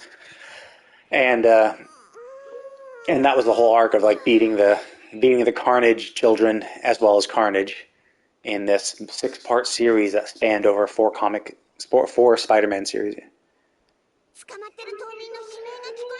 I don't know it well enough. Like I remember reading that, and I do like Spider-Man, but like I haven't read it in a while. In fact, haven't even read it all. Like I keep forgetting, so I keep like because it takes forever to read this shit. Like there's so many comics. It takes so much time. I mean, most of it's pretty kind of. I mean, it's fun to read, but like there's hundreds of them, and like so I'm like, oh, okay, I'm gonna read them chronologically, and then I get like 200 comics in, and like 200 comics takes like 40 hours solid, like no sleep, 40 hours to read like 200 comics. It's a slow going, with like all the other shit you have to do. It's just like, and that's just 200, and there's shitloads more than 200. Like I think like the Amazing Spider-Man got up to like 500 or something like that, and that's just one series. And Spectacular Spider-Man started like 150 after Amazing started. So rereading all of those and trying to get up to the current stuff would be a humongous endeavor. And even though I would like to, and at some point, maybe when I'm retired, I'll sit down, download all the remaining Spider-Man comics. I think I only got up to the 90s. Download the ones after that, and read through them again. But they're pretty fun.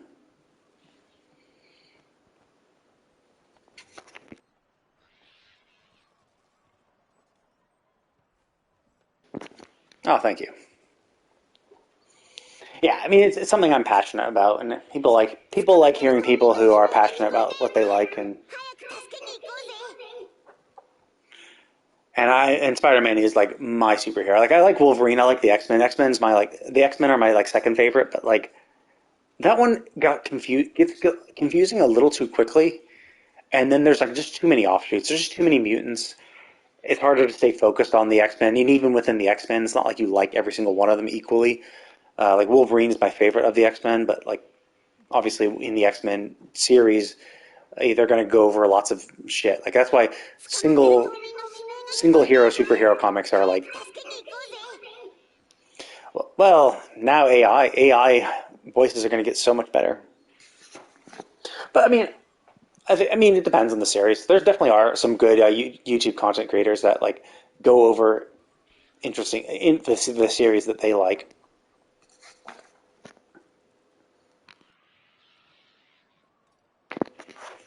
I'll be right back. I need to go to the bathroom.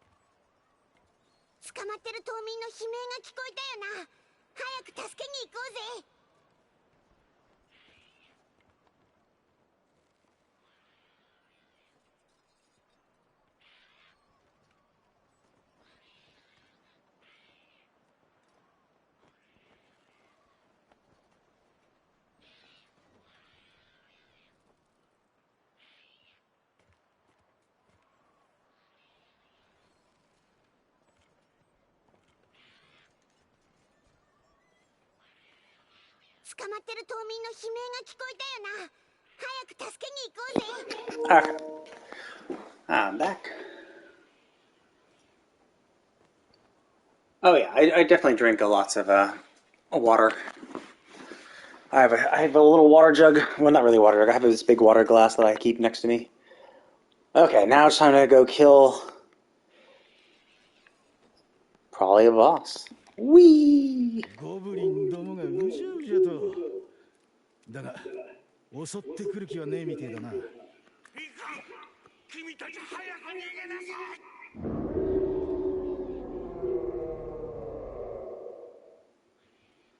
何か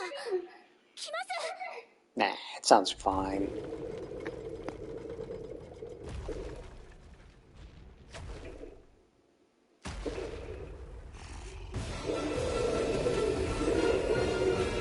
Where did he get armor that size?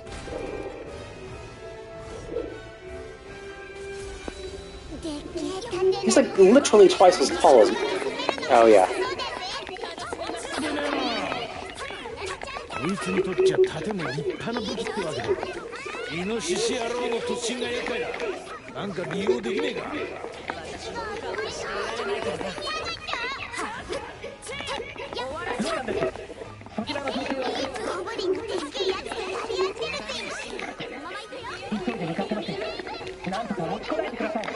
ずいぶんタフそうなやつだけど、オイラたちの敵じゃねえぜ。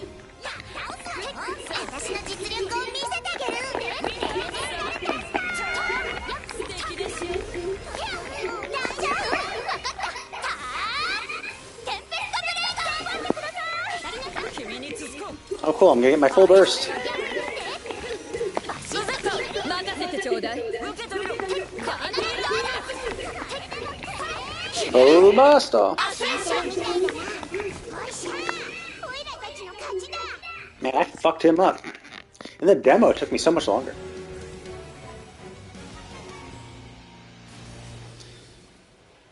Although I think I leveled up my skills and weapons that I didn't do in my demo.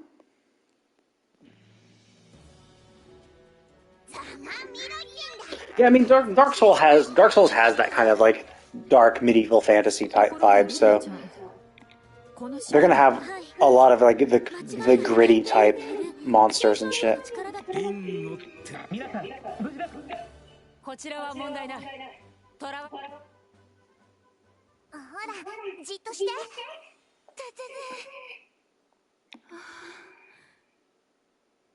助かった。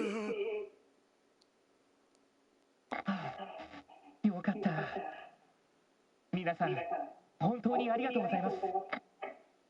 さてと、じゃこの嵐を起こした中野君、何をポルカを離れる前に言ったはずだぜ。青少獣の問題は。しかし、この状況で残るなんて正気ですか？I'm not too much of a fan. As I said, I don't really like action games too much. Most of the time I play them is because like for a story. So like for me, the story is the motivation for me to play the game. Like that's why I'm playing this game, even though I'm not partial to action games. Like I play the Tales of series. I'll play this. I'll play Spider-Man because I'm either interested in the character or the story. Whereas Dark Souls, the story is practically non-existent. Like you're just some random guy that is trying to save the world somehow for some reason. You don't know why. You don't know how the world got like that. Well, I mean, you kind of know how the world got like that, but like you don't know the main character's motivations. It's told in a very loose way that it's not really compelling. And then it's just challenging. So it's challenging, and if you like challenge and you like action games, then it's great because you don't need a reason to do it. You just do it. It's like the means justify the ends, whereas I'm more the ends justify the means. Like I don't care how the gameplay is as long as the end story, the story is cool. Yeah. Yeah, it's to each their own. Like when you're playing Dark Souls, presumably you're not doing it for the story, you're doing it for the gameplay. And when you're playing Phoenix Wright, you're not doing it. Well, I guess the gameplay of pressing the select button, plus pressing A and over and over again. But yeah, the gameplay in Phoenix Wright is relatively basic, just selecting options. But it's for the story. So for me, pretty much everything I play is for the story, and so like the gameplay is kind of irrelevant. Like I wouldn't do anything purely for gameplay. That's why like even though like Vampire Survivors was like super popular, and it's a good game, but it's just like there's no story to it. It's just about being a roguelike, and I don't like roguelikes because there's no like real point. Like I can probably get like lost in them and waste some time doing it, but I would kind of regret it. Because it's like, yeah, I'm just wasting time. I believe so. Let me double check. Let me look. Is that the DS game? Yeah, I played that. That was a pretty fun game. Is that the one where you go back in time and stuff? You have to like go back and change events and shit. That was pretty cool. I did like that. Or is it this game? Yeah. Yeah, I did play that. That was fun. That was a while ago though. But yeah, I'm more of a. I started with handhelds because my parents weren't like gonna buy me like consoles and stuff, so I was only able to play the handheld stuff. So I got the Game Gear when it came out. I bought the Game Boy Pocket, then I got a Game Boy Advance, or got the Game Boy Pocket, then Game Boy Color, then the Game Boy Advance, Game Boy SP, Game Boy DS, 3DS. Although actually, by the time I think I got the DS, I think my parents finally bought me a Nintendo 64 after it was way too late. And then I get myself a GameCube, PS2, PS3, 4, 5. And then I focused more on actual consoles. I still have my handhelds, but now that I'm like living by myself, have my own shit, a console is a little better because I have my television and all my cool shit. I don't need to like I don't need a portable thing as much anymore. What the fuck are you? What the?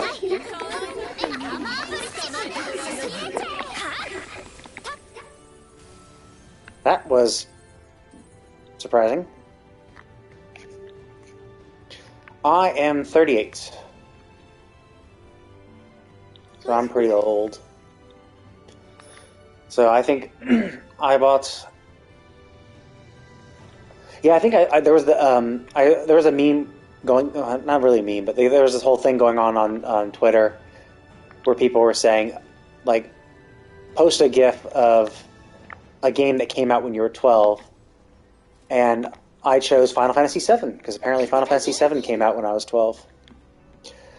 Let me think. 204. Are you going to be a 300-year-old who looks like a 10-year-old? Is that what it is? I would say, I don't know. It's hard to... Maybe... I don't know. It's hard to guess. Let's just say 20. I assume you're younger than me because of how you said that. How you said I'm a grown-up. The fact you said I'm a grown-up, maybe you're even younger than 20, but maybe not too young, because if you were too young, then you would have just called me old, flat out.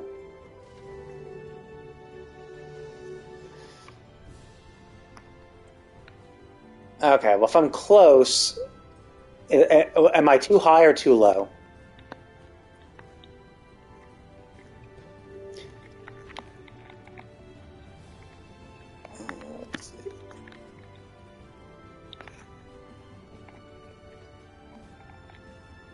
Wait, is there... Is that way to get up? No, I can't get up there. Okay, never mind. Suspicious looking ledge, I thought...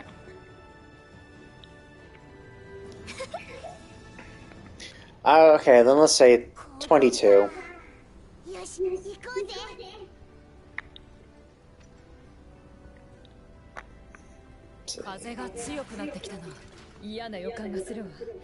Oh, hey, this is the image they showed.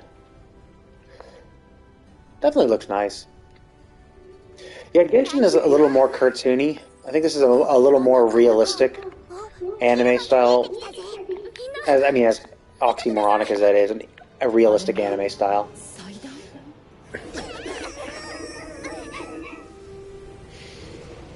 Nah. I mean, you said I was close. Sorry, I would only guess even numbers. I like even numbers better than odd numbers, so I would still kept it with an even number.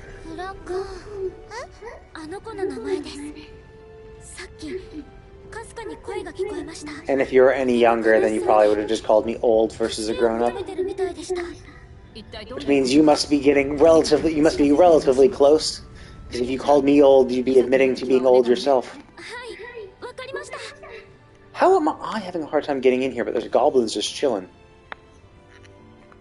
Okay.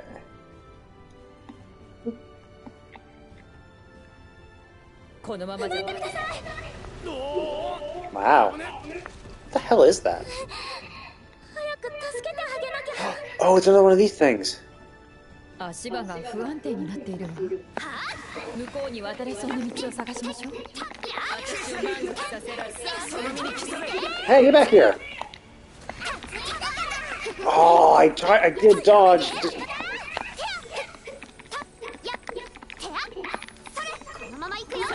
It'd be cool if my buddies could actually come in and help. もっと奥まで探ってみましょう。Did I kill it? You dead? Okay, it's dead.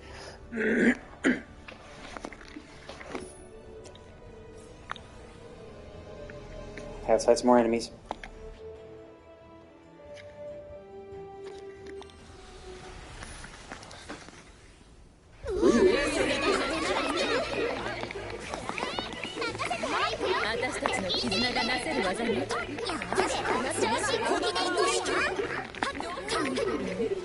Like that. That is annoying. It ran away. Oh, fuck! This is so stupid.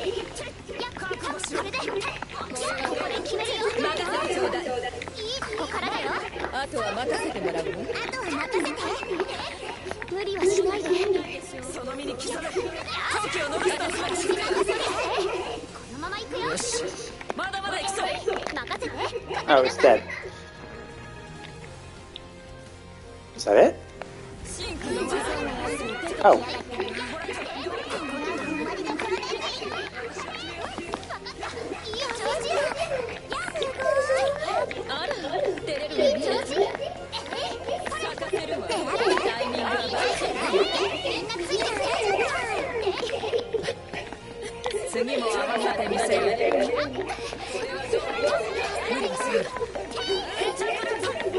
Yeah, flying enemies are always annoying.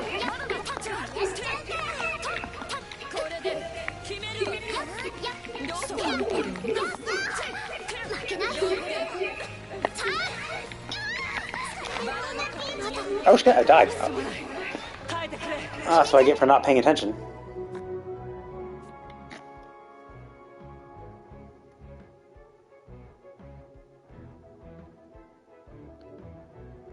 Oh, I see. You actually have to die to get into critical.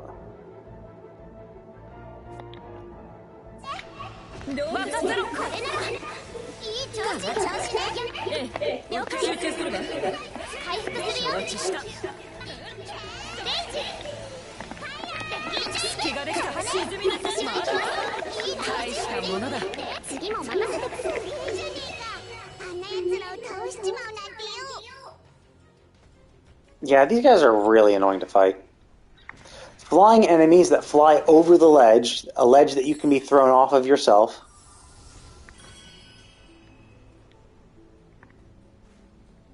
In a very tight, confined area where they do spin attacks on command. So it's fun, but I also think some of the enemy design is kind of stupid. Like that was not nearly enough for 3 humongous enemies, all that fly, do lunging and spinning attacks, and if you're jumping up to try to get them, you'll also just get blasted off with no ability to defend yourself.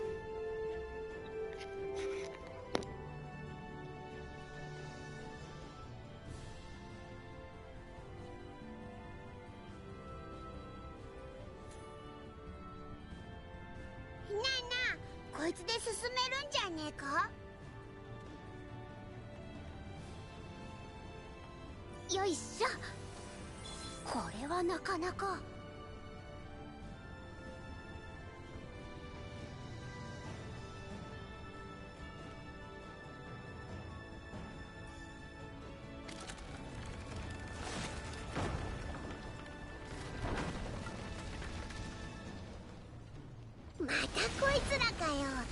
邪魔すんじゃねえ。もしかしてこのゴブリンたちは青少獣から逃げてきたのかな。おそらくそうだろうな。だがああ、それで村を襲われたんじゃ島民もたまったもんじゃねえ。これで邪魔者はいなくなったな。祭壇に向かおうぜ。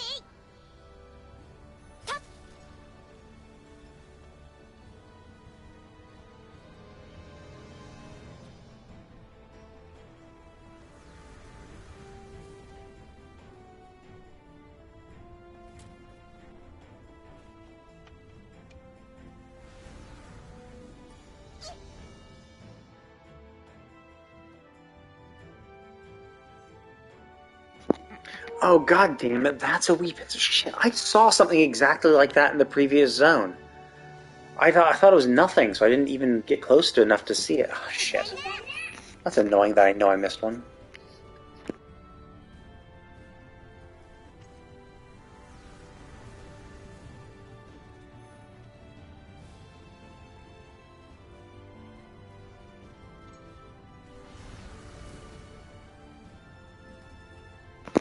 I thought it was like a soda can or something like that, just a can on the side of the road. And I'm like, oh, okay, because it was on a ledge, it was on like a piece of wood off the side. So I was like, oh, okay, that's probably just like a piece of scenery.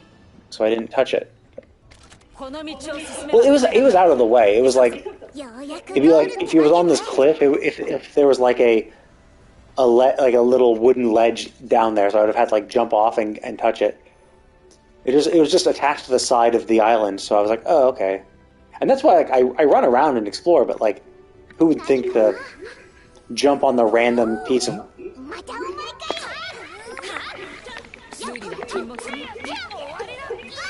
Oh, you fucking dick. I dodged the first hit. See, like, I think that... Oh, you're dead. Yeah, you're dead.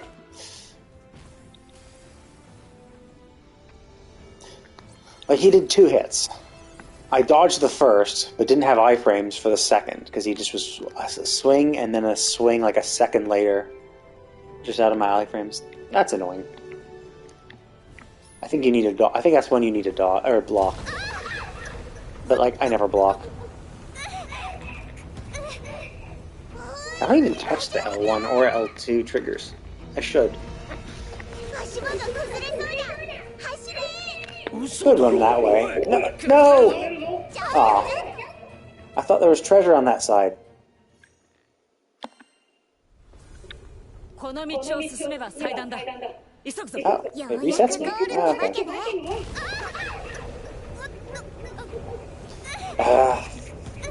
Fine, I'll do it the way I'm supposed to. Do it the way I'm supposed to.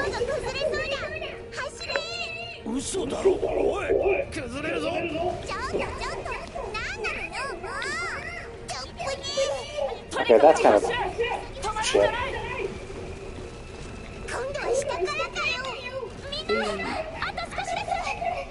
I mean, it's pretty cinematic. That's pretty cool.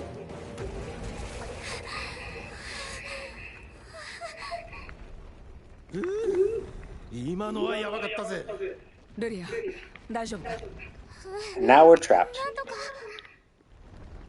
I guess we live in this mine now.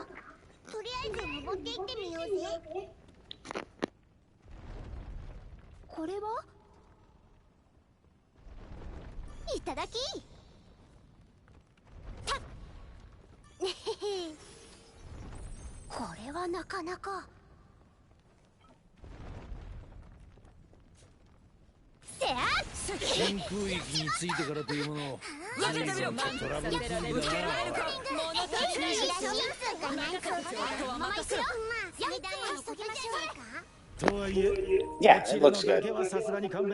I mean, obviously this is not supposed to look like it's a mine, so it's like not supposed to be the coolest thing in the world. But it still is done very well. It's designed well. So I'm definitely looking forward to seeing where... Oh, another crab. Or, yeah.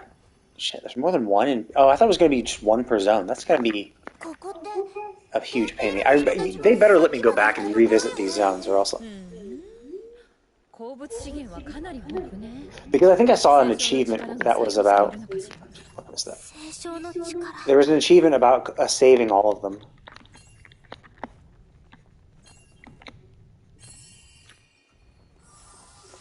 So I better be able to revisit old areas without having to like redo the entire. Stop making me look that way. Move my camera.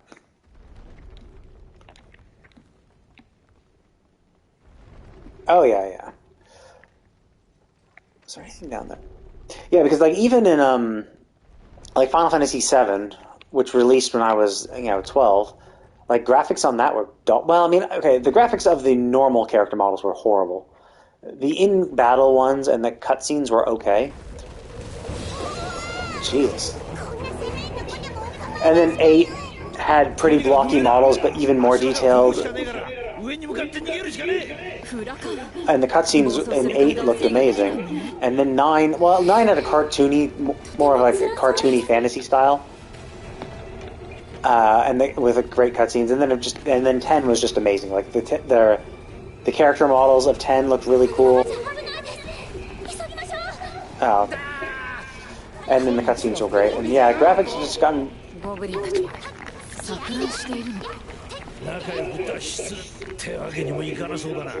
they seriously just leave me there to fight goblins by myself? What dicks. Fuck it. Oh, wait! Sparkle! Sparkle, sparkle.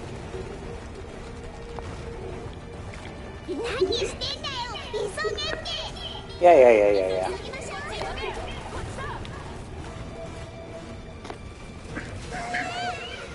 So yeah, I mean, I think we're kind of reaching a point where it's going to plateau, because so I played Final Fantasy 16, and the graphics in that were like amazing. Like the world looks so beautiful and realistic, but like I can't imagine us doing better than that. Like maybe it can be slightly more realistic, but like it's getting really close to the point where it's like it's almost like reality in a way. Oh, I see. So I'm not sure how we're gonna like make it any better.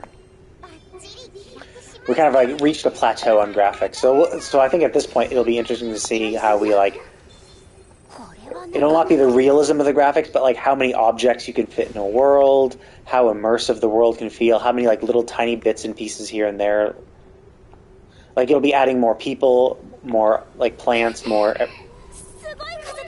all sorts of shit into the world to make it feel more full of life, and maybe bigger open worlds.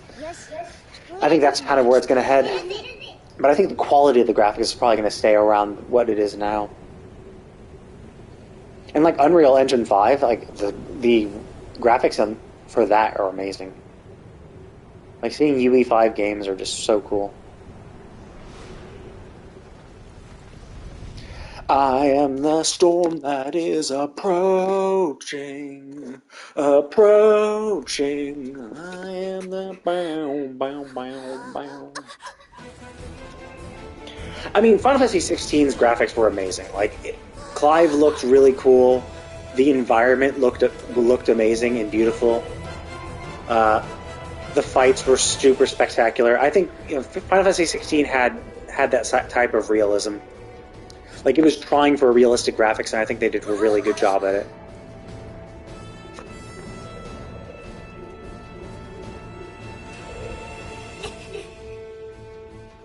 But then, like, I've seen, like, screenshots for Dragon's Dogma 2. Fuck! Dragon's Dogma 2 looks pretty cool.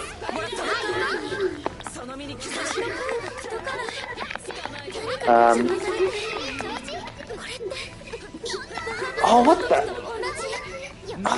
あの時とやることは同じだな。多少手荒にはなっちまうが仕方ねえ。あ、なんとか隙を作り出し、ルリアに力を吸収してもらう。ルリアが呼びかけてる間は迎撃するしかなさそうだな。気をつけろよ。必ず助けるからね。フラカン、やめて。とんでもねえプレッシャーだ。距離を取った方が良さそうだぜ。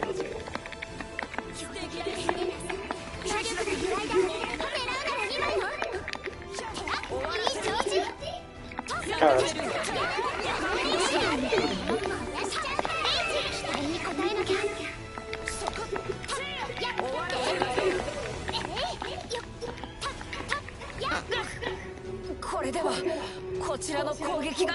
Oh, fuck. まるで風の弾丸だ。どうにか止める方法はねえか。私が止めます。光の守り叶えます。みんなこっちに来てください。何時の名は Oh, I see. We're directing him into that. That's kind of cool. よかった答えてくれて。なんだかんだで。 God damn it. 味方だと心強えのな。 フラカンの力 Like this. 増大して Well, I mean, I get this is part of the spectacle. Oh, wow, that's kind of cool. こいつは変身ってやつか。あら青少獣だもの珍しくはないわ青少獣かつて白空戦争の際に生み出された星の民の兵器かでもその兵器 Miss me.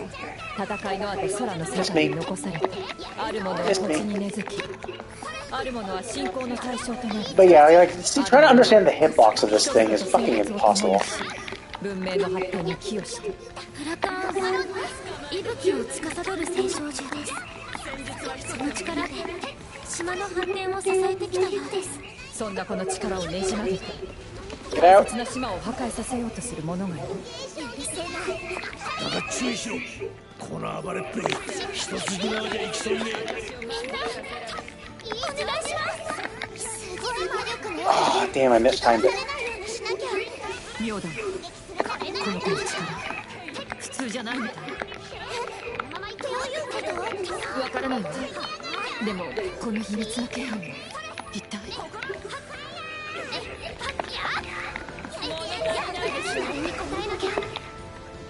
ごめんなさいねいい調子。素敵でしょさあ楽しみましょうこれで That's kind of annoying. Oh, get the fuck up. だから安心して。いい調子。あなたを壊したりなんてしないから。よし、なんとかなりそうだ。 Like this. This is annoying. I don't like having him constantly... Oh, fuck off.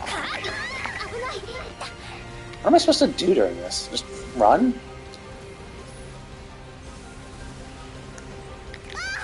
Okay, so I guess I gotta run. That's kind of annoying. Like, phases like this aren't fun. Where the fuck is everybody?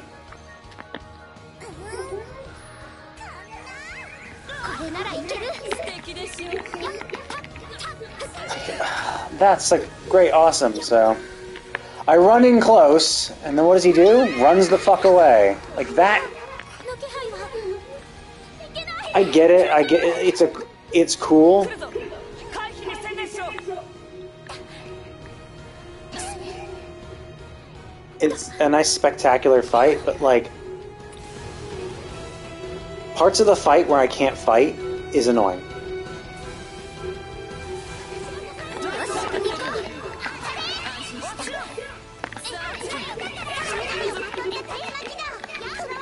Like enemies that continue to run away. Yeah, I mean, it looks cool. The spectacle is nice. Like, but like the fact that there are times when like he just keeps running away from us. It's like, I'm sorry, are you a humongous big fucking boss? Like what?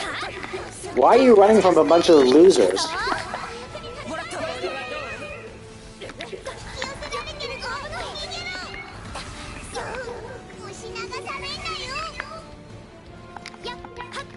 Like when it runs to the edge of the arena and then attacks.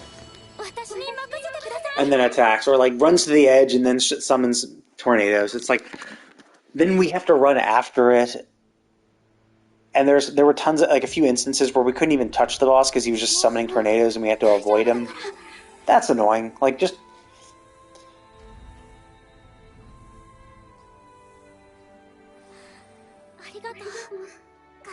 Well, I think Dark Souls in that respect is a little better because you can read the movements better. Like this boss was doing so many crazy things, so many big wild motions It was really hard to tell where the hitboxes were. Like, where the hitbox of the boss was.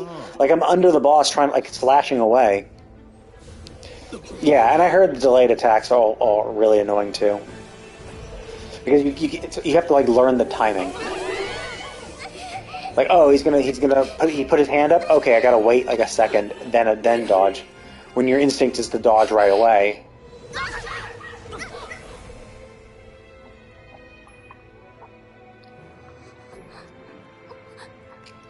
But I think it should be, like, the hitboxes should be clear, like...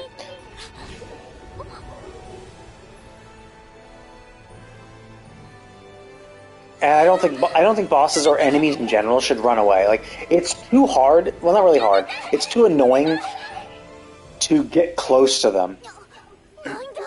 Like, we don't have... Like, if we're gonna have enemies that, like, back... And they back away hard, too. It's not even just like, oh, look, they moved a foot back. Like, no, they, like, back out, like, they do, like, a leaping plunge, like, 5 feet behind them. And so now you have to run after them to catch up. And I don't like that. Because we don't have any, like, lunge attacks. Like, if you're gonna have enemies lunge backwards quickly, you should be able to, you know, close the distance quickly as well.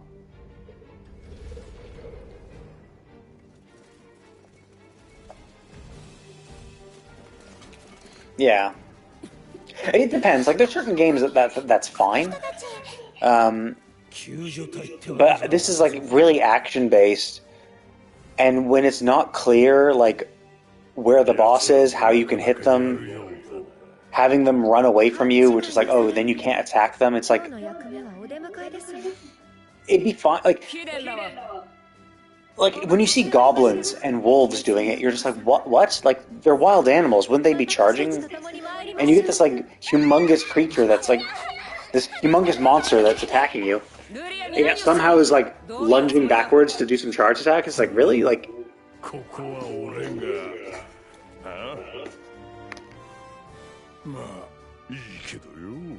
Yeah, it just doesn't make sense, like, logically. You'd think a huge enemy like that would just be attacking willy-nilly. But the fact that they have the wherewithal to back away to do their attacks doesn't make sense. And then on top of that is annoying, so... Oh shit.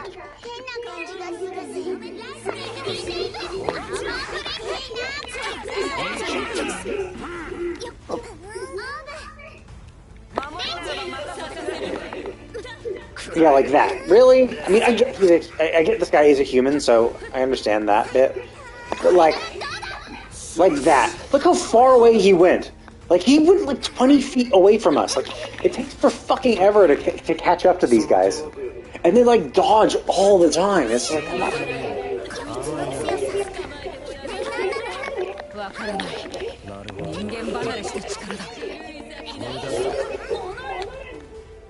And there he is on the other side. Or there he is. Oh no, it's not him. Where the hell is he? Oh, there he is.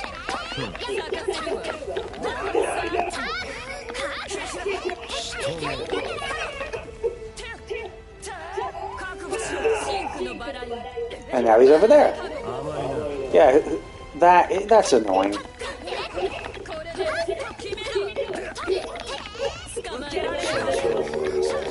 Like, in all honesty, they should not be able to dodge as far as I can dodge to. Like, I can dodge maybe 5 feet. That should be the limit. I should be able to dodge and follow them. That's essentially what should happen.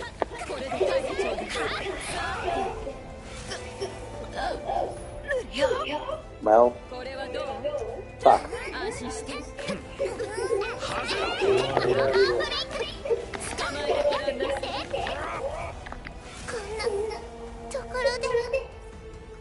Huh, something tells me I might have a hard time with this guy. I dodged. I don't know if I should even bother attacking. He's gonna just kill them all.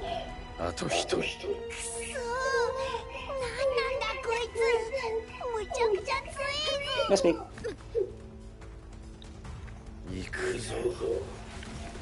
Oh, what the That was... I dodged that. I was mid-dodge. The iframes on that shit.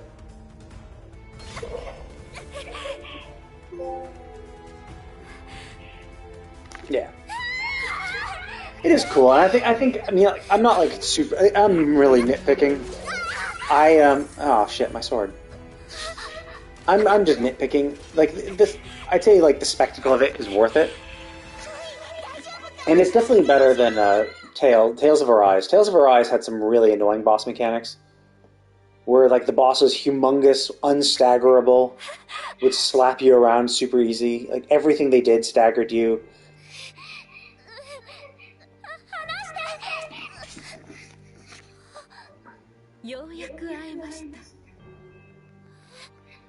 Is her mother or something? Why would you reach out to her hand?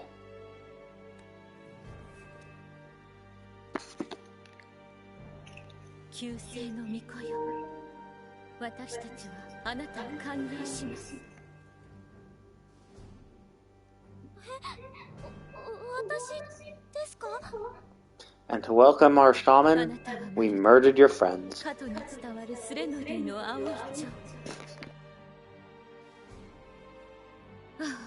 同情します。このような仕打ちを受け戸惑っているのですね。お前ら一体何なんだよ。何が目的なんだ。これは失礼。私はナオリリス。星旅の室。アビアの長。理想郷。 イスタルシアへ至る道を開くため活動しているものです。理想郷。それって I mean, you have to have a contrast between the characters to make them easily distinguishable. おお、なんと私たちと同じ目的を。それであれば話が早い。この出会い、あなたたちにとっても良好でした。 あとは任せていただきましょう。さあ、旧姓の巫女。これからは私たちと I think the equipment looks a little more detailed, but it's the same general style that Tales of Arise uses, but the character models are obviously different. Because they're basing all their characters off of the game and anime. Oh no. Who would have thought this little lizard would not be able to beat the swordsman that killed us all?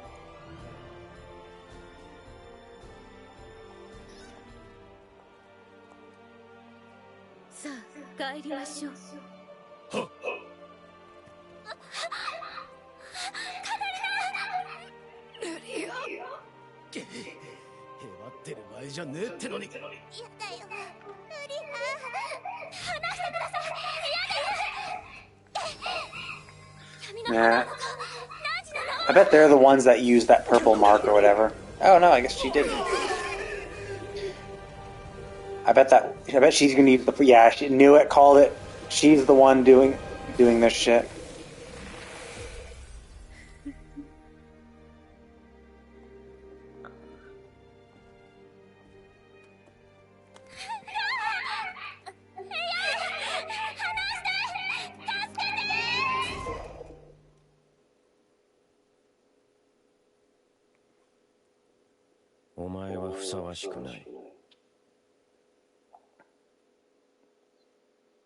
Of what? And supposedly the main character is 15 years old. So it's like, oh, you're unworthy. It's like, yeah, I'm sorry. At 15 years old, I'm not a master swordsman? Yeah. Crazy. Crazy. I grew up in the countryside and didn't instantly become a master swordsman by the age of 15 magically.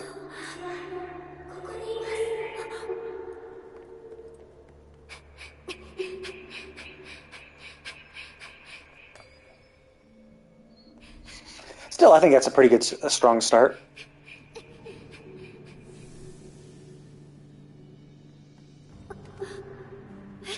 Oh, the one with blonde and the green tips.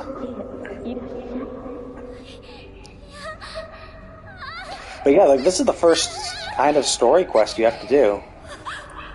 Like, after we got to the hub. And you got to the hub area pretty quick. I was just going through a forest. So the game started, you did a fight, went through a forest, there was the hub, and then there's this quest. I think it's a pretty strong start for a game. You set up the characters, you set up the hero, you set up the assholes, and now we have a goal. Rescue our friend.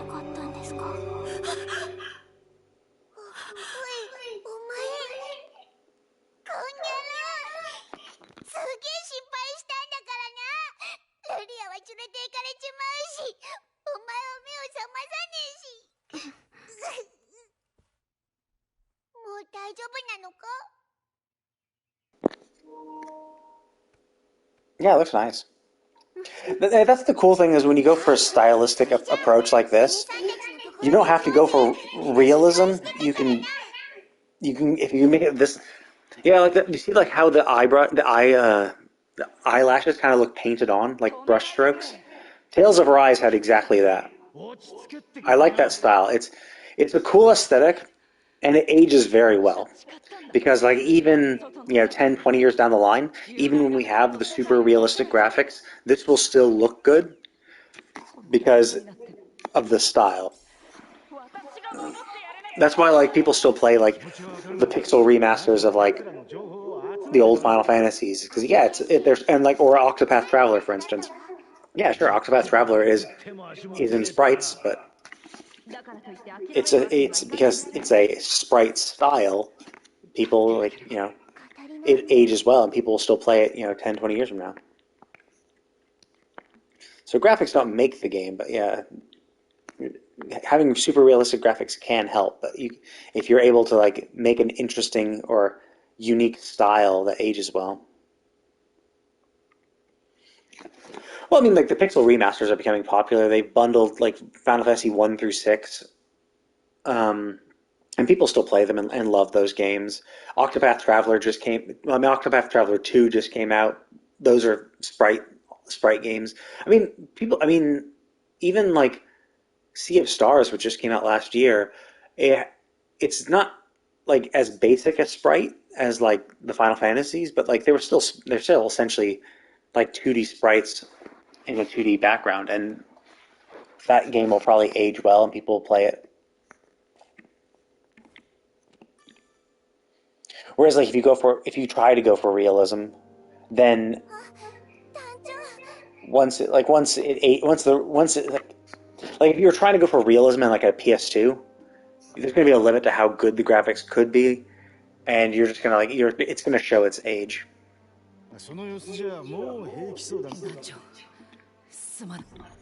Although generally, a good enough story, good enough gameplay, people will ignore it. You'll get used to the graphics and it won't matter, but... どこだあの連中はルリアをどこへさらっていった？おい、お兄さん、落ち着けって。おいらたち。すまない。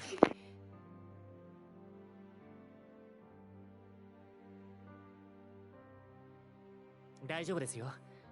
カタリナ君の気持ちは僕も理解して、それに皆さんはテンペールを救ってくれたアビア教団の情報を調べるくらいおやすみ。どうやらこの町の人は星旅の室と。団長君、体の具合はどうです？もう大丈夫です。よかった。本当に無事で何よりです。で、その教団であるのおそらくルリアちゃんはロンターニュ？ここからは僕も同行しましょう。おいおい、ちょっと待ってくれ。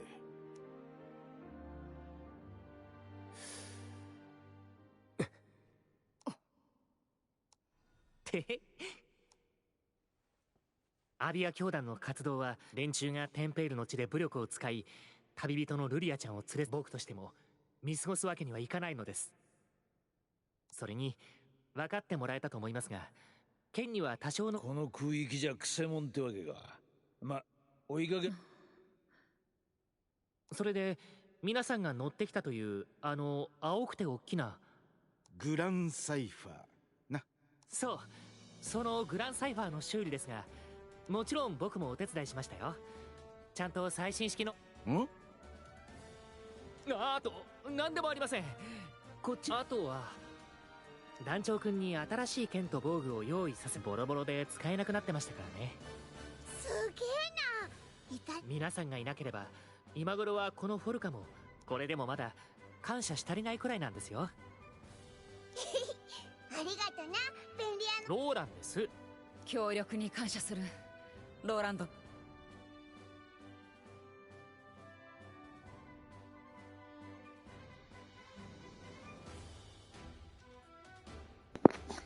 Autobots, let's roll out. よし、早速行こう。わかりました。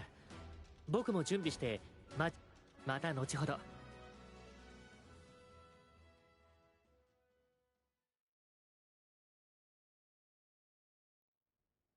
リリス。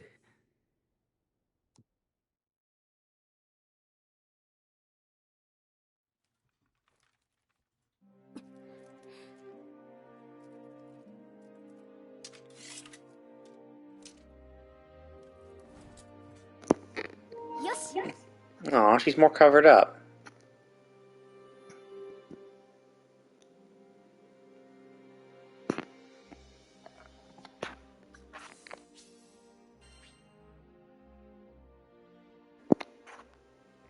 Oh, yeah. よし、行こうぜ。 That's cool that they give me some shit for Raya. That's pretty cool.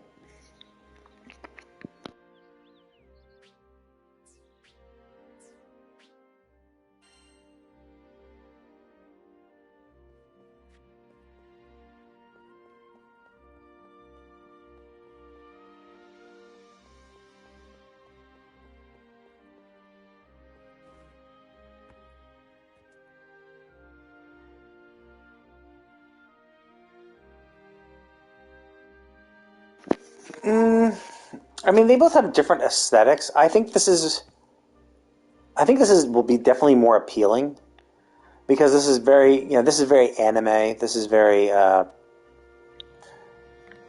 think that's about have a better because like Tales of Arise started rough, not like bad rough, but like the story started like here's this guy, he's masked.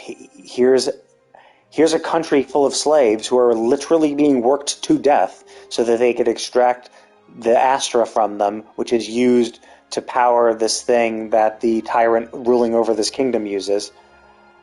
And you like watch people like die, and you have to overthrow them. And it's like, cool, you overthrow them, nice, like good, yay, everyone's happy now. But like every country you're going to, it's showing the ruling class completely fucking over all the people who are like working them to death, or they just have a shitty life, and it's like that's kind of like depressing. Whereas, yeah, despite sure, we got our ass handed to them, we lost our buddy, but like the world's fine, the world's bright, happy, pretty. But like Tales of Arise, like each country was like its own element.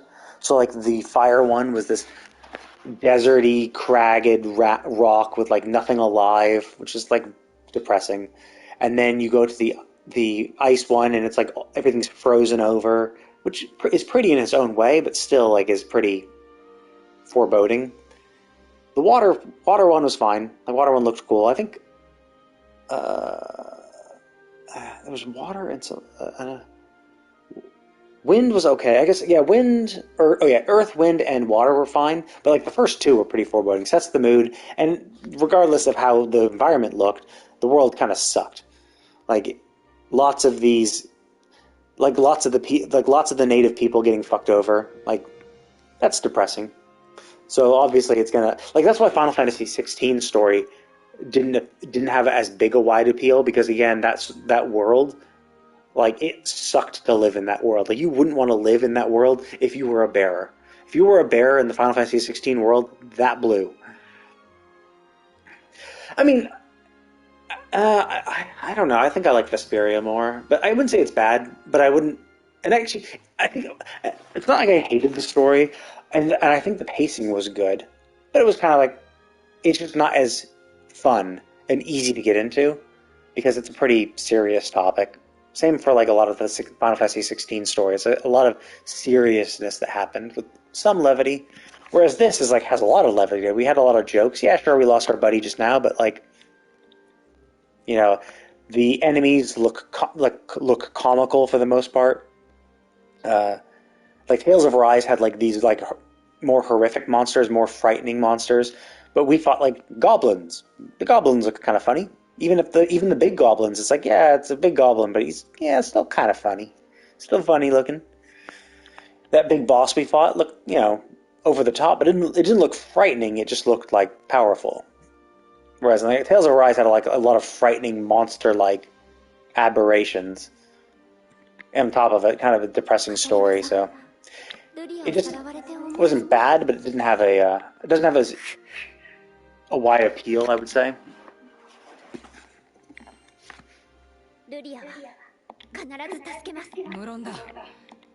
So I would say this definitely is more appealing. Well,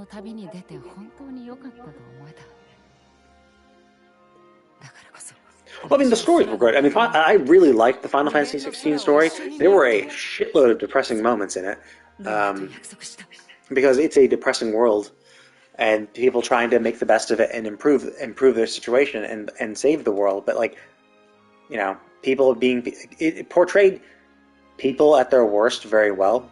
Well, maybe not their worst. People how people act in bad situations pretty well, but in the sense of it was realistic. But like, people kind of suck sometimes. So being realistic about that can be depressing. Whereas I think this, at its core, is still going to be a lighthearted thing. It's going to be a power of friendship moment where we... Oh, still can't. It's going to be a power of friendship moment where we all go and rescue her and band together our group of buddies and then save the world.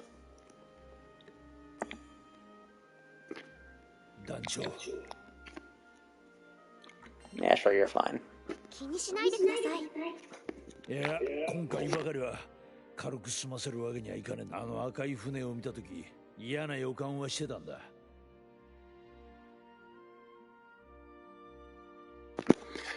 I think you mean Zack. Yeah, Final Fantasy Crisis Core was the one on PSP. It was the prequel for Final Fantasy VII. It actually got remade. They did a remaster for it on PlayStation. I think 5, or it might be 4 or 5. It might be 4 and 5, but essentially, yeah. Crisis Core Reunion is what it's called now. They took the PSP game and remastered it. So it obviously it's gotten very popular because there was the Final Fantasy VII remake where they completely redid the graphics, they completely overhauled the graphics and changed the story. And oh yeah, I mean, we kind of knew he was dead because the OG 7 said he was dead. So it's like, Crisis Core, we're like, okay, well, he's a cool, relatable, interesting character, but we kind of know he's going to die because like that's what happens in 7. But the interesting thing is that in 7 Remake, we see Zack at the end of it. And in the Rebirth promos, the trailers for the Rebirth, Zack shows up at Midgar, like, in the present, maybe. It's hard to say if this is actually in the present or in an alternate timeline. So it seems like they might be playing with the idea that there's an alternate timeline where Zack survives. So 7 Rebirth will be interesting. We'll have to see how big a part Zack... Actually, no, it has to be it has to be the same... Well, it has to be maybe a different timeline, but the same time location, because Zack actually talks with one of the Avalanche members that survives. I think Biggs. I think his name is Biggs. Yeah, I think Biggs. Yeah, I think they showed a cutscene of Biggs and Zack talking to each other. So, yeah, so that'll be interesting to see how Rebirth, how much the story is diverging, because Remake was already starting to diverge from the... It already heavily started to diverge from the original 7 story, so Rebirth should see even more stuff. Oh wow, you did the other way around. When I got my PS2, I bought 2 games. I bought Final Fantasy VII, the PS1 version, which since PS2 was backwards compatible, and I bought Final Fantasy X. So I played 7. I think I bought then bought 8 and played 8, and then I might have bought 9. And then I played 10. Or maybe I did 7, 10, 8, 9. I can't remember. It was ages ago. But, yeah, so I played the OG 7 a long time ago. and had the PSP, had Crisis Core. I didn't beat Crisis Core. I think I got near the end where I had to fight against Genesis, but I didn't think I beat it.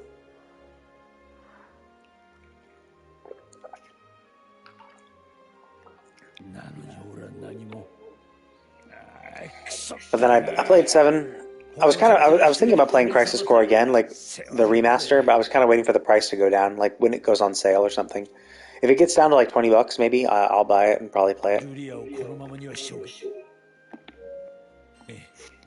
必ず取り戻してやる。必ずだ。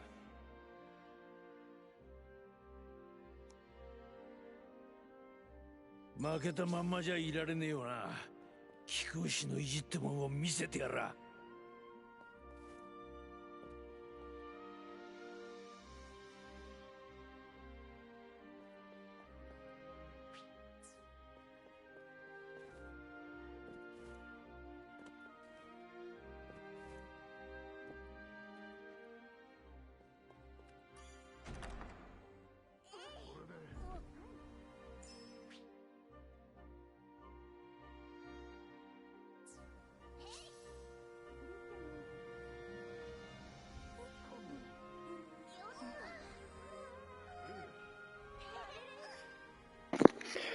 I mean, technically Cloud, I guess.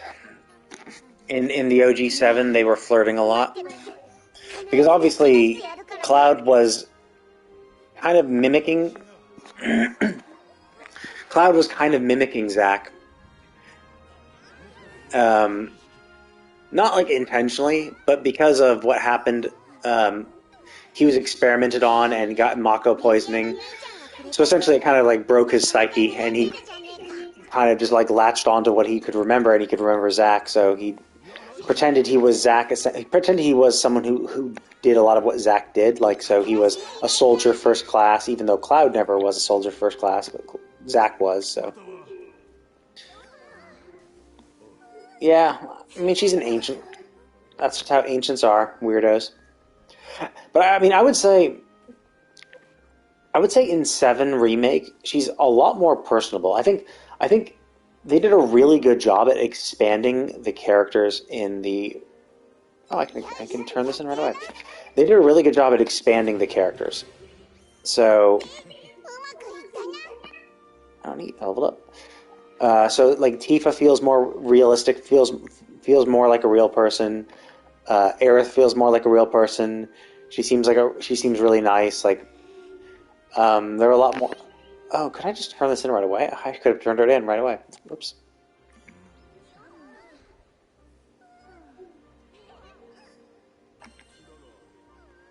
Oh, I see. It was based on the achievement. I mean, it's because she's an ancient, so essentially, she can hear... So, like, when people die, they essentially go back to the life stream. So essentially, like, she's seeing and hearing ghosts 24/7, or maybe not 24/7, but she can see and hear ghosts essentially. And so it's just like, yeah, she has a different take on life because of that, and she's kind of had a rough life. So she can be a little spacey. But I think it has also made her incredibly pragmatic, so she's not worried too much about her own life. She just kind of more like, because she knows that like people will live on. It's kind of like how people will act recklessly, thinking, oh, well, I have the afterlife, I can go live in the afterlife. Well, because she knows like there's this, like, everyone just goes back to the life stream. I think she is a little more fatalistic and kind of like is, oh well, what will be type things. And kind of leads her to be maybe a little less caring about how things are done. Or, let's see. Oh man, I killed a bunch of those, but because I didn't have the quest accepted, I have to do it again. But yeah, so like essentially, she meets Cloud. They kind of flirt a little. She bribes him with a date to be her bodyguard. And you can have a date with her in the Gold Saucer, act in a play with her.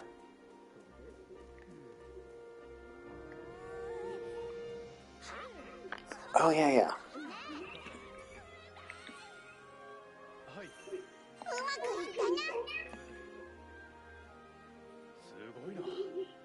Oh, I see. I just gotta keep turning, keep accepting and turning in.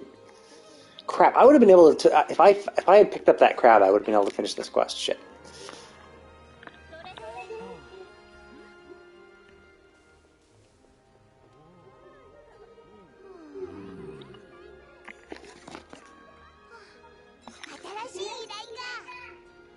Okay, let's. Oops.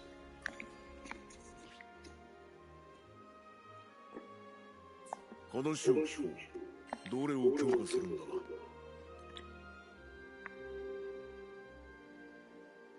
I actually do like the idea that you can uncap weapons. I mean, I think they're just collectibles. I think I saw an achievement that it's just like collect all of them. So it's just one of those things to keep an eye out for. I don't mind that kind of stuff. As long as you can go back, as long as there's no missable stuff. I hate games that have missable things because it really compels people to like always pay attention and like or have a guide up at all times, and that's not fun. Oh, so I'm level 10 in this. I can uncap and go up to the next star. So essentially, I get a star and I can increase the item level by 10, I believe. I think that's how it works. Because like it would suck if you leveled up the weapons, but then you get new weapons, and they're just always better. So like, there's no point in leveling up old weapons because you can just get the new weapon. So the fact that you can uncap levels means that you could maybe keep these weapons up until the end game, perhaps. Although I think there's probably going to be other types of weapons because the trait for this weapon is HP. So I bet there's going to be another weapon that has a different trait. So you might swap weapons depending on if you want to be more defensive or offensive, perhaps. But who knows? Anyway, EO is my big damage dealer. I'm going to level up her thing.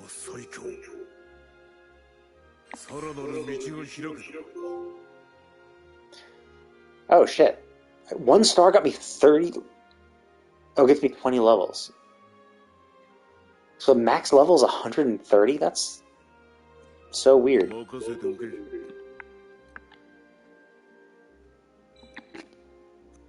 I mean, it's fine if you just get them. Like if there are no levels to a weapon, so it's just like, oh no, you just go through and like, oh, I can uncap it again. Yeah, fuck it, might as well.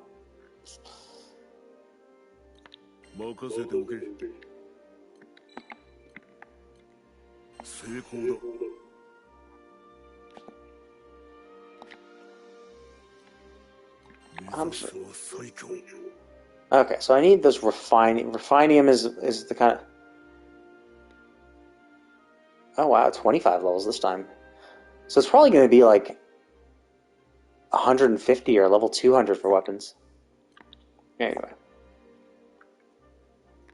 Oh, okay. So this weapon is actually not as good as the weapon I got for pre-ordering, because this is 93 attack, and her weapon at the same level only 68.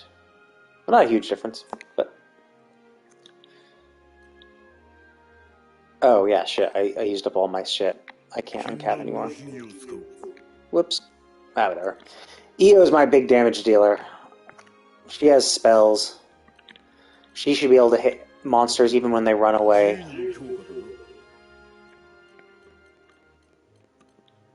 Yeah, I can't do shit because I don't have any stuff. Actually, wait. Do we have garbage? Oh, I see. Glitter crystals. Holy fuck, 300,000? Nice.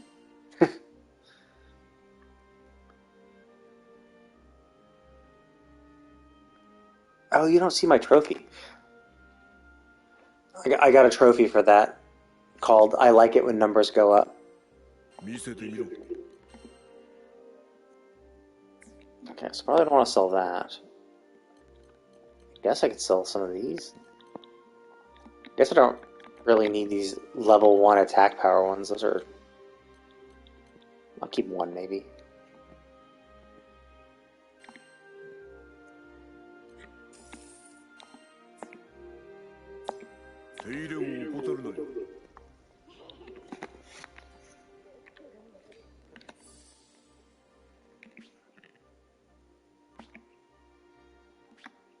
Oops.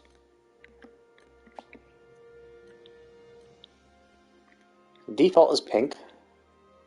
Ooh, that looks cool. Which one? Which one? That's a toughie. I don't know. I do like blue. My blue hair.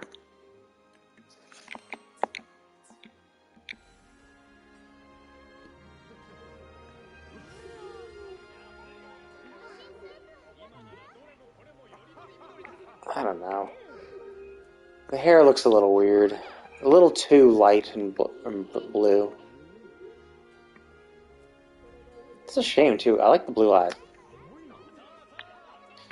I don't know. I'll leave it on for now. Oops. 団長ねえ覚えてる今度お化粧のやり方をロゼッタから一緒に教わろうってルリア絶対に助け出しルリアすみませんお話聞かせてもらいまして及ばずながら Yeah, I tried a different color earlier where she had red eyes and white hair because I like darker colors in general, but yeah, I don't know, like the light color hair just doesn't look as good. Like white or this really light blue. I think this contrasts a little better and doesn't look as weird.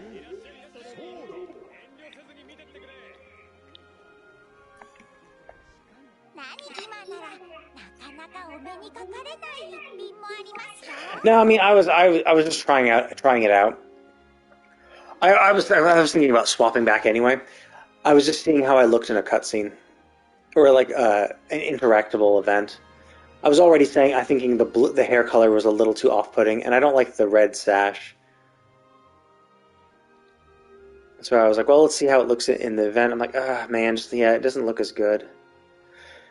I kind of wish I had a little more options, but whatever.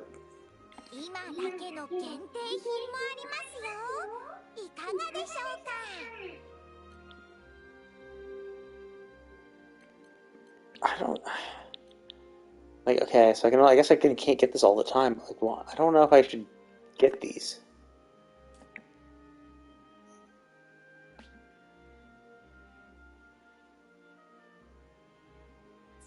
I don't know why they have a wish list.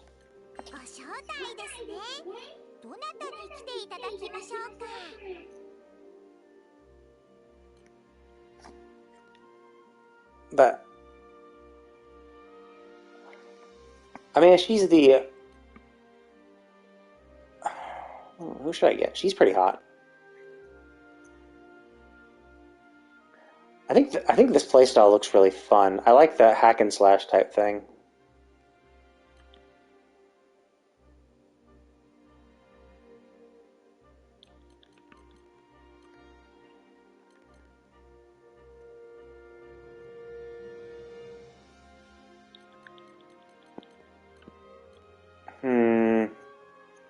I'm already using the other girl as dark. Do I need another...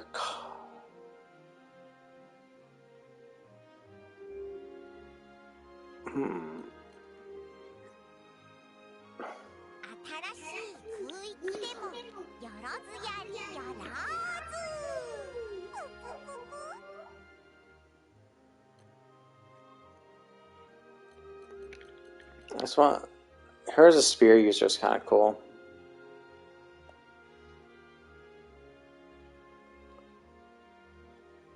I think in the demo we had all of these characters, but I only did the bare minimum to do shit. I think I need another fire character. I mean, I guess I have a male one, but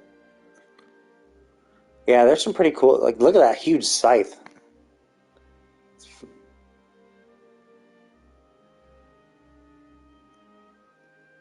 I don't know, like the coolest one I think is I really want to play this. I actually tried using her in the demo as my main character. I didn't use the main character. But I'm already using a mage, a magic dark user. So I already have someone who has dark abilities. So having a non-dark, and I'm using an EO is light, so I don't really need another light character unless she. What spells do you have? She has. Oh shit, not her. I think those are all light attacks. I don't. I mean, I have a male. Yeah, I already have a tank.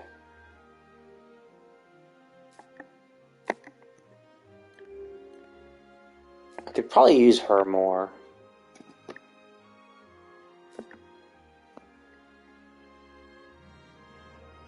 Actually, wait, does she have a lunge? All his spears. Attack up. A fast spear lunge. Ooh, maybe I'll... Yeah, maybe I'll get her.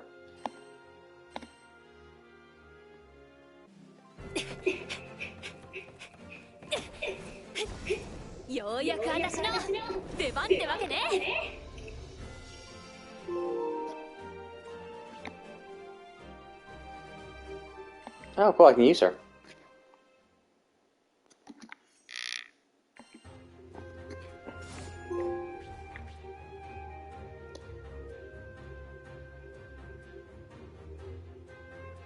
Oh, that's perfect.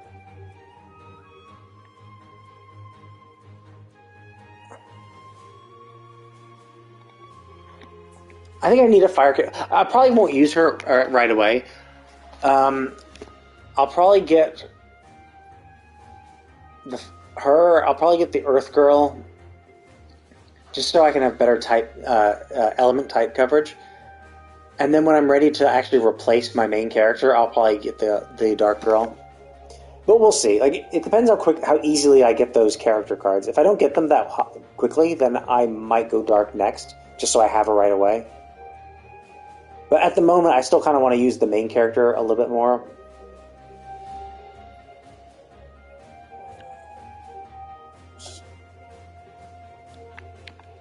Okay, let's try it. Okay.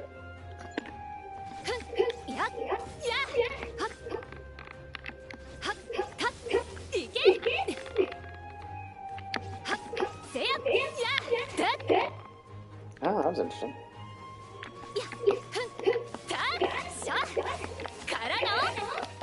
Oh wow, that's kind of cool. Okay, so I have a lunge. Okay, Spear of Avarice. How good is my lunge?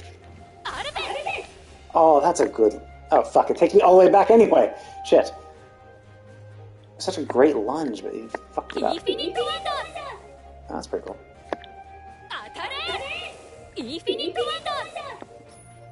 Oh, that's kind of cool. You can do multiple times. That looks cool. Increase my attack. Oh, actually, okay, so if I attack immediately...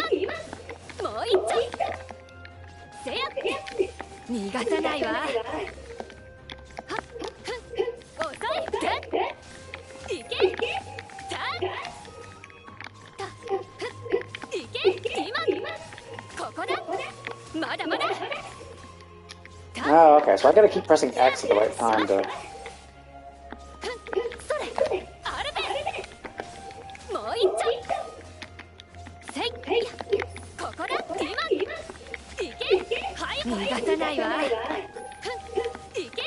Yeah, this just came out. This came out today, actually. Granblue Fantasy Relink. Although people have been playing it earlier.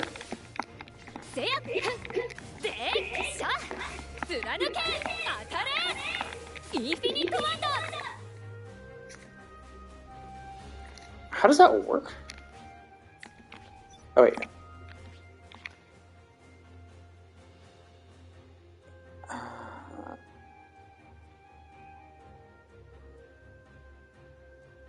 Yeah, it's a pretty fun character. Yeah, it seems like the playstyle for all the characters are all slightly different, and then I can even level her. Like it's kind of you have to go into mastery, and that's where you can get extra skills and shit. So like that's how I got like there's my my attack up skill. So if I go further down, I'll eventually get this rain of arrows ability and decimate, which is this cool multi-hit wind blade thing. Looks neat. And so you get like a lot more options. So that's the kind of cool thing is that right now I have on my main character this cannon blast thing, this lunging forward, defense lowering ability, attack up, and a heal.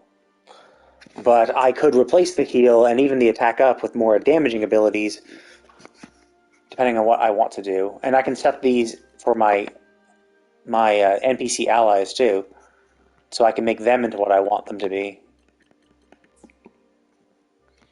Or I could decide to play as them instead. So she just has the 4. Yeah, I mean it's based off a gacha game, so they have it has a pretty big fan base. I think Granblue Fantasy has existed for a while, maybe not 10 years, but maybe like 8 or something, or at least 5. Because I know the anime came out a few years ago.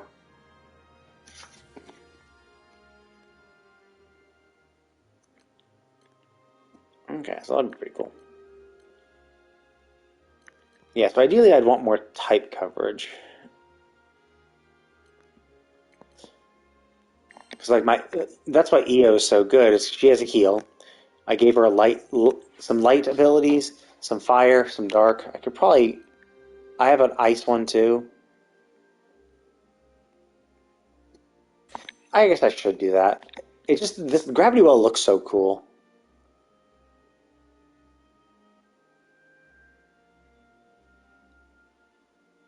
And maybe it's crowd controls. I'm not sure. But I guess if I'm using Rosetta, all of her stuff is dark. But ideally, I think the point is you get a lot of characters, and when you need to fight a boss that's weak to a certain element, you just try to use the characters that are strong. Oh wait, that's my new gear.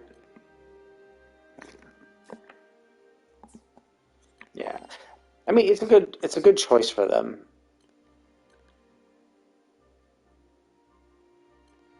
Because I mean this is a action combat game, so you might as well make it fun, and that's the goal. So you want to make it fun to play.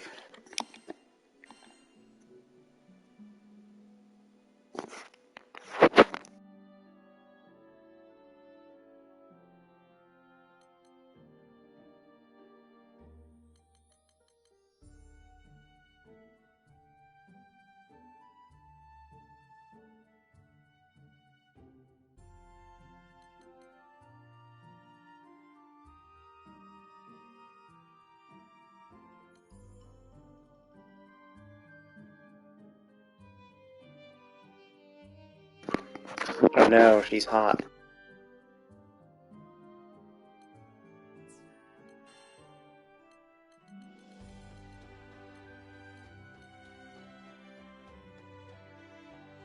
Yeah, you can see his weak element is wind, so like that's why having the main character be wind is useful. This is weak to fire, so actually, yeah, the only character who had fire was just Io had one fire spell. So I guess I could have, if I had known that, I could have tried that instead. Oh look.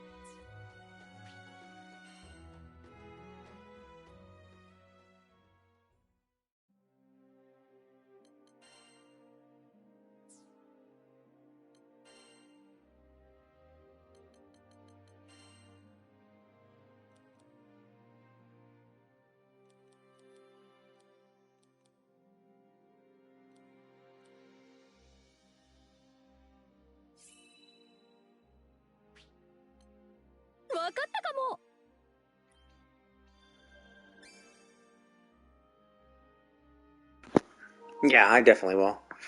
She's super hot. And she'll replace my Sampo. What is this? Oh, this is a counter. Interesting.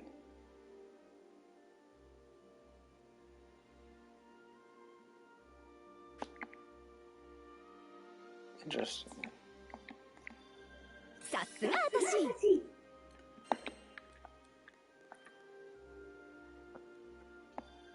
さてと。 But yeah, Black Swan seems really cool, so I definitely want her. What's the new? Oh, a new sigil slot. Holy shit! いい感じ。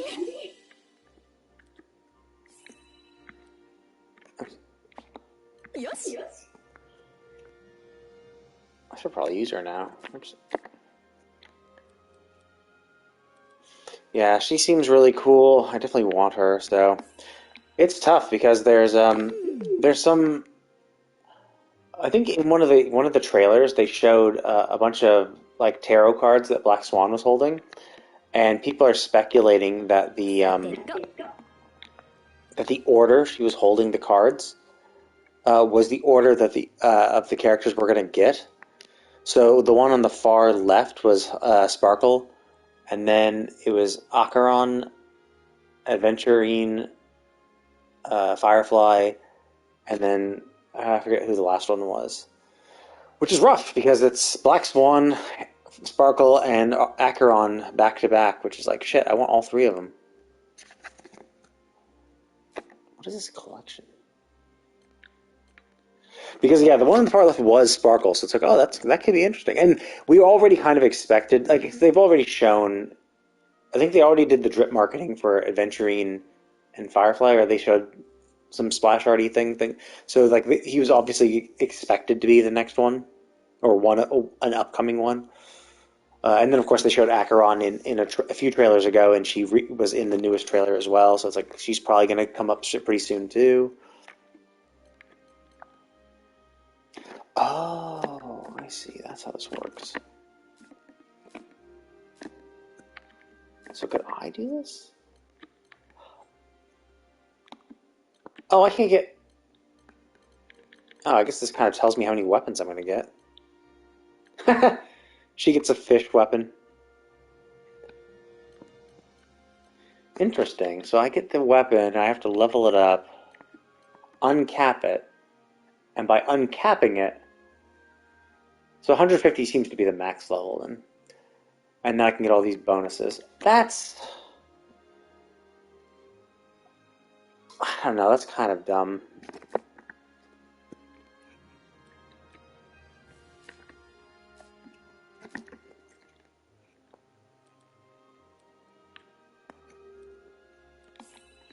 Like, it's cool, but it's just like, it's another thing to like waste our points on instead of something that might be more useful.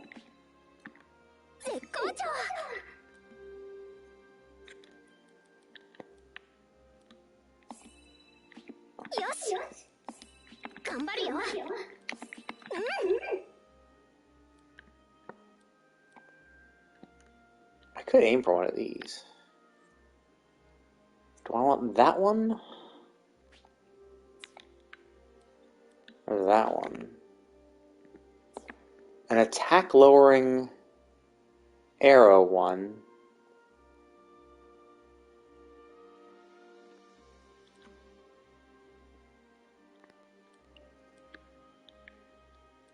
Or a really cool looking...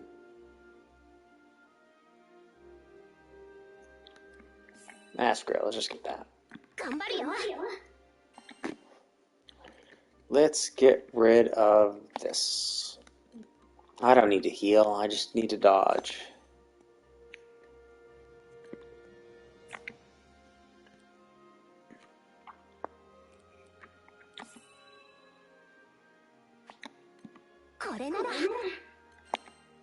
Actually, I guess I could equip it right now, couldn't I? I can get rid of my attack bonus. Who else has an attack bonus? Should you give me attack? You give me heals. You...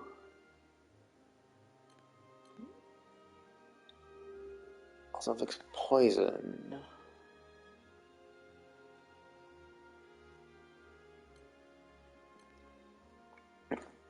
Well, it was. I like the AoE effect. They said it affects a wide area, so.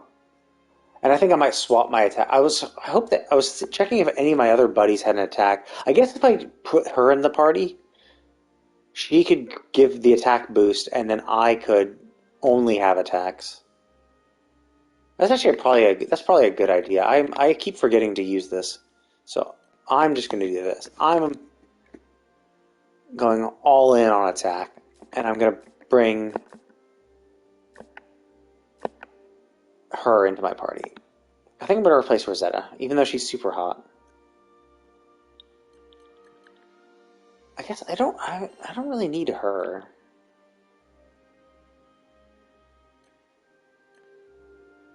That's actually kind of stupid. I guess I'll give her to Catalina for a bit. I'll put in Io, Rosetta, Zeta, and me. That'll be my party. Oops, shit. Come on. Oh.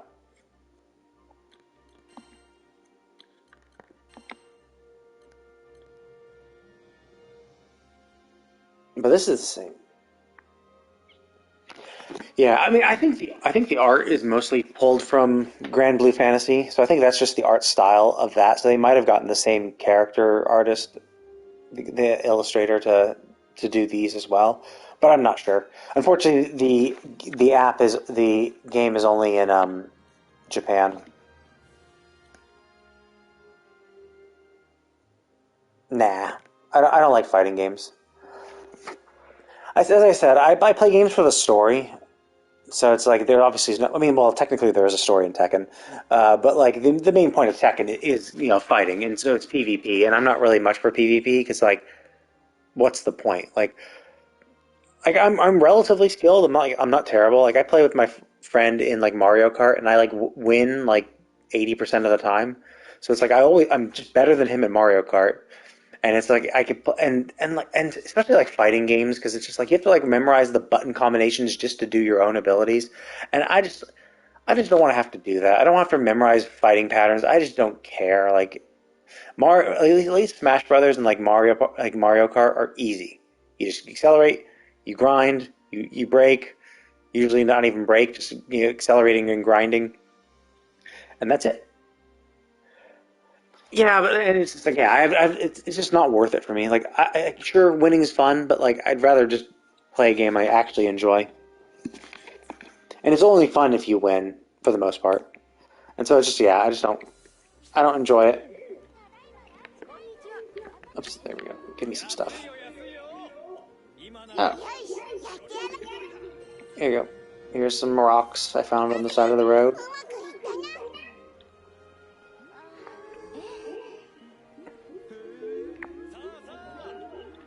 I guess that's it. I guess just the one main story and this.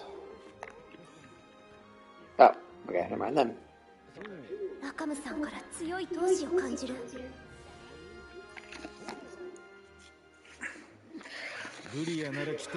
But yeah, my parents like board games and shit like that too, and it's just like essentially all those boil down to is it's a PvP game, it's player against player, and it's just boring. Like you're bored when it's not your turn, and even when it is your turn, it's just not super enjoyable, and like it's all for like the victory, and I'm not really like wanting, and it's kind of like the reason I don't play Dark Souls too. Is it's like it's a lot of effort for not much reward in my eyes. Like I don't get, it's not that rewarding for me to beat hard bosses or to do something challenging. It's like when I could do another game that has an interesting story that is captivating. I really like the story, so I want to play. And it's easy. Okay, well, who cares? Like I'm doing it for the story. Like Phoenix Wright is not the hardest game in the world to play, but it's still really fun and interesting. I like the story, and I would enjoy playing that more than any amount of Tekken.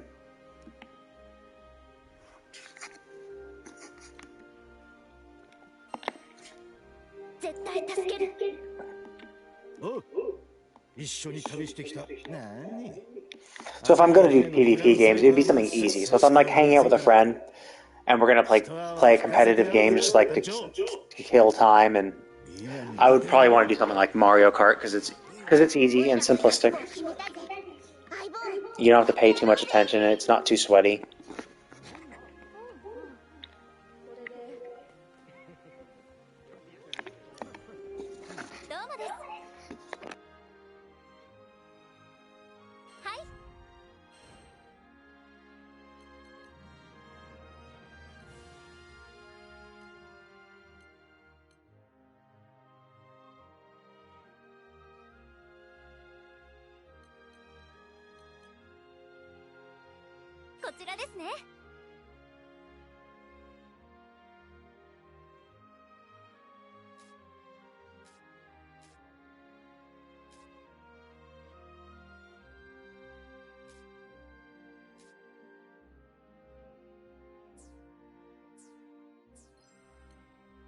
いかがでしょう。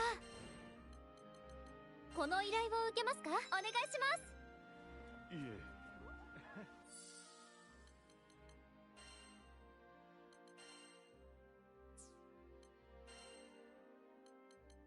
いいつでも OK。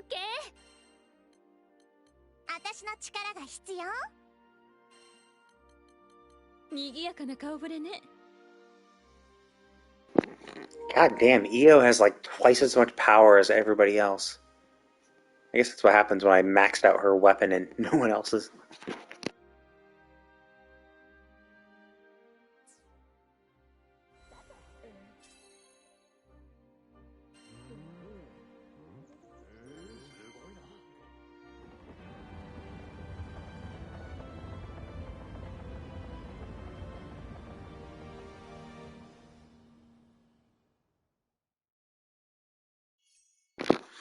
Yeah.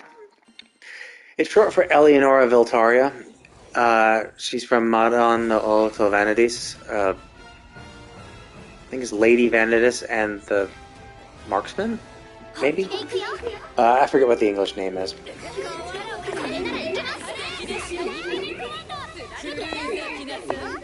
Which is my arrow?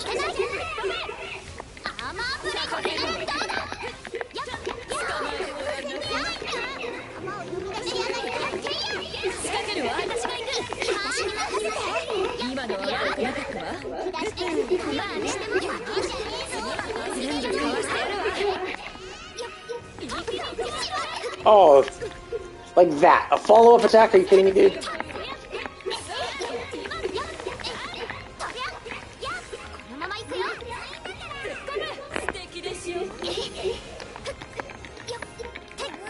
Ran away like a little bitch. Come on, come back here.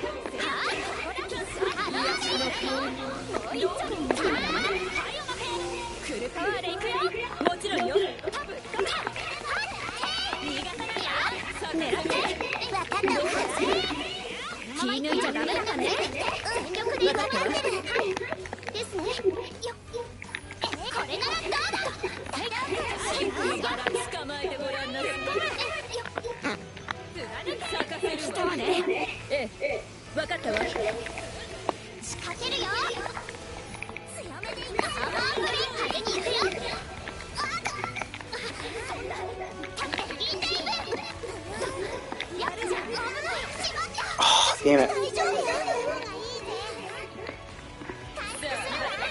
Get up.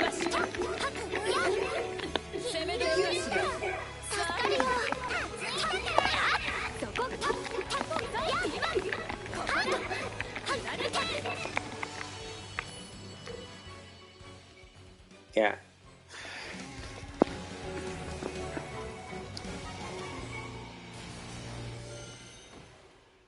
I don't see how people can do this in a minute. Maybe I...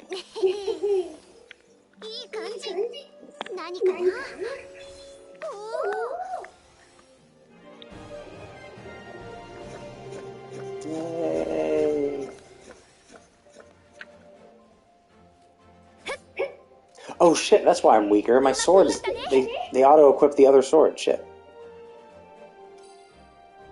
I'm wearing my level 10 sword instead of my level 51. Oh wow, she was the MVP.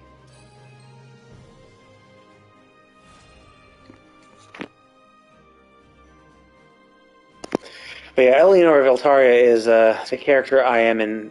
It's the name I use in Final Fantasy. Usually, I'll use the same name in multiple things.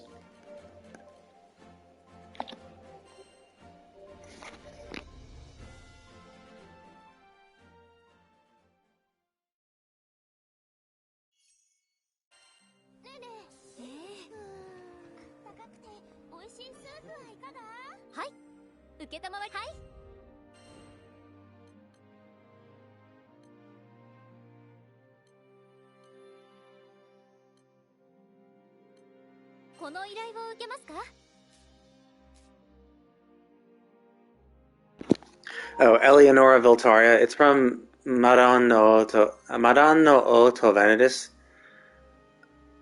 Was it Lady Venice and Lord Marksman? Is that what the translated title is? It's from that series, essentially. And that's basically what I name my my character. So that's my character's name in Final Fantasy XIV. I usually pick like one or two names that no one picks, and then try to use them for everything. So like Genshin, my Genshin name is Ainz Ulgon, and because like no one had it and it's recognizable, and Overlord's a great series. And like the reason I chose Eleonora is because it's just like no one had it. It's hard to get a name in an MMO because like so many people take all the popular ones and the ones based on popular series. I can't remember which ones I tried, but I think I had to try a few before I got to that one. But it wasn't taken because it wasn't that popular at the time, so.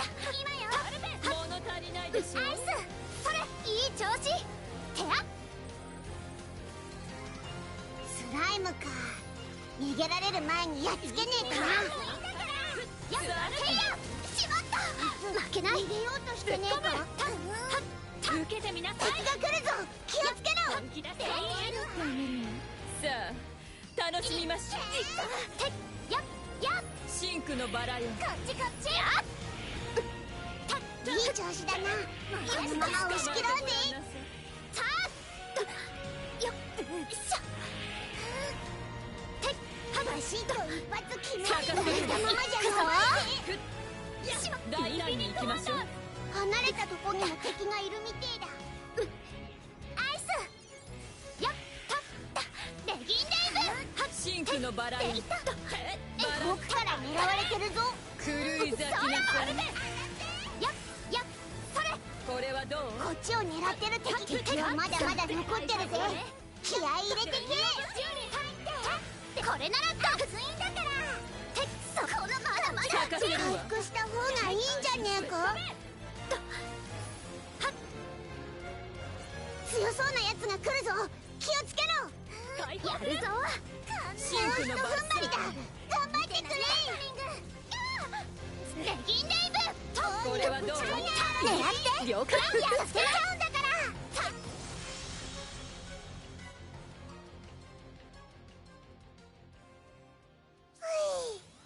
これで依頼は達成だな。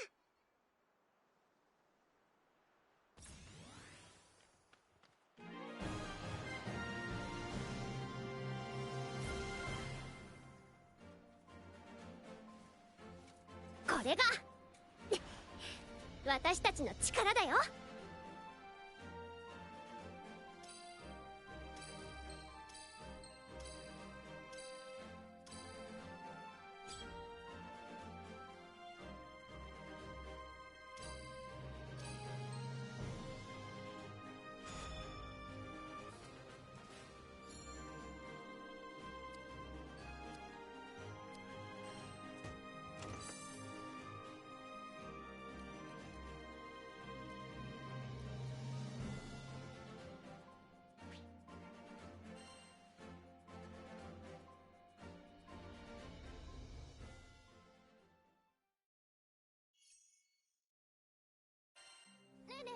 さて高くて美味しいスープはいかが？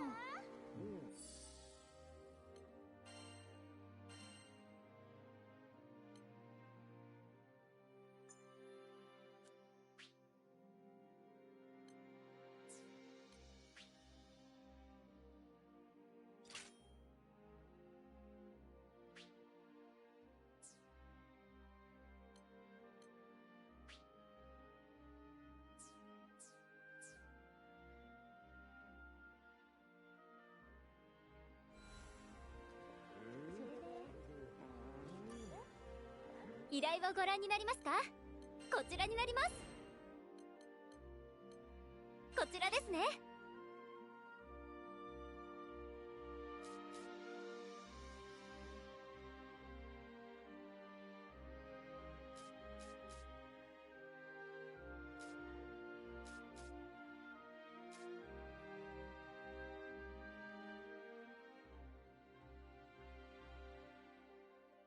頑張ってください。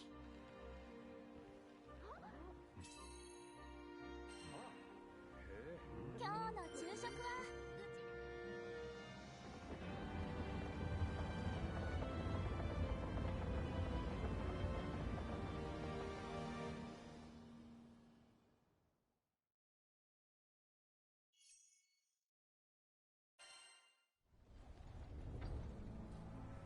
よし行こう。さて向かってきてるみたいだ。よいしょ。なんとしても祈り場を守り抜いてくれ。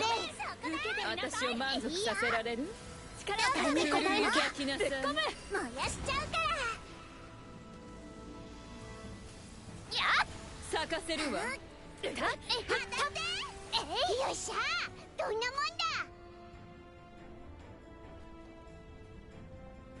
早速お出ましだな。近寄られねえように迎え撃て。シンクのバラよ。いい感じに巻き込めたな。これはどう？さて今これならここだ。やってはいそこ。さあ気合いだ。楽しみましはっやったはっそれで当たれ。とっておきよ。ぶっ飛べアイス。咲かせるわ。よっしゃどんなもんだ。敵が襲ってくるぞ。準備はいいか？せーの逃がさないわよ。やしちゃうからこれはどう？ぶっ込む。どうだ。禁物。いけ。見てなさい。本気だ。全力でいきます。シンクのバライン。これならどうだ。こっち。受けてみなさい。貫け。当たれ。狂い咲きなさい。やったぶっしまやとりゃいい調子。咲かせるわ。どこ見てるの？熱いんだからや決めちゃってタイミングはバッチリ。このまま行くよ。さすがねロゼッタ。これくらいどうってことないわ。シンクのバラよ。や強めでいいわよ。さあ入って。一休みってところか。まだまだ気を抜くなよ。敵がまだいるみてえだな。気を抜くなよ。これで捕まえてごらんな。スパイラルローズ。アルベス。さあ楽しみましょう。こっちを狙ってる敵がいるね。ここだったせい。これはどう？どこを見てるの？レインをやったね。これでもやいい調子。いや咲かせるわ。可愛がってあげるわ。いいしてるじゃねえか。どこ見てるの？いけ今捕まえてごらんなさい。ここだ追撃。レッキンレイブ。はそれはどう？無理は禁物よ。任せたよ。片付けるわ。了解。このままいい連携だったね。ようやく調子になったとこね。咲かせるわ。どこを見てるの？すごいわ。一休みってところか。まだまだ気を抜くなよ。いい強そうなやつが来るぞ。気をつけろ。かけるよ。させない。捕まえてごらんなさい。受けてみなさい。本気だ。全力でいきます。シンクのバラ敵はまだまだ残ってるぜ。気合い入れてくれ。さあ、怪我はないかしら？平気よ。心配してくれてありがとう。癒しの香りを。燃やしちゃうから。ぶっこみわよ。ここね。沈みなさい。いい感じ。この調子でいくよ。もちろん。ガンガン攻めましょう。はっ。へえ、やるじゃない。で、そこ。さあ、楽しみましょう。これからの。ぶっ飛べ。いや、もうひと踏ん張りだ。いい調子。決めるわ。どこを見てるの？そこ。ここだ。いける。まだまだ。これは合わせて。どうかしら。これで決めるよ。ナイス。手をぴょんくらえ。たー。テンペストブレード。シンクのバラよ。これ決めるよ。任せてちょうだい。これでどう？いい調子。次に備えよう。オッケー。任せといて。や癒しの香り。バシッと決めるよ。これで。素敵でしょ。とりゃ突っ込む。や燃やしちゃうから。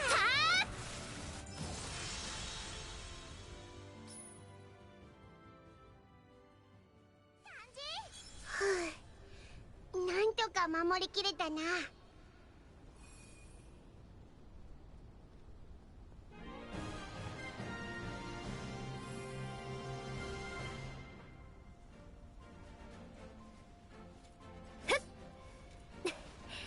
うまくいったね。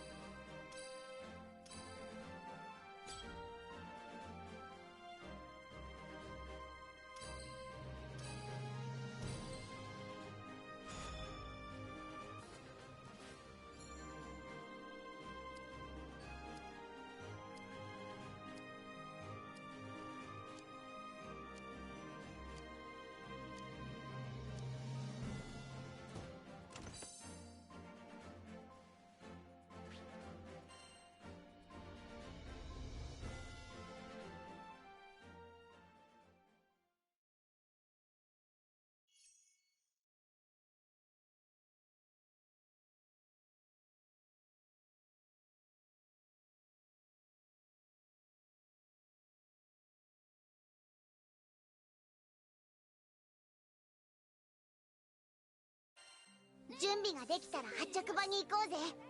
絶対にルリアを取り戻すんだ。それで一杯どうだい？まだ昼間？どうもです。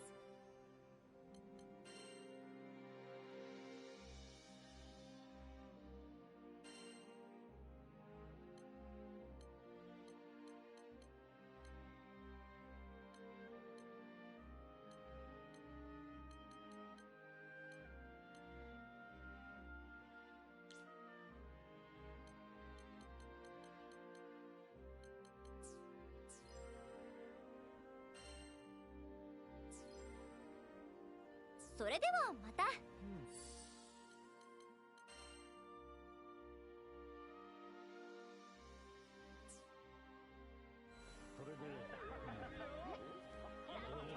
すごいな。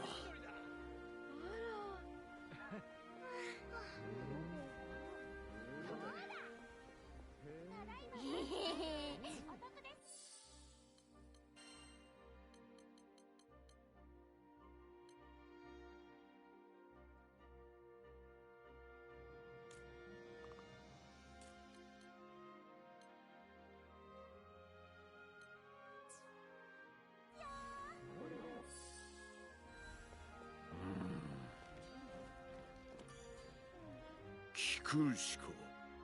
どれを強化するんだ。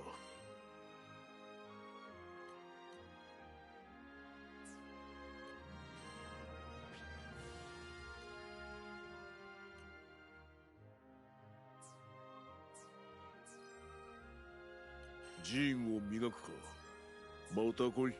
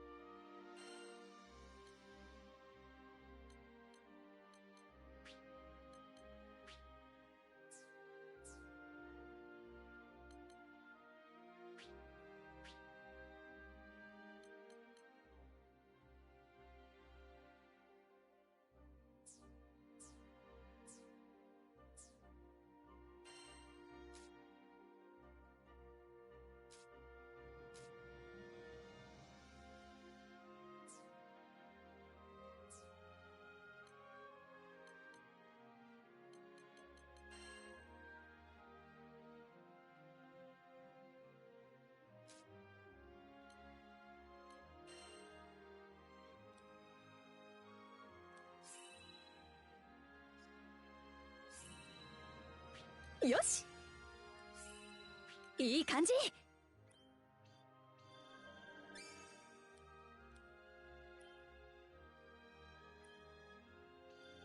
ふふん。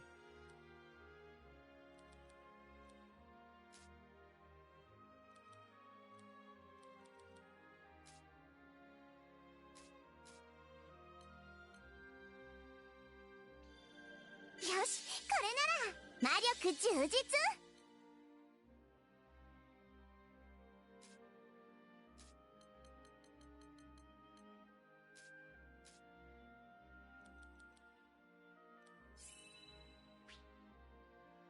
いいじゃない。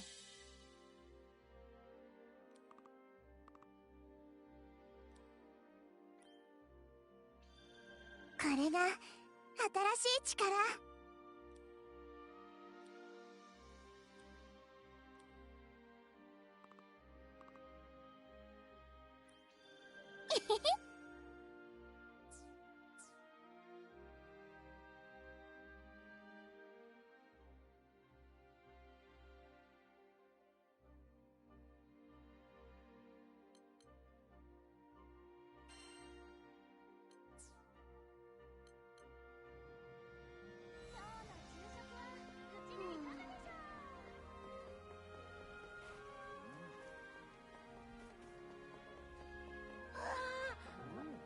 すごいな。ねえね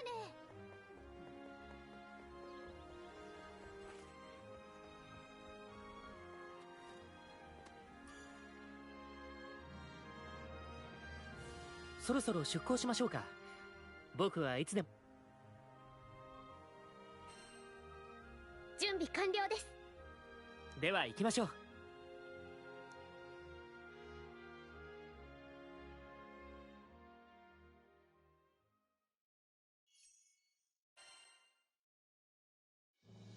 すごい。甲板が元どなんじゃこりゃ。あんたの仕業か。これはですね、とある商人にフラグシップモデルの最新式でして、内部飛行に。ところで団長、ルリア。多分大丈夫です。だよな。ってことはつまり。そうね。逆に考えれば団長さんが無事ならルリアちゃんも無事。ルリアをなんとかの巫女とか言ってたな。マジか。そいつはすげえな。そうでしょう、そうでしょう。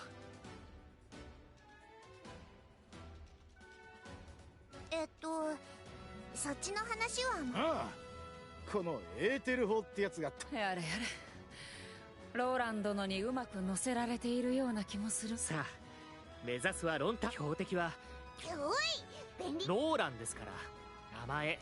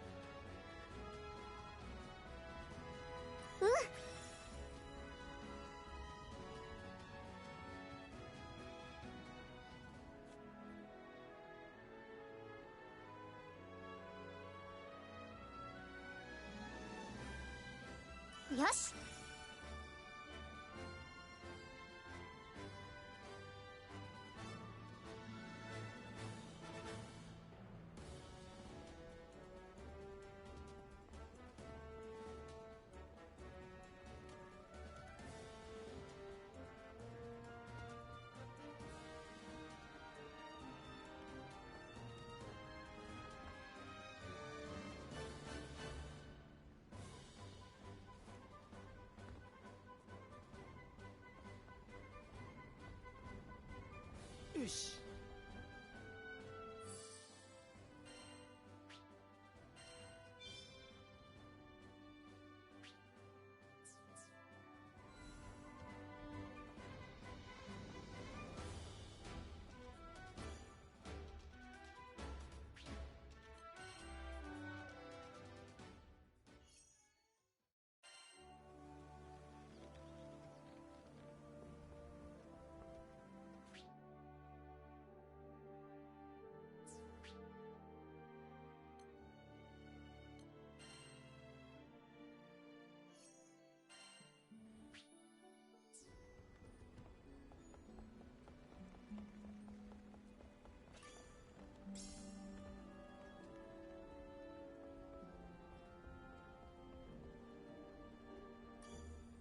特訓用の木人か。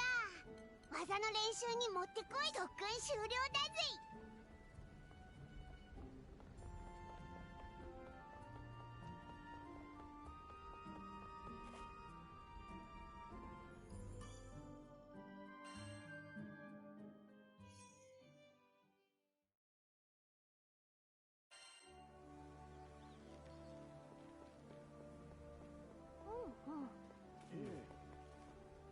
それでそうだ。何をお求めですか。今日は珍しいアイテムを入荷してますよ。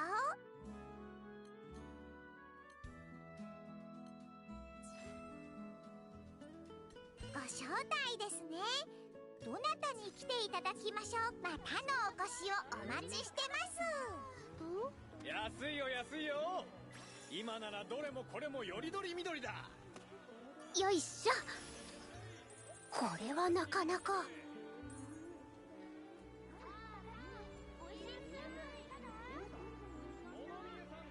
さあいらっしゃいいらっしゃい。遠慮せずに見てってくれ。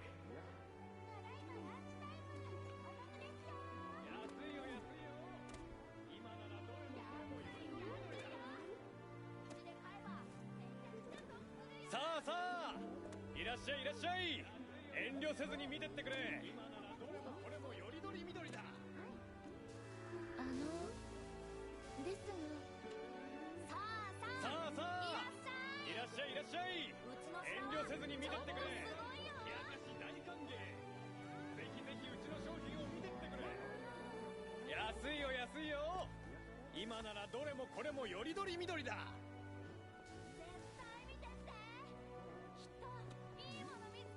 物見湯さん冷やかし大歓迎。ぜひぜひうちの商品を見てってくれ。そうだ。ただいまランチタイム。さて。はい。受けたまま。はい。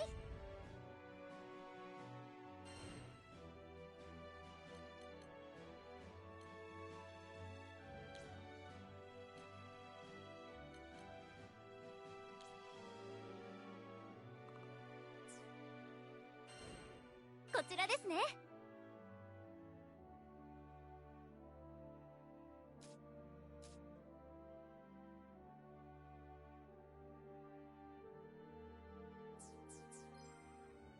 またのお越しを。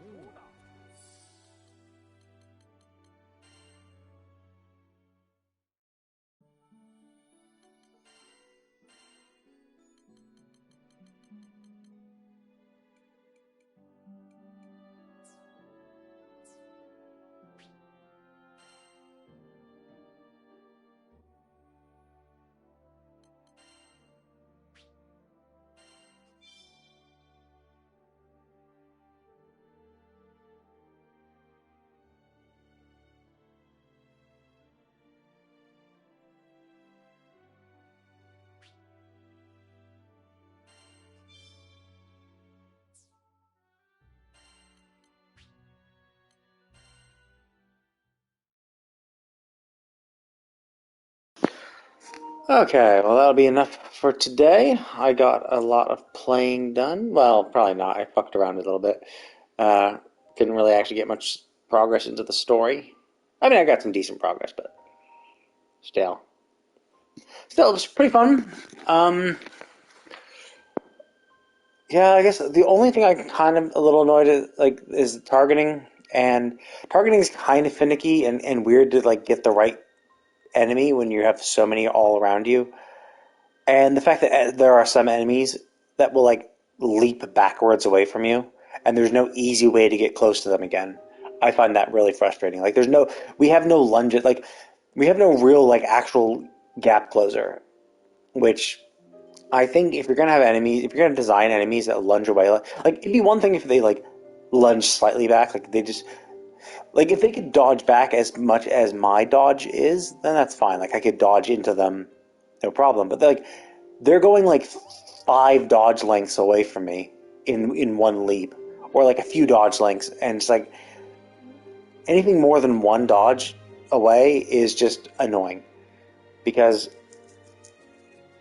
doing multiple dodges, you can't do 3 dodges in a row because then you have a second of downtime where you have to recover, so you can't go further than that, and even then you can't go 3 dodges, so you have to be within 2 and ideally within 1 so that you can correct yourself or something, and they go further and you have no lunges. It's annoying. It's not fun. Chasing after enemies that keep consistently run away from you while also having to keep an eye on all the other enemies that are going to be attacking, that's not as much fun. They shouldn't leap that far back. I think it'd be solved, honestly, if they reduced the lunge backs by a tenth. A tenth would probably be nothing. Maybe if it was reduced by to 25% of what they currently lunge, leap backwards, I'd say 25% of what they currently do would be fine. A little annoying, but maybe a few auto attacks will get you back in range. Maybe a dodge will get you right back in, so it doesn't interrupt the flow of combat. And that's the thing, it's interrupting the flow, which makes it less fun. But otherwise, those are nitpicky things. Still, I find combat pretty fun. I've only just played the one character so far, so I did fuck around with the fire girl when I got her. She seems fun. I might give her a shot too. We shall see. But I'll probably be back on maybe a little bit tomorrow, at least for my Genshin dailies, and definitely on Sunday to play more of this. But thanks everyone for watching. I'll see you next time.